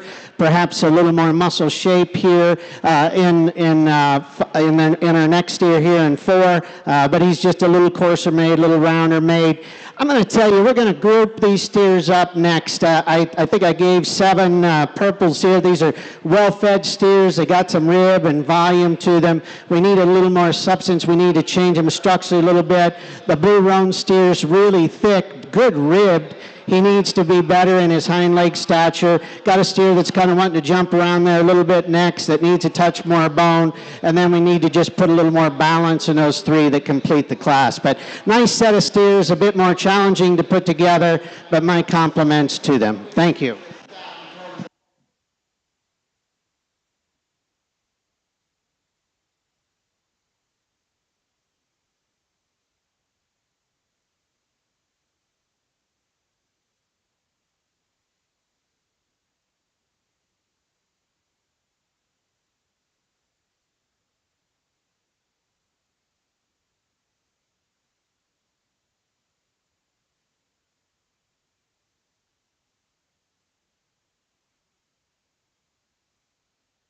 Turn me on then, all righty. All right, thank you, Jack. Winning that class, first class of crossbreds, or the first class of heavyweight crossbreds, Elliot Hansen from Madison County. Second goes to Colton Woodward. Third to Darren Dozler. Nope, wait a minute. We're turning the wrong page. First, Elliot Hansen. Second, Colton Woodward. Third, Taryn Blakeman, Fourth, Brooke Bosshammer. Fifth, Jasper Borgelt. Sixth goes to Maddie Brown. Seventh to Kendall Mintz. Eighth goes to Elia Beach. Ninth goes to Regan Babcock. 10th to Burke Blakeman. 11th, Chisholm Goodrich. And 12th to Elijah Esquitin. Again, winning that class, Elliot Hansen from Madison County. And second to Colton Woodward of Scotts Bluff. Coming in now, we got the our second class heavyweight crossbreds. And I guess this is the one you're going to see a lot of people, Danny. Everybody's going to gather around. I mean, I'm going to tell you now. There's a split here. They really put them all in one class. They went 1388 clear up to 1451 to keep their numbers the same. But we got some heat and thunder in here. Starting at 1388, our first one in the ring, Carter Tremblay. We got Chesney Prince, Dayton Billiter, Maddox Jones, Aubrey Cisco, Jet Melander, Jack Koenig, Haley Johansson, Olivia Corman, Cannon Elbert, Scarlett Brown, and Dayton Dorn.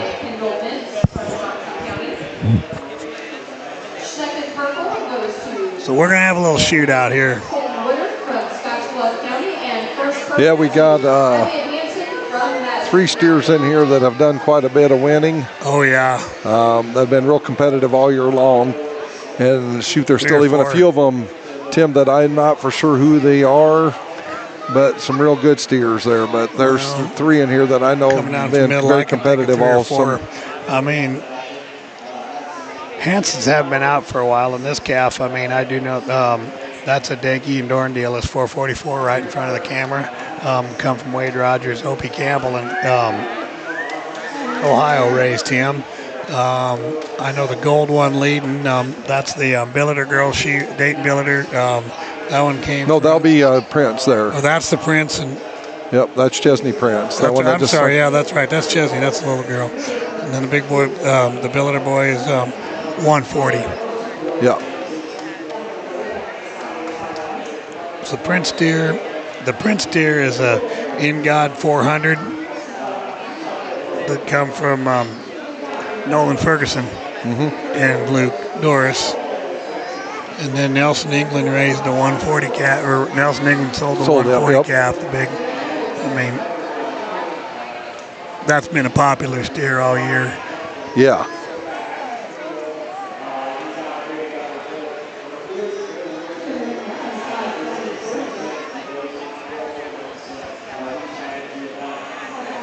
And there's some in here that could go about fifth or sixth and not know really what hit them if they ain't been watching. Yeah. It's still really good steers. I mean, this is very, very deep class of steers like from they top say, to bottom. This is what you come for. Yeah. We're just going to see them out on the move here. I mean, there's going to be some differences. You know, Jack's a stickler for that.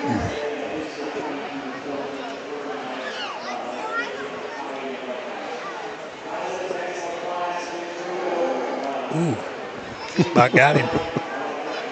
That would have hurt. That would have hurt. That's a lot of steer and a little kid. Yeah, that young man, it's got to be probably his first year of showing here, Tim. Yeah, and he's if not, going what in the world 724. Yeah, Jet Melander from Merritt County. He can't be very old. And he's looking around. I think he's pretty sharp-looking kid, kind of going, what have I got myself into, Mom and Dad? Oh, no. He's saying, I'm enjoying this. Oh, he's enjoying it fine, but he just didn't expect that yellow steer coming up at him there a little bit. Man. So we're still handling them all and doing that. It's a, what do you know? Finally made it here. Had to park about 2 miles away, but I'm here. There's some advantages to doing what I do. At least I parked here. You're right here for the heart and soul of it. I guarantee you.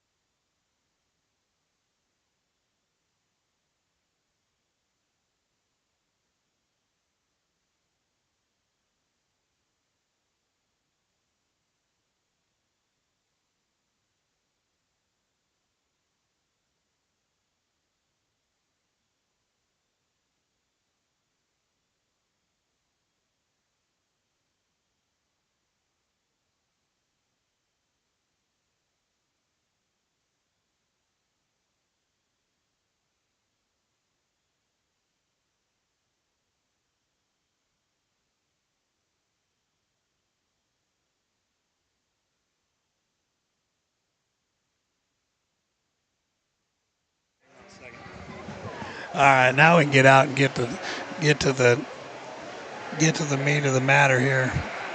He's gonna pull. What are we pulling here? All right.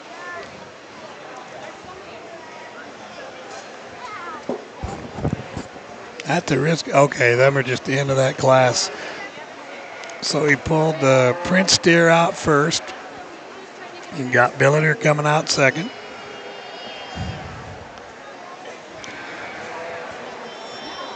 And then he found the Hanson steer third.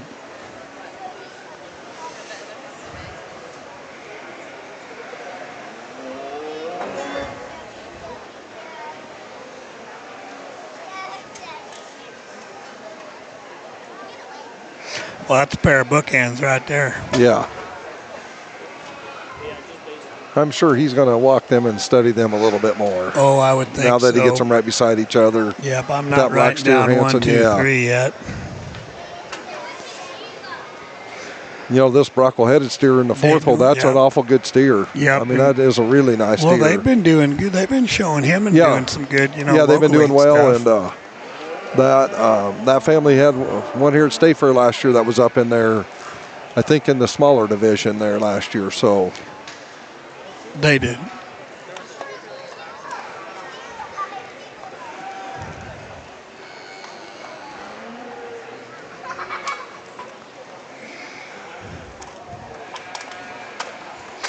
No doubt deep water.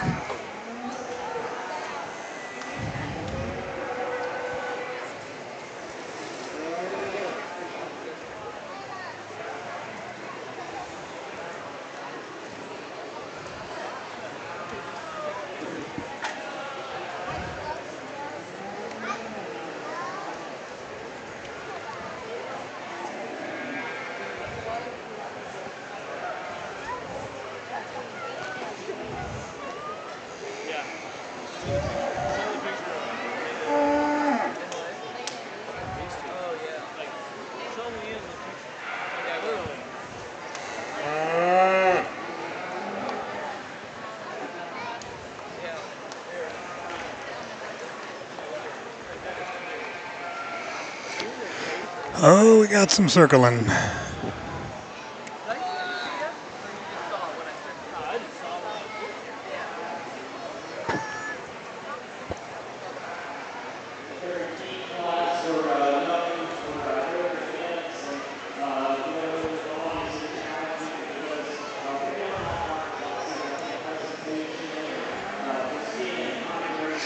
Well, I don't know, Danny. Now we've got them all kind of wound up a little bit. I think they're starting to feel it, and and these kids, this cattle can fit. They can feel it when they're, and these kids have surely got to be tensed up. We kind of got a little demolition derby going on here. We got a poor little gal in the end didn't know quite. Well, we had a couple here just trying to. Yeah, everybody was circling their wagons. Yeah. A couple of them wagons maybe didn't need circling, but these first ones sure do.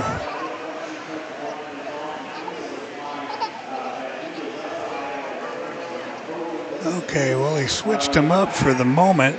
Now we've got the Dayton Billiter steering first, and I don't know if she's having trouble lead or did he switch them? Well, I don't think he switched them. I think he was just, they were circling around and he just had them go ahead and just lead around. So, yeah.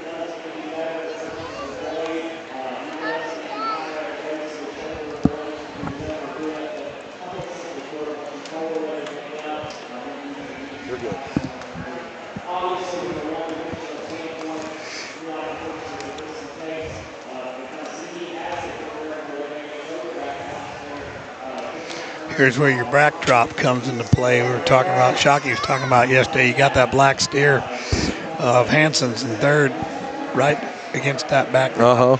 And it just swallows him. There she gets pulled up in that wide, but you watch that calf, she just pull up right next to him. That calf's going to look about 10 times as good in about 2 more steps. There you go. There you go. That helped him, didn't it? Yeah.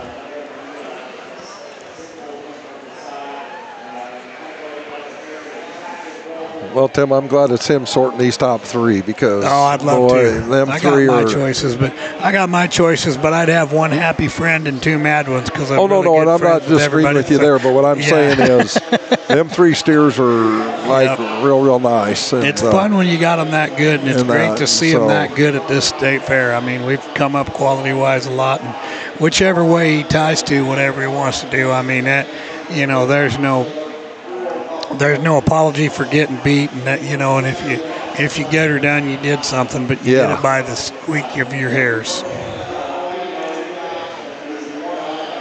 Boy, now right now, I mean that. Okay, we'll leave Dorn fourth.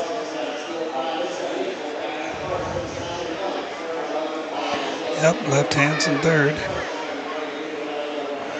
Boy, I'll tell you what, that young man has that calf absolutely parked. Yep. That's the problem, and Chesney that just having a little trouble. The Prince deer just feeling this ain't one to act right today, so. Oh man. And where Jack, Jack is absolutely a.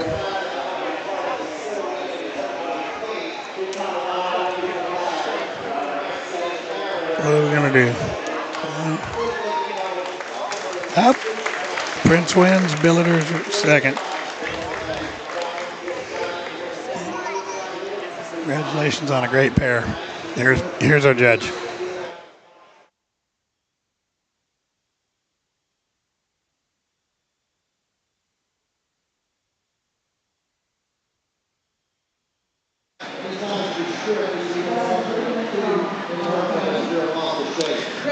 Well, this is really a nice set of crossbred steers, in my opinion, and obviously these top two are just kind of elite in their look and their kind and their type.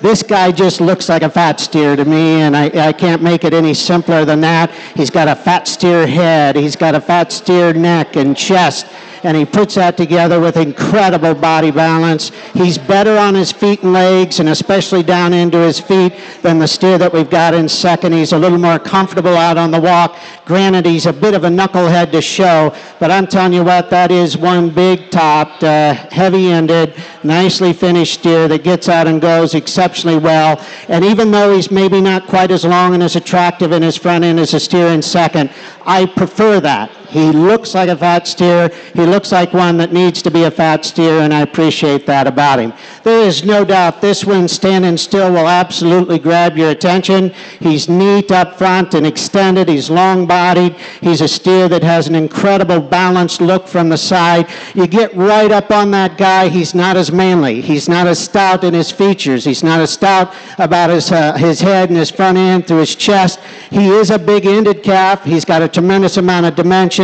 And then when you watch him walk, he's a steer that's kind of interesting. He's flat and down in his pastern, but he's a nickel straight there in his hock. In my opinion, he's not quite as comfortable out on the walk as that class winner. I got to tell you what, though, that's being critical of two really nice steers that are very, very well presented. The steer in third just kind of hit a buzzsaw. I mean, this is a big bone, good-looking steer that's got a lot of balance and symmetry. Again, fitted to a T, a tremendous amount of presence. You get right up on him, you handle him in behind his shoulder. There's not as much steer there as what we've got in those two yellow steers ahead of him, but that one is really good in his lines. He's very, very sound in his structure. He's a good calf. There's just simply not as much of him in terms of market traits right in behind his shoulder and along his top line. Our chromed up steer in fourth, I let him walk the second time because he does have a little more expression of muscle in him, but he can't run with those three ahead of him in terms of bone and presence and overall symmetry and quality, but I like his length of body. He's certainly a calf that's got some muscling in him. Young man's got a nice steer in five. He's a little quicker made up at his front end. He's a little shorter legged up there, but he's a calf that's got some rib and volume. He's really fit fresh through the middle part of his body. Just need to lengthen him out and kind of freshen him up just a bit. The calf that comes in sixth, big-bodied, stout, good-ended steer. We need to change the posture and set of his hind leg just a bit, not only when you watch him walk, but when he's standing, but that calf's been fed exceptionally well. Young man's orange steer coming next, again, one that's got some length, some depth of body. His feet aren't right. You get right up on him, and again, his toes are a little long. He's not as correct in his structure as the steers that we've got ahead of him, but a good calf. Black steer coming next. He's been fed well, good, fresh, middled kind of a calf with some muscling, just a little plainer in his general appearance. The smoke steers that come next, again, kind of the same old story. They got some muscle. They've got some thickness. They've been fed well. Little plainer made. This calf's a little nicer over the top of his crest and through his front end than the one right behind him. The bald-faced steers that complete the class, structurally just not quite good enough. Again, they've got some muscle and finish. I gave this entire class purple ribbons. They deserve it. They've been fed well. Good pair at the top. Deep class all the way through. Let's give them a nice round of applause, if you would, please. And congratulations to our all-purple ribbon class, Class 16. Exhibitor. All right, how about that? That's great. That was a great thing right there at the end. Give them all purples, got them fed right. I appreciate that. Winning that class, Chesney Prince from Cumming County. And second goes to Dayton Billiter from Phelps County. Third, Haley Johansson. And you brought those three out a couple times. And boy, I mean, that's kind of why. I mean, that'd make you proud to be from Nebraska right there. Fourth in that class, Dayton Dorn. Fifth, Jet Melander. Sixth, Aubrey Cisco. Seventh went to Cannon Albert. Eighth to Olivia Corman. Ninth, Carter Tremblay. 10th, Jack Koenig. 11th went to Maddox Jones. All right, now we got the last class in the big division, 1465 to 1600. So we got them right up there with the big dogs in the tall grass. There is, we got Nicholas Grodicke, Blakely Smith, Audrey Zmek, Georgia Johnson, Rosalind Wills, Eli Monte, Blaine Dunklau, Wendland Ottmer, Britton Kulek, Dixon Lizzie, Dayton Billiter, and Claire Sievers.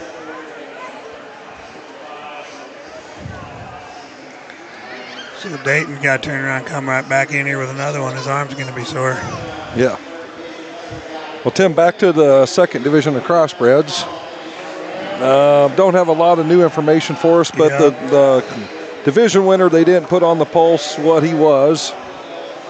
Like you said. Now that one came from Pat Weezy. Yeah, but I don't know what he was. He was an in-god, if I remember right, off that sale, like maybe an in-god to go to gold or something. Pat raised that one. No, I knew you said that Pat raised that one, but it didn't have nothing on there. The Reserve Division 2 is a Doubt Me Now outsider. That came from Welshman's Foreman, Netsky, and Doris. Yep. And then Brody Aaronsteer was an In God We Trust style Red Thunder, came from Fogarty. Oh, well, that's good. That's really good. And so I guess that's good for us. I mean, Mike has a sale again, like in November, and he's really picked up his pace the last couple of years. I mean, he's just started a sale and getting some that really have turned out nice and had a good set. I remember looking at that. Now that I think about that, he did have. I didn't know that's where he went. Yeah, but no, that's where that one was from. So. Yep. Okay, well, there's some good ones up here in the big boys yet. Yeah.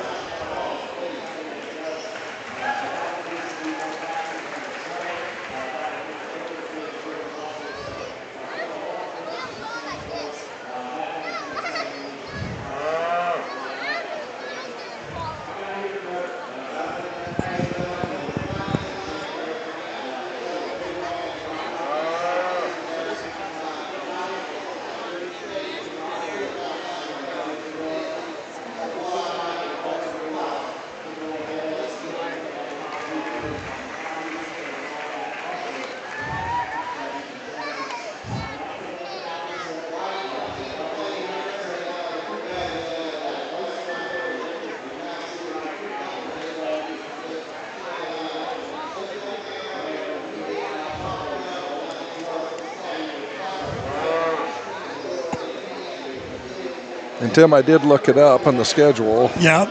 Just so we know, let everybody know, because I know this is our last class of steers. We still have the, market heifers to go. But we're going to have the Parade of Champions deal at 4 o'clock today.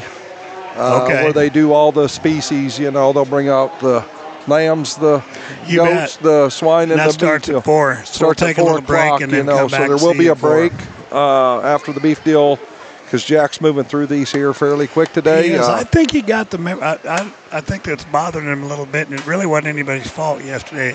It went long. I mean, you can tell they're really pushing them through, because it was 9:30 last night before they got done to the breeding heifers, and they had 3 divisions of showmanship with just everybody went out, and I don't know if we were talking if it was mandatory to go to showmanship But I don't think it was I don't think mandatory, it is but I either, think a lot of kids do, though. Oh man, I mean, they just had everybody wanted to go, and there was no way anybody could have done it any different. It was just a lot of people and a lot of kids and a lot of stuff to work through. And that, but no, that's what they're going to do here at 4 o'clock Yep, today. They do a alrighty. little presentation. You bet. It's for all the kids. They'll announce the winners of the breeding heifer shows or all the breeding shows of all the species, but that starts today at 4 o'clock. Then, so.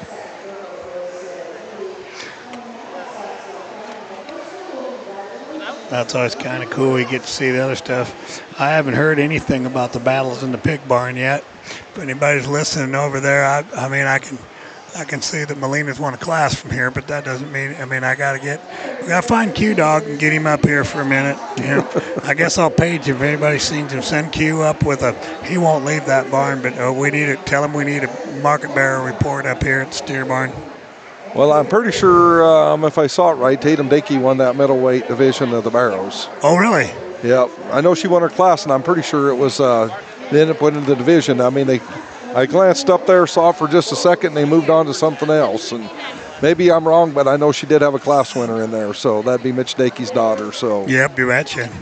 Yeah, I wondered why, he ain't been around here. I've seen Andy 1,000 times. Andy Dorn's been running around. Yeah, no, they're showing Mitch pigs is over today. there showing piglets, yep. And he's got his game face on with that. I know he said he's going to get after that hard.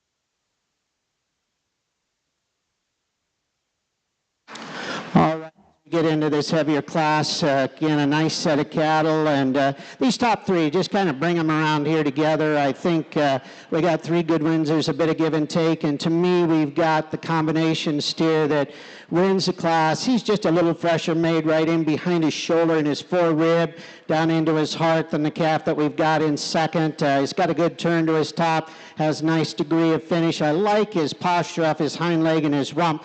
Both these steers are just a nickel straight up in through their front shoulder, in my opinion. I don't think there's anything there real severe, and to me, this one just a little bit fresher made right in behind his shoulder and back into his heart. Big scaled, long-bodied, stout bone one here in two that's certainly very good down his top line. His hip set is very, very nice again, just a little drier made, in my opinion, than really the calves on either side of him. But I like the way he keeps his top line, his balance off to the sides a little better than the calf we've got here in three. Calf in three is extremely thick. He does have some rib in him. He's got some length of body, just a little more masculine through his shoulder over the top of his crest. And most importantly, he just wants to give out there in his top line, just not collect himself quite well enough out on the walk to beat the two black steers we got ahead of him. Calf that's here in fourth, again, kind of the same kind, just a good pattern, long-bodied steer, now a little plainer made through the lower part of his quarter. The smoke steer that follows him, again, deep-bodied, massive, maybe just a little wider through his shoulder, a little more opened up and not as nicely balanced as those ahead of him. Our orange-colored steer perhaps has a little more thickness to him than a couple we had right ahead of him, but again, just a little coarser made, a little coarser in his features. I'd like to change that about him. Young lady's black steer coming next is a real thick-ended steer. He's real poofy there on his left side, and so that kind of takes away a bit of his balance and symmetry. I'd like to maybe just fix him there a little bit. He'd probably show a little better from that regard, but he is thick. He's got some bone, and I like that about him. Pretty good moving steer coming next, just a little plainer through his shoulder and his front end. Then we get into three steers that certainly have grown well. They got lots of extension, length of body to them, structurally and just from a balance standpoint, not quite as strong as the ones we've had ahead of him. Good set of steers throughout. My compliments to them. Good job all the way through. Thank you.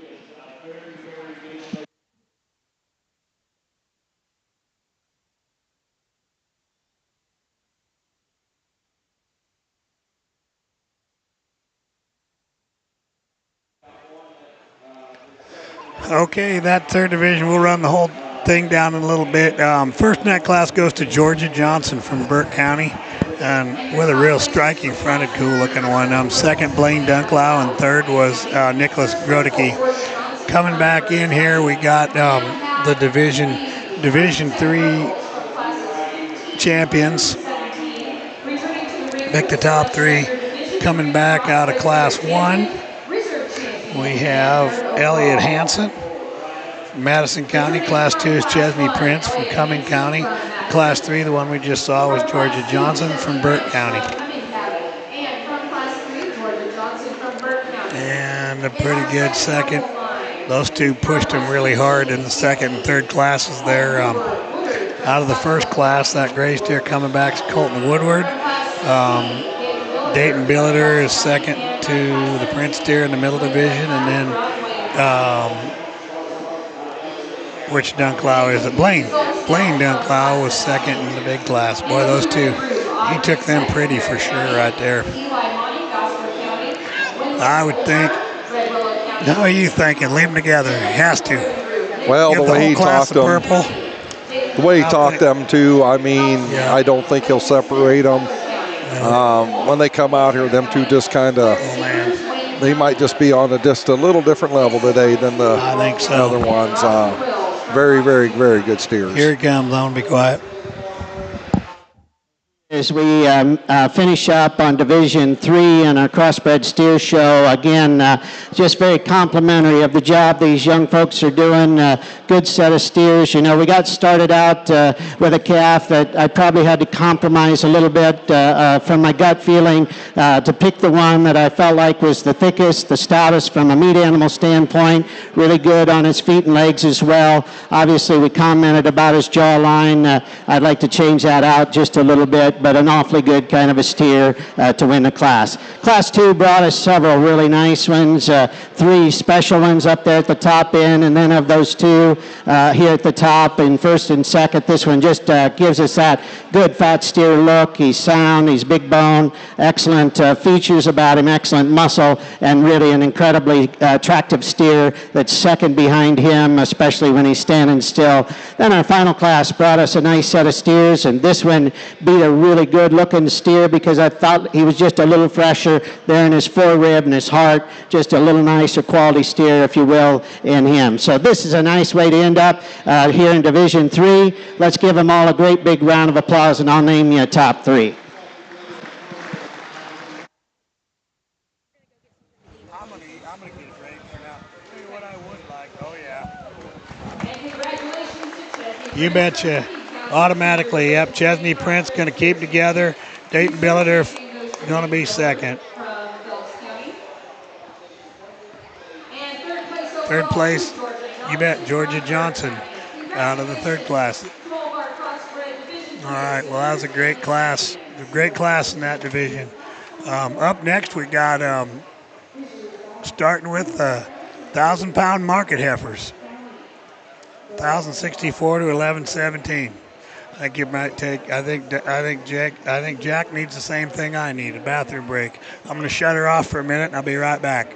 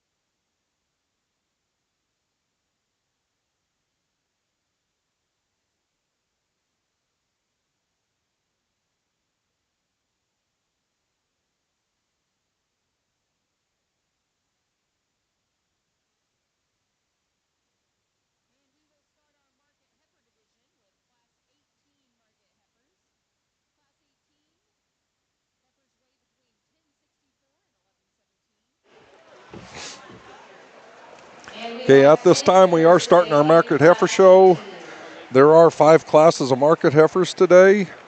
Our first class ranges in weight from 1,064 to 1,117. First we coming in is Erica Graff from Stanton County, Parker Caraway from Dawson County, Kaysen Niemeyer from Gage County, Caden Tyen from Merritt County, Layden Heinrichs from Thayer County. Kinley Drucke from Antelope County. Sylvania Van Slyke from Sherman County. Justice Curie from Pawnee County. Cameron Peterson from Polk County. And Brooklyn Evans from Gosper County. This is our first class of market heifers of 5 today. Our judge is back here to the ring, and we'll get this started.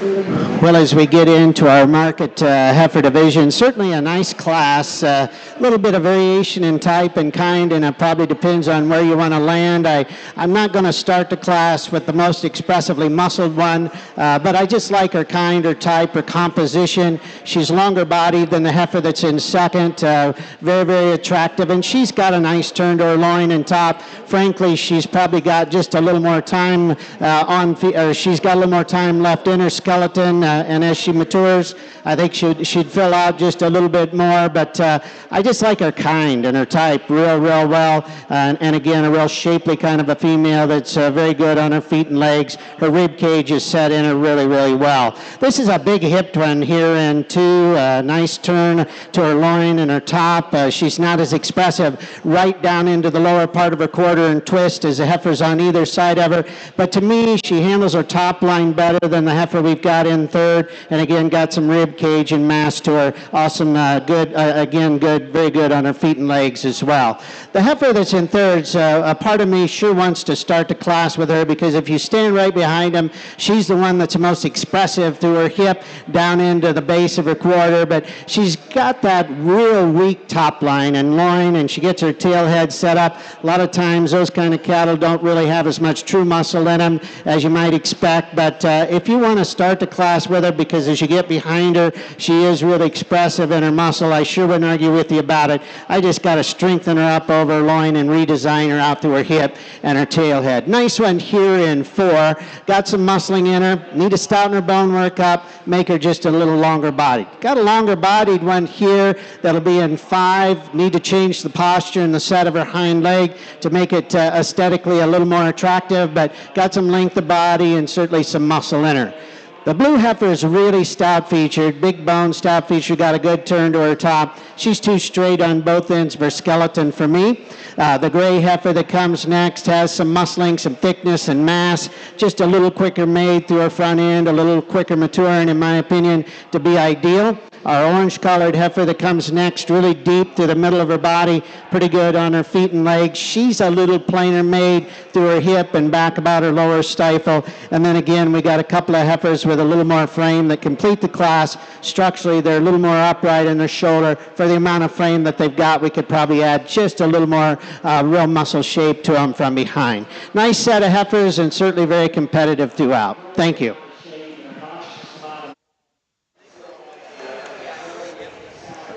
Results from Class 18 market heifers. In first place goes to Cameron Peterson from Polk County. Second place goes to Parker Caraway from Dawson County. Third place goes to Caden Tyan from Merritt County. Fourth goes to Savalia Van Slyke from Sherman County. Fifth goes to Kinley Druke from Antelope County. Sixth goes to Layden Heinrichs from Thayer County. Seventh goes to Kason Niemeyer from Gage County. Eighth goes to Brooklyn Evans from Gosper County.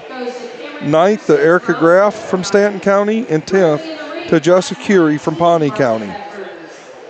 At this time, entering the ring is Class 19 market heifers with weights of 1140 to 1,200 pounds. In the ring first is Jovi Setlick from Valley County, Megan Layson from Dawson County, Dayton Pullman from Gage County, Adelie Ewing from Dodge County, Weston Hanson from Burt County, Vanessa Buskow from Antelope County, Cord Wolgemuth from Phelps County, Raylan Steinkruger from Franklin County, Kyle Kavanaugh from Odo County, Owen Layson from Dawson County, and Violet Noose from Washington County. Getting into a class here, just a little more weight on these heifers. Like we said, that first class, there was a number of heifers. Even the judge commented could used a little more time on feed in that. Getting a little more class with a little further along in their fat, and just a little more market ready. This is class number 19 market heifers.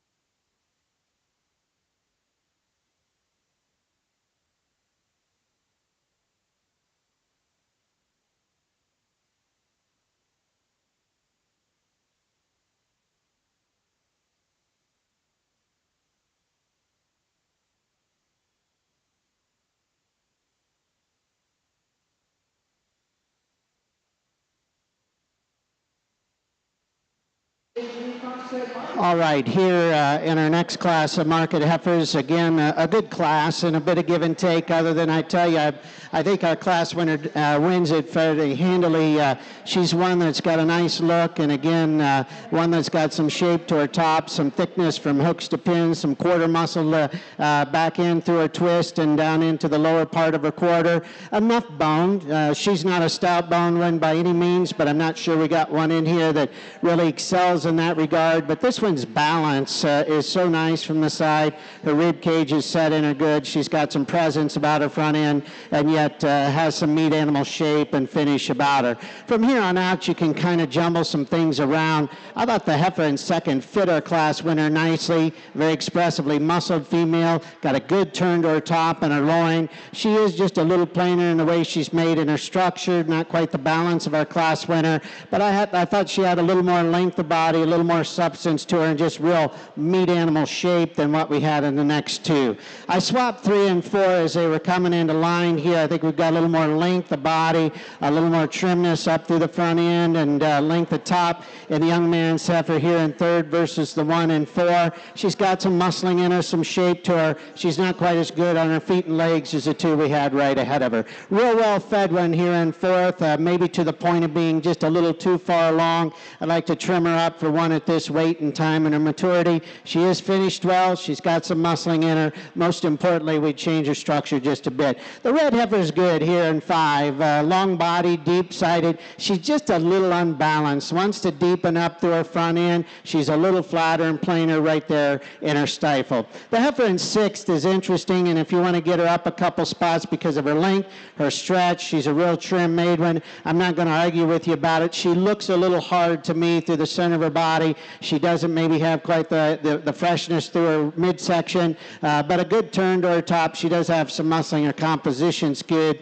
I just need to drop her through her midsection a bit. The white heifer coming next, a big bone, stout featured one that does have muscling, just a little coarser, a little rounder and tighter in her makeup. Our chromed up heifer coming next, really nice from her hip forward, good rib cage, length of body's good. Need to change her hip and hind leg stature just a bit. Young lady's gray heifer next, deep bodied, long-sided, again just a little plainer made in her muscle. The red heifer's kind of the same type, pretty good hip and hind leg in her. She's just a little too shallow, a little flatter through her side. And then a chromed up heifer that completes the class, a good big bodied female. I'd like to change her structure out of her front end to just trim her up a little bit as well. Nice set of market heifers. My congratulations to each. Thank you. All right, second class of market heifers. Winning that class goes to Megan Lawson of Dawson County.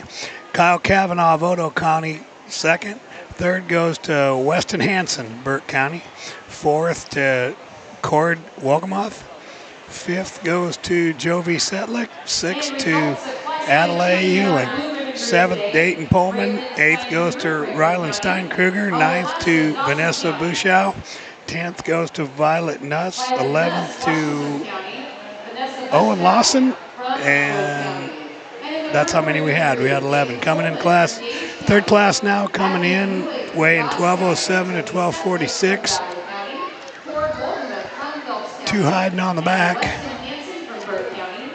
And now we've got, starting at 1207, we got Court Schaff, Lawrence Disner, Lexa Hodge, Oakley Jelinek, Ansley Bacon, Orrin Hipke, Tate Smith, Talon Payne, Addison Ryan, Hallie Mimic, and Autumn Dietz.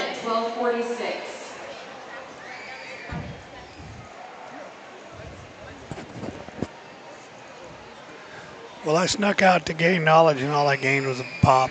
But you know, what'd you learn here? Well, I didn't learn nothing up here. You didn't learn anything? The only person that talked to me was my nephew, and he didn't know nothing. Yeah, you ain't gonna learn anything there, brother. No, I didn't learn nothing there.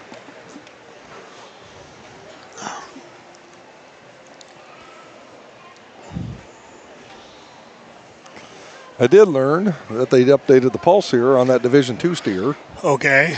And Gall Cattle raised that one. Oh, on Division II. Yeah. Right, yeah, and Wheezy would have sold him. Wheezy would have sold him, was yep. Was he an in-God? But he was a Gall from Galls.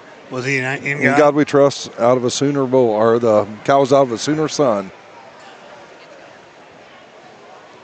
And they don't have nothing posted yet for Division III.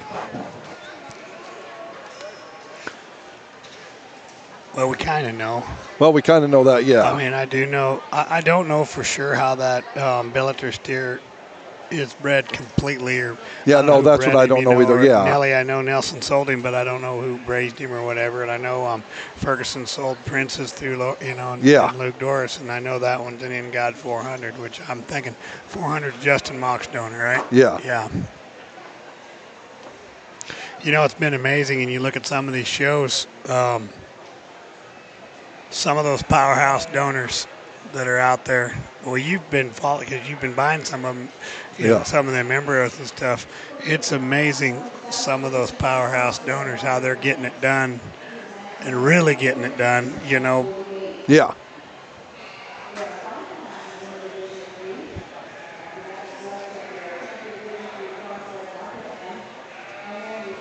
I mean, there are some elite cows out there in the world. Oh, yeah. But them cows, when they find what it clicks to, it works. Oh, and yeah. They're putting in enough of these embryos that, oh, yeah, they're going to get a few here and there all the time. So yeah, and you want to start naming them off, but you know, you can think of 5 or 6, and about the time you'd say those 5 or 6, somebody'd get mad and say, well, what about this? You know, you forget one that's had 5 national champions in the last couple of years. You know, it's just amazing, you know, and it just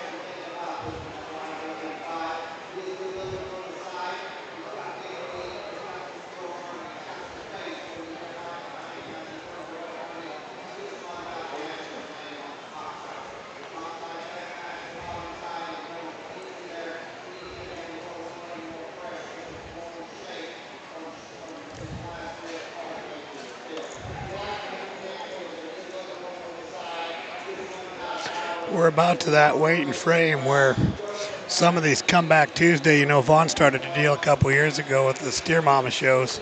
You know, that deal in Kansas City sure got some traction. And there's a good place for that. You know, there's some of these, you know, you look at this young lady's ball day out here, you know, that's a Steer Mama to me. Yeah. You know, and I know, I mean, who was this last young lady showing that little one? Autumn Dietz. There, Buffalo County, boy, I mean that one. Not taking anything away, not saying. That'll be the girl or family that had the purebred steer, the maintainer. Yep. They're doing a nice job. And he found her. Imagine that. Yep, and she's she's chiseled. You know what that she's a How Great Thou Art. Came from that Reed Parker up there off of same deal. Langren. Yep, same place. Yep. Awesome. Yep. I remember Mark had about 4 of them cool heifers out there, you know, with him. That boy, I mean, that one, I'm sure was one of them. She's a How Great? Yep. Interesting.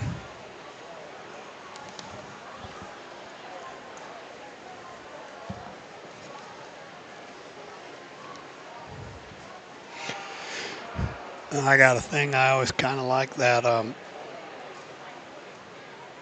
I like having the market heifers at the end. kind of, especially if we got breeding heifers first and stuff. Reminds everybody kind of clear that judge's mind, and remember they're supposed to look like steers. Yeah. Mm-hmm.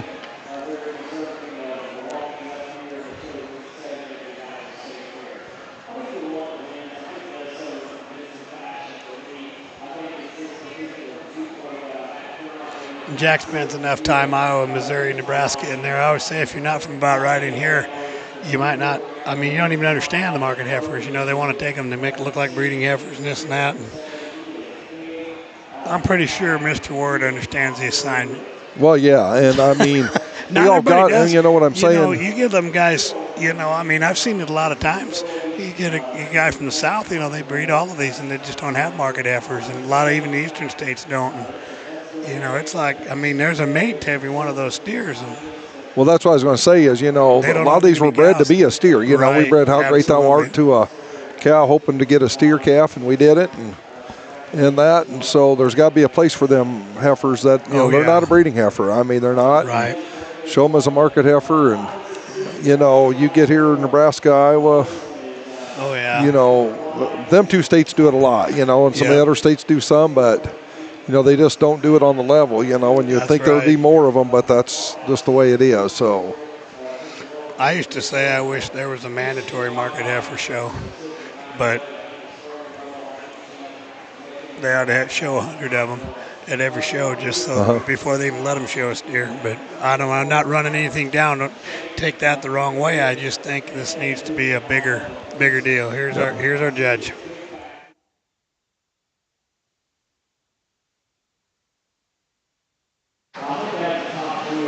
All right, in our next class of market heifers, again, this is really a deep class, and we're going to award everybody in this class a purple ribbon. I like those two at the other end, and I'll talk about them first. They're really well finished. They've got some rib and volume to them. To me, they're a little past 12 o'clock, but I'm not going to get too hard on them and get tough on them. We're going to give them purple ribbons because they have been fed well and they're really fresh. I would like to maybe just trim them up a little bit. Back up here on the top end, I felt like we had a fairly easy winner in the class. This one kind of catches your attention and look and presence. Then she's got muscle shape in her, and she certainly finished well up over her rib. Lots of quality, lots of balance. If I could pick on her a little bit, I'd pick on her front feet just somewhat. She needs to be evened up on her toes there a little bit, but she handles them really well out on the walk. She stands nicely on them, but I would change that about her. Another good one here in our skunk-tailed heifer in 2. Again, a lot of quality, a lot of look and balance. Her feet and legs are nice. She's not quite as expressive through her hip and her stifle as our class winner, but she has got a good top in her. She's got some rib and certainly one that does move very, very nicely. The heifer in 3rd's longer bodied than the 2 we've got right ahead of her. I like that about her, and she's got some rib and again some shape.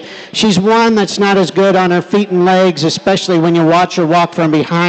She wants to pop a little bit there down in her posture and gets a little base now right at the ground as well. But a big topped one, good length of body in her. I like that about her. Much more moderate heifer the young lady has in 4th. She's very expressive in terms of her muscles. She's got some thickness up over her top, good hip, good hind leg. She's a nickel too short everywhere in my opinion, and I would like to free her up in her movement as well. But standing still, you love her dead level top line. She does have a good degree of muscling in her. I moved the heifer up here a couple spots in 5. I think when you bring her up and compare to the 2 right below her, she's just wider. She's got more muscling in her. Young man says that maybe she's in heat. She's not cooperating, probably a little empty because of it, but good length of body, tremendous muscling in that female. I appreciate that about her. 2 heifers that are a little more moderate coming next, pretty good profiling.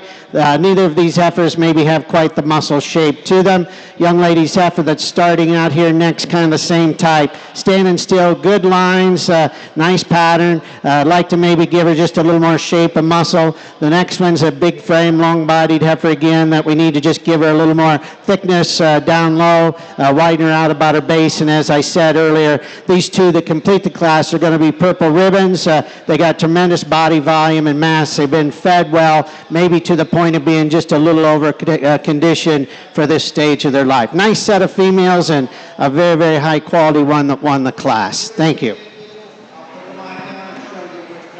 And all purple ribbons to Class 20 market heifers.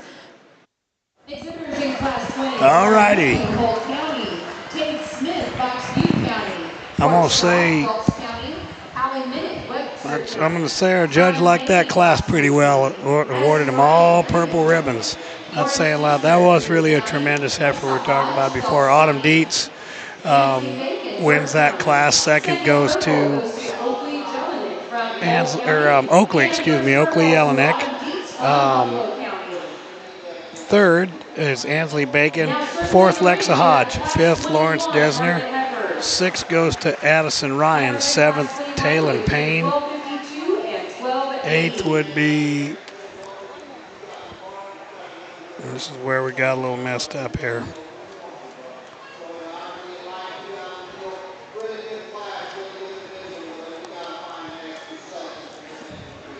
That's kind of where I'm at. Let's see, we got 7. Okay. Eighth would be Court Schaff. Eighth would be Court Schaff. That would mean ninth would be on the next page. I apologize. I've kind of got them. We had a little trouble reading the back tags on those. And I was kind of gawking at that first heifer and listening to the judge and not looking at the papers near enough. Well, yeah, then we also had a couple exhibitors run in and switch because we had a young man. I watched him run over and grab his goat because he's sitting in the goat ring right now with his goat. And so I think his sister or somebody came and grabbed his calf. Yep. That'd have been Court Schaff, and that's where it got off. So he would have been 8th, and then that would have made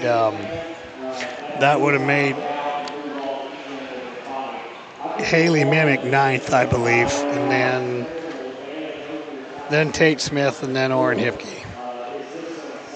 That makes more sense. Okay. Yeah, no, that's where we got the deal because that young man. I apologize. You were trying to find that name, off, so and then a couple of those were all folded up, and then we had one that was, ponytail won that one class. Yeah. Okay, in the class now, we got 4th class of market heifers weighing 1252 to 1280. We've got Claire Cromie, Lane Kiner, Cannon Elbert, Claire Sievers, Kinley Schmaley, Blake Hassenbrook, Michael Selting, Adlia Hawk, and Piper Anutka.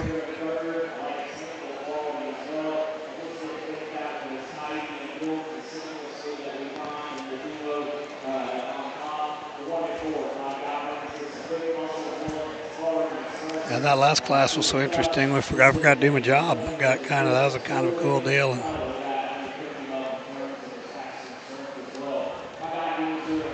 No, that heifer did win Buffalo County Fair. Oh, did she? And then she was in the finals down there for the showdown deal. She won their district deal. That market heifer did win their district deal, and she was at the finals down there in Wahoo here a couple weeks ago on that Sunday. That she did win that market heifer did. So a couple people talking about her. That is right. And you said you told me he raised that one too. Also same as the black and white steer. Reed Parker. Reed Parker. You're saying Reed Parker raised that one too, and then did he sell that one on Langren Cell? Yes, Yep, cool. It was through Langren Cell too. Yes.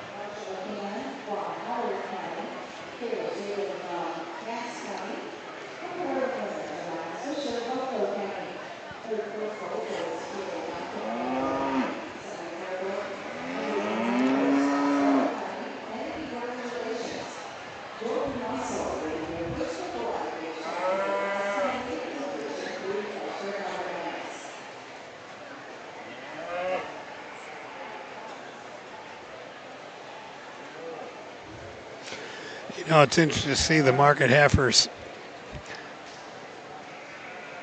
in my life, which is getting blessed and being longer now and then. Whenever the markets went up and down, when the market gets high, it seems like you see a lot more of them coming down. Oh yeah.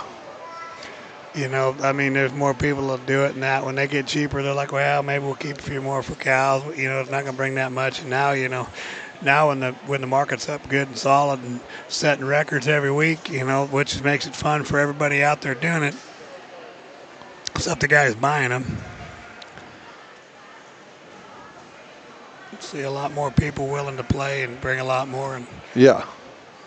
But, you know, the market heifer deal's always been a good deal here in Nebraska. But it wasn't you know, a couple, I but mean, it seemed like a couple, 3 years ago, and maybe it was a different FFA or something, but I mean, it seemed like there was only like 3 classes of them a couple years ago, and now. Now, in the 4-H show, there's always been a pretty good show. Yep. I mean, or number-wise in that. But, no, so.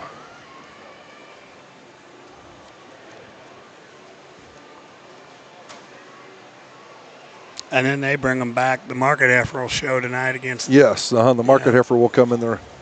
They pick the overall market animal, so.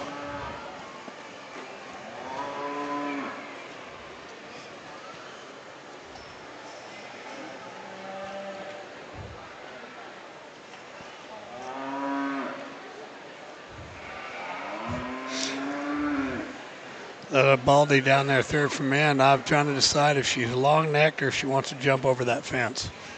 Oh, I think she's long-necked. I think she's both, maybe. I know she's long-necked, but you wouldn't want a little kid on that. It's a good thing he's tall. That is a tall-fronted, cool-looking deal right there. But, I mean, she looks like she maybe – he's doing a good job. She looks like she could even be coming in heat, you know, because they're not supposed to be allowed to be bred, you know. That adds a whole new – that means a whole nother division of fun. Yeah.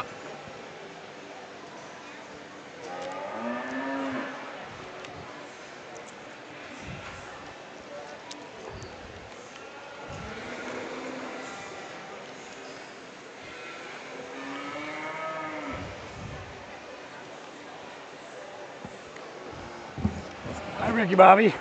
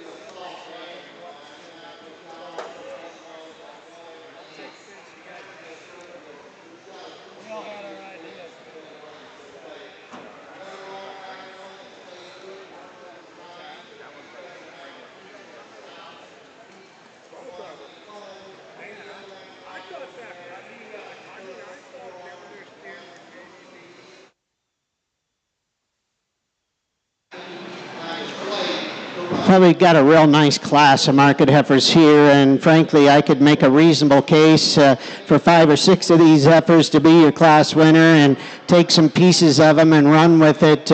But with that said, I think I land on the young man's heifer here that's just the nicest balanced, and again, one that's got some presence and look, couples that with enough thickness and muscling. She's really fresh to the touch and has a good fresh look about her front end, and yet has some strength about her, got some market readiness, and I think fundamentally on her feet and legs sound enough to go ahead and use her within this particular class. Heifer in second's really thick, very massive from behind. She's one of them that kind of gets down in her loin and up in her tail head just a bit, so she's a notch awkward in the way that she looks off to the side.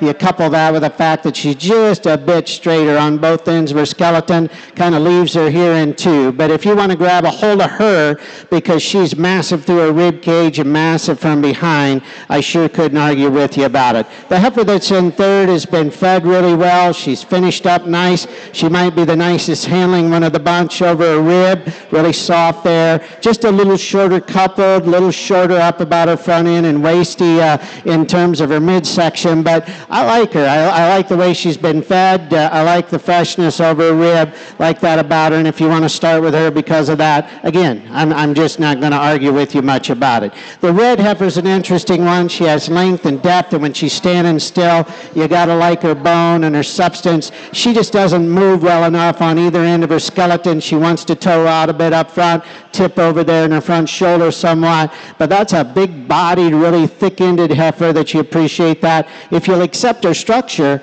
the way it is, you could certainly get her up a spot or two within the class. Heifer that's in 5, again, got a good from a composition through the middle part of her body, really shapely up over top. She wants to tip over too much up front, carries her head and her neck a little lower there, and so she just suffers a little bit when you watch her move. When the young man gets her parked there and look at that look, she does have some shape, some dimension, and again, maybe for the amount of muscle and substance she's got, we could give her just a shot more bone.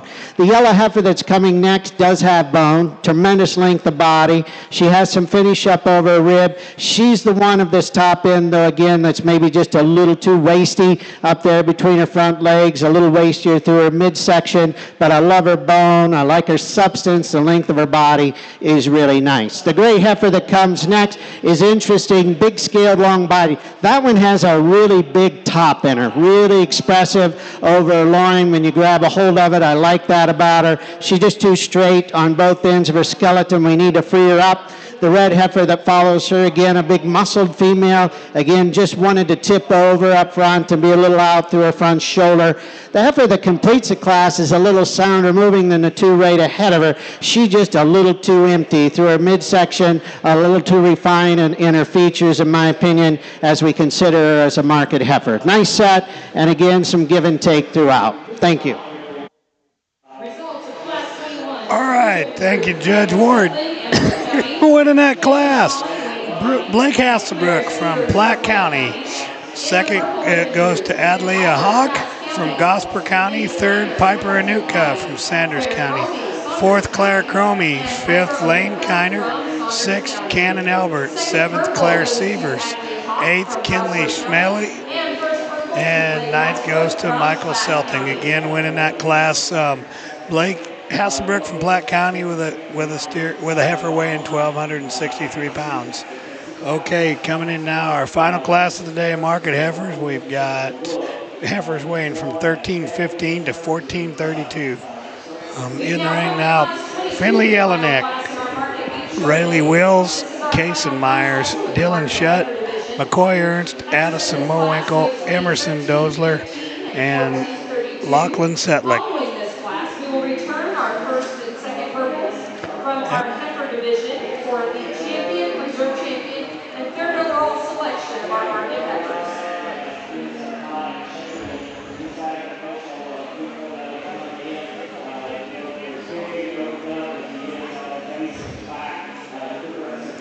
So you've been following the other shows. I did get my Q-Dog update.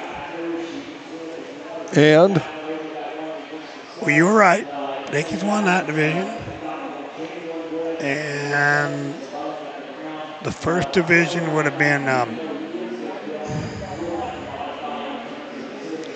our Grand Marshal's family, Clements. Oh, uh-huh. Were and he said, I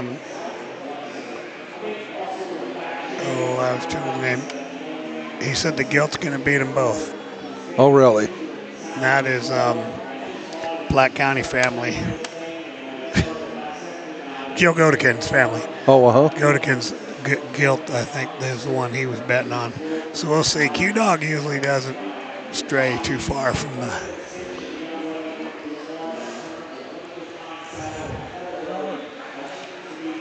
The Charlet breeder keeps winning classes in the Hasselbrooks keep winning classes with the black ones. Maybe Tracy will get him changed around a little bit, and he might realize he needs more black cattle around there.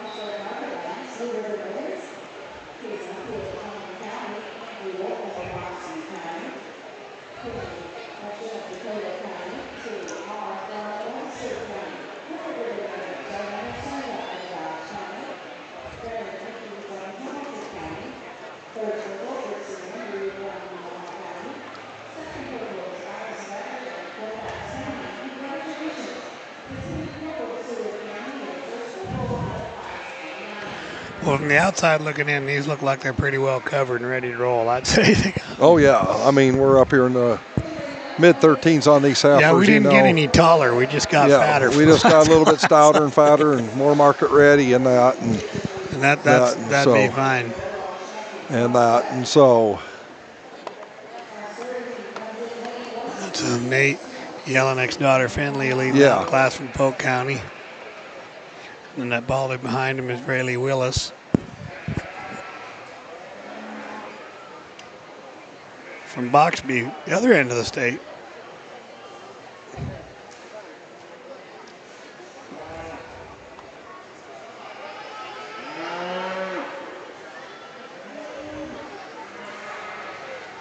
I'm just watching the goat show a little bit. Are you? How's that going? Well, it's going good. My cousin's in there right now, and can you see over the deal? I can see over there. Oh, yeah, I can watch the goats a little bit. I wouldn't know a good goat, but I'm watching the goats a little bit here. So I got a really good way to tell you how what I can pick the champion goat every time. I've never missed. You're the goat judge now. No, I can pick it every time. I'll never miss. It's really easy.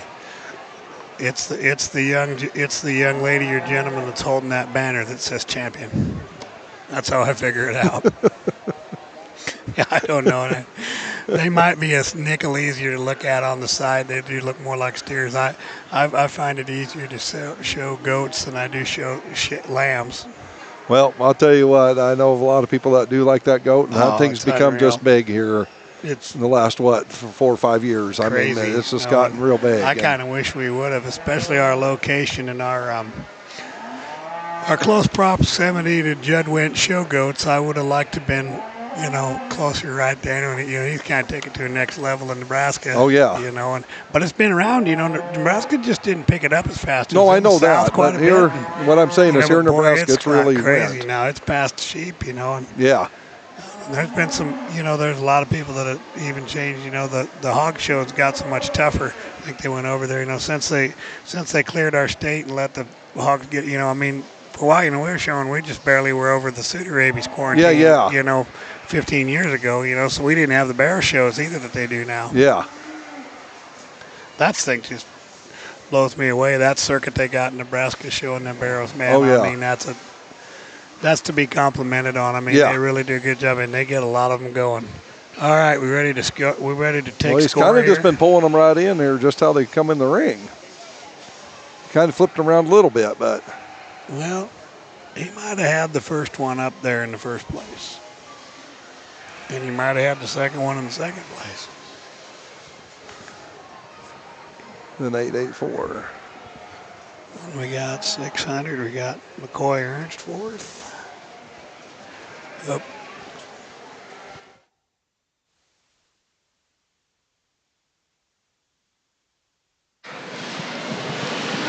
Well, as we finish up our classes here this afternoon, a nice set of market heifers, and frankly, I think we got one that kind of gets right away with the class. This heifer is really good from behind in terms of muscling the shape of her top, and then you get off to her side. She has some presence and length. The composition of ribs is set in her really, really well. She's got some finish up over her rib. I might like to free her up just a little bit. Honestly, I'd like to give her just a notch more bone for the amount of muscling that she's got, but I think a clear winner when you talk about a market heifer that's got muscling and finish. I think she needs to win this class pretty handily. The heifer that's in second, and here's where it becomes a little challenging, is one that's got an incredible look to her. The length of her body is good. Her feet and legs are very, very nice. I'd like to give her a shot more muscle down her top. I'd like to give a little more expression in her quarter. But I think within this lineup, there's such an advantage to her in terms of her balance, her structural soundness. We're going to go ahead and run her into 2. The heifer in 3 is heavier muscled, more expressive right through her hip and her stifle. Just a little refined, a little plain, a little short made, if you will. But she does have more muscling in her. And if you want to swap 2 and 3 because of that, I wouldn't argue with you a bit. The heifer that comes in 4th has more bone. She's really long from her hip forward. I like the heifer a lot. She's deep-sided. She's got some length at top, really smooth made. She needs to be changed a little bit in the way she moves off her hind leg and the way she sets her hind leg down. But a good female there in 4. Heifer in 5, same kind, big statured, long bodied, lots of substance to her. Need to redesign her posture off her hip and her hind leg. Got a heifer that comes next in a black one that standing still could go way up in the class because she's a great big muscled, expressively muscled female. She's just not sound enough on either end of her skeleton. And then the same kind of female that completes the group. She's big muscled, heavy muscled. Just again, she wanted to tip over there in her front knee when she was standing still. I'd like to give her a notch more bone as well. Nice set all the way through. And again, my congratulations to them. Thank you. And results of class. All right, congratulations, our class winner there, Finley Jelinek from Polk County. Second, Riley Wills from Box Butte. Third goes to Dylan Shutt. Fourth, McCoy Ernst. Fifth goes to Emerson Dozler. Sixth, Addison Mowinkle. And seventh, I believe, Logan Setlick. Okay, coming in now, we've got our class winners. Okay, there'll be 5 of them here. Okay, weighing first class heifer, Cameron Peterson from Polk County, weighing 11:15. That Baracco face, she's a really striking female. That goes in first. Second class, Megan Lawson from Dawson County, 1,142 pounds. Winning the third class, and that's the class, remember, that he gave all purples to. That is Autumn Dietz from Buffalo County. Winning the fourth class, is Blake Hasselbrook from Platte County. And the class we just saw, weighing 1,315 pounds, is Finley Jelinek. I'm sure the seconds will be coming in here too shortly.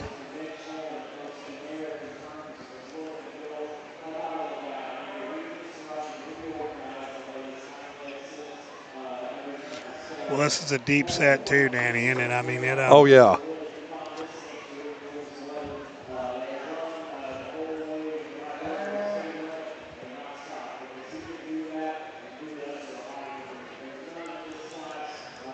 You know, that Class 1 winner, he talked her, you know, could just maybe use a few more days on feed, you know, and how she'd sit there and, you know, belly, you know what I'm saying. I'd be interested to know how that one's bred.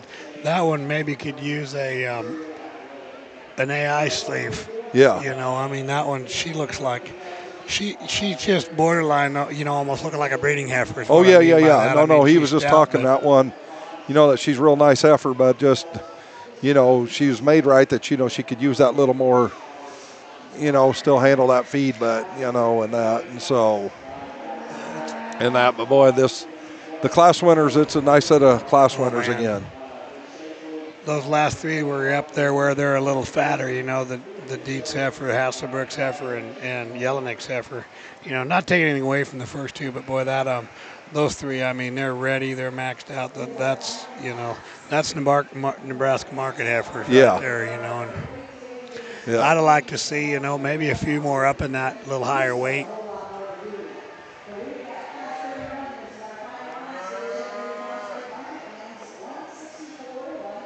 And like we talked earlier, you know, the market heifers are going to come back here at 4 o'clock when they do their Parade of Champions and go against the steers and that. And it's always interesting, you know, to see them because them heifers, they don't look out of place when they go against them steers here in Nebraska. So, and that, but no, that's everything. There might be a couple out there. Everything might look a little out of place too compared to. Well, I understand that too, Tim. I mean, I'm not. You know what I'm saying? I'm just saying, you know, these heifers are, you know, I'm just talking about that. You know, there's no problem with these heifers. You know, they're going to look fine. But now there is, you know, absolutely. We'll see what Jack wants to do here a little bit. But, boy, that one division, that class of steers, that was, that was deep. And them 2 were very, very good. Would be, you know, talked about for a little while. Well, if he really liked him the best, he's, you know, if he's not going to play poker, he's going to use the heifer out of 3rd class because he gave the whole class purples. Well, he talked that one up real nice. I mean, that heifer's real good, but he talked her up really well. So the other ones aren't. I mean, There ain't a darn thing wrong with the two class winners right behind her.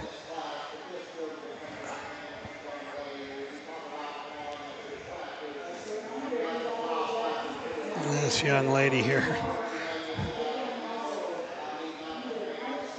Cameron is not having a good day. No, that heifer was that way in class. She didn't want to walk, but here we're going to turn it over to our judge for his comments on the heifer drive.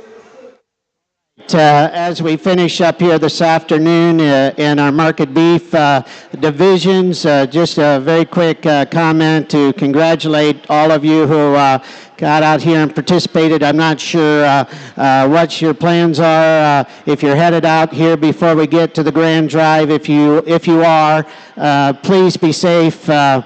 Getting home, and it's been my pleasure to work with each and every one of you as youth, and certainly those of you along the outside that are breeders and parents and 4-H leaders, whatever your role is in getting this pulled off for these young folks, congratulations to you.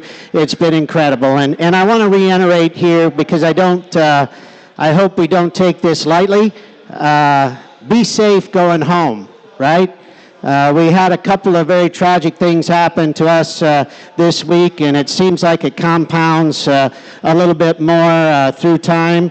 And I'm getting to be quite a bit older, and boy, it just kind of makes me scratch my head. And you know, we lost a great one by an farm accident.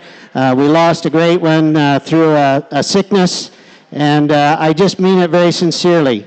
Be safe going home. Take care of what's really important, and that's your family. Continue to use these livestock to help build your family and these youth. And so again, my congratulations to all of you. This market heifer division is really nice. And I got to be honest with you, it's kind of like what we had earlier in the day when we bring them all out here. I'm very pleased with the look of them, right? They all got some muscle, they got some bone, the composition is right.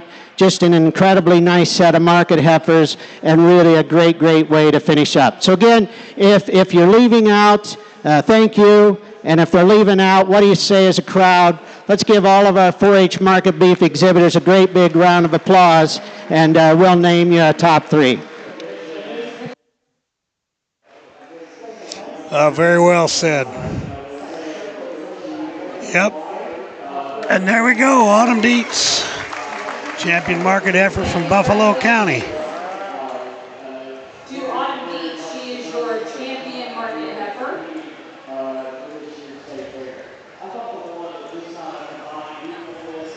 We now pull in Oakley Jelinek from Polk County into the championship. Yep, Oakley Jelinek pulled in that place. So we got both the Jelinek girls out there. So we got Nate back there pulling his hair. Nope, he's right there. It's just gray. Couple girls, he just got gray hair. It's still, he ain't pulling it out.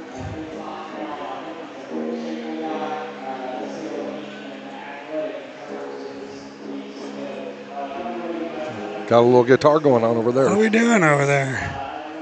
Oh, look at there, kept them together. Yep.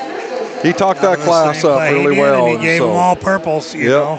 So that would be Jelinek, which one?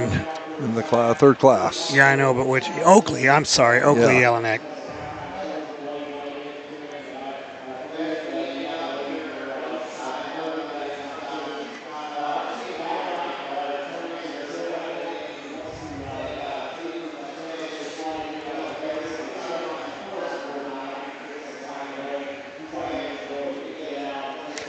Well, now he's kind of out there with the problem of they're all good. Yeah. I mean, he liked those two better, but third, it'd be nice if there'd be 5 of them. Because there's sure 3 or 4. I mean, you could maybe make an argument the black and white one isn't fat enough, ready, and doesn't really fit, and acting like a complete blithering idiot. But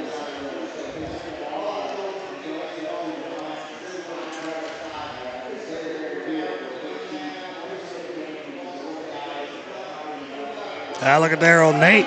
He's going to be singing, congratulations. Finley Jelinek. He's going to be singing Meatloaf songs. 2 out of 3 ain't bad. Yep, 2 out of 3 ain't bad. He'd probably trade both the 2 for the one that, you know, that one other place, you know, but Anyway, all right. We're going to take a break, step off here. The Parade of Champions is going to be at 4 o'clock, according to Dr. Danny here. Don't know what order they put them in. A lot of times know. Usually they do the hogs, sheep, goats, and the cattle, and that's what they usually have done. Usually the cattle are last and the hogs are first, so they can get those things out of the way. But we're going to sign off, and hopefully we'll see you back here at 4 o'clock. All right. All right. Great to do this with you, Tim, and we'll see you at 4. All right. Thank you. How about that?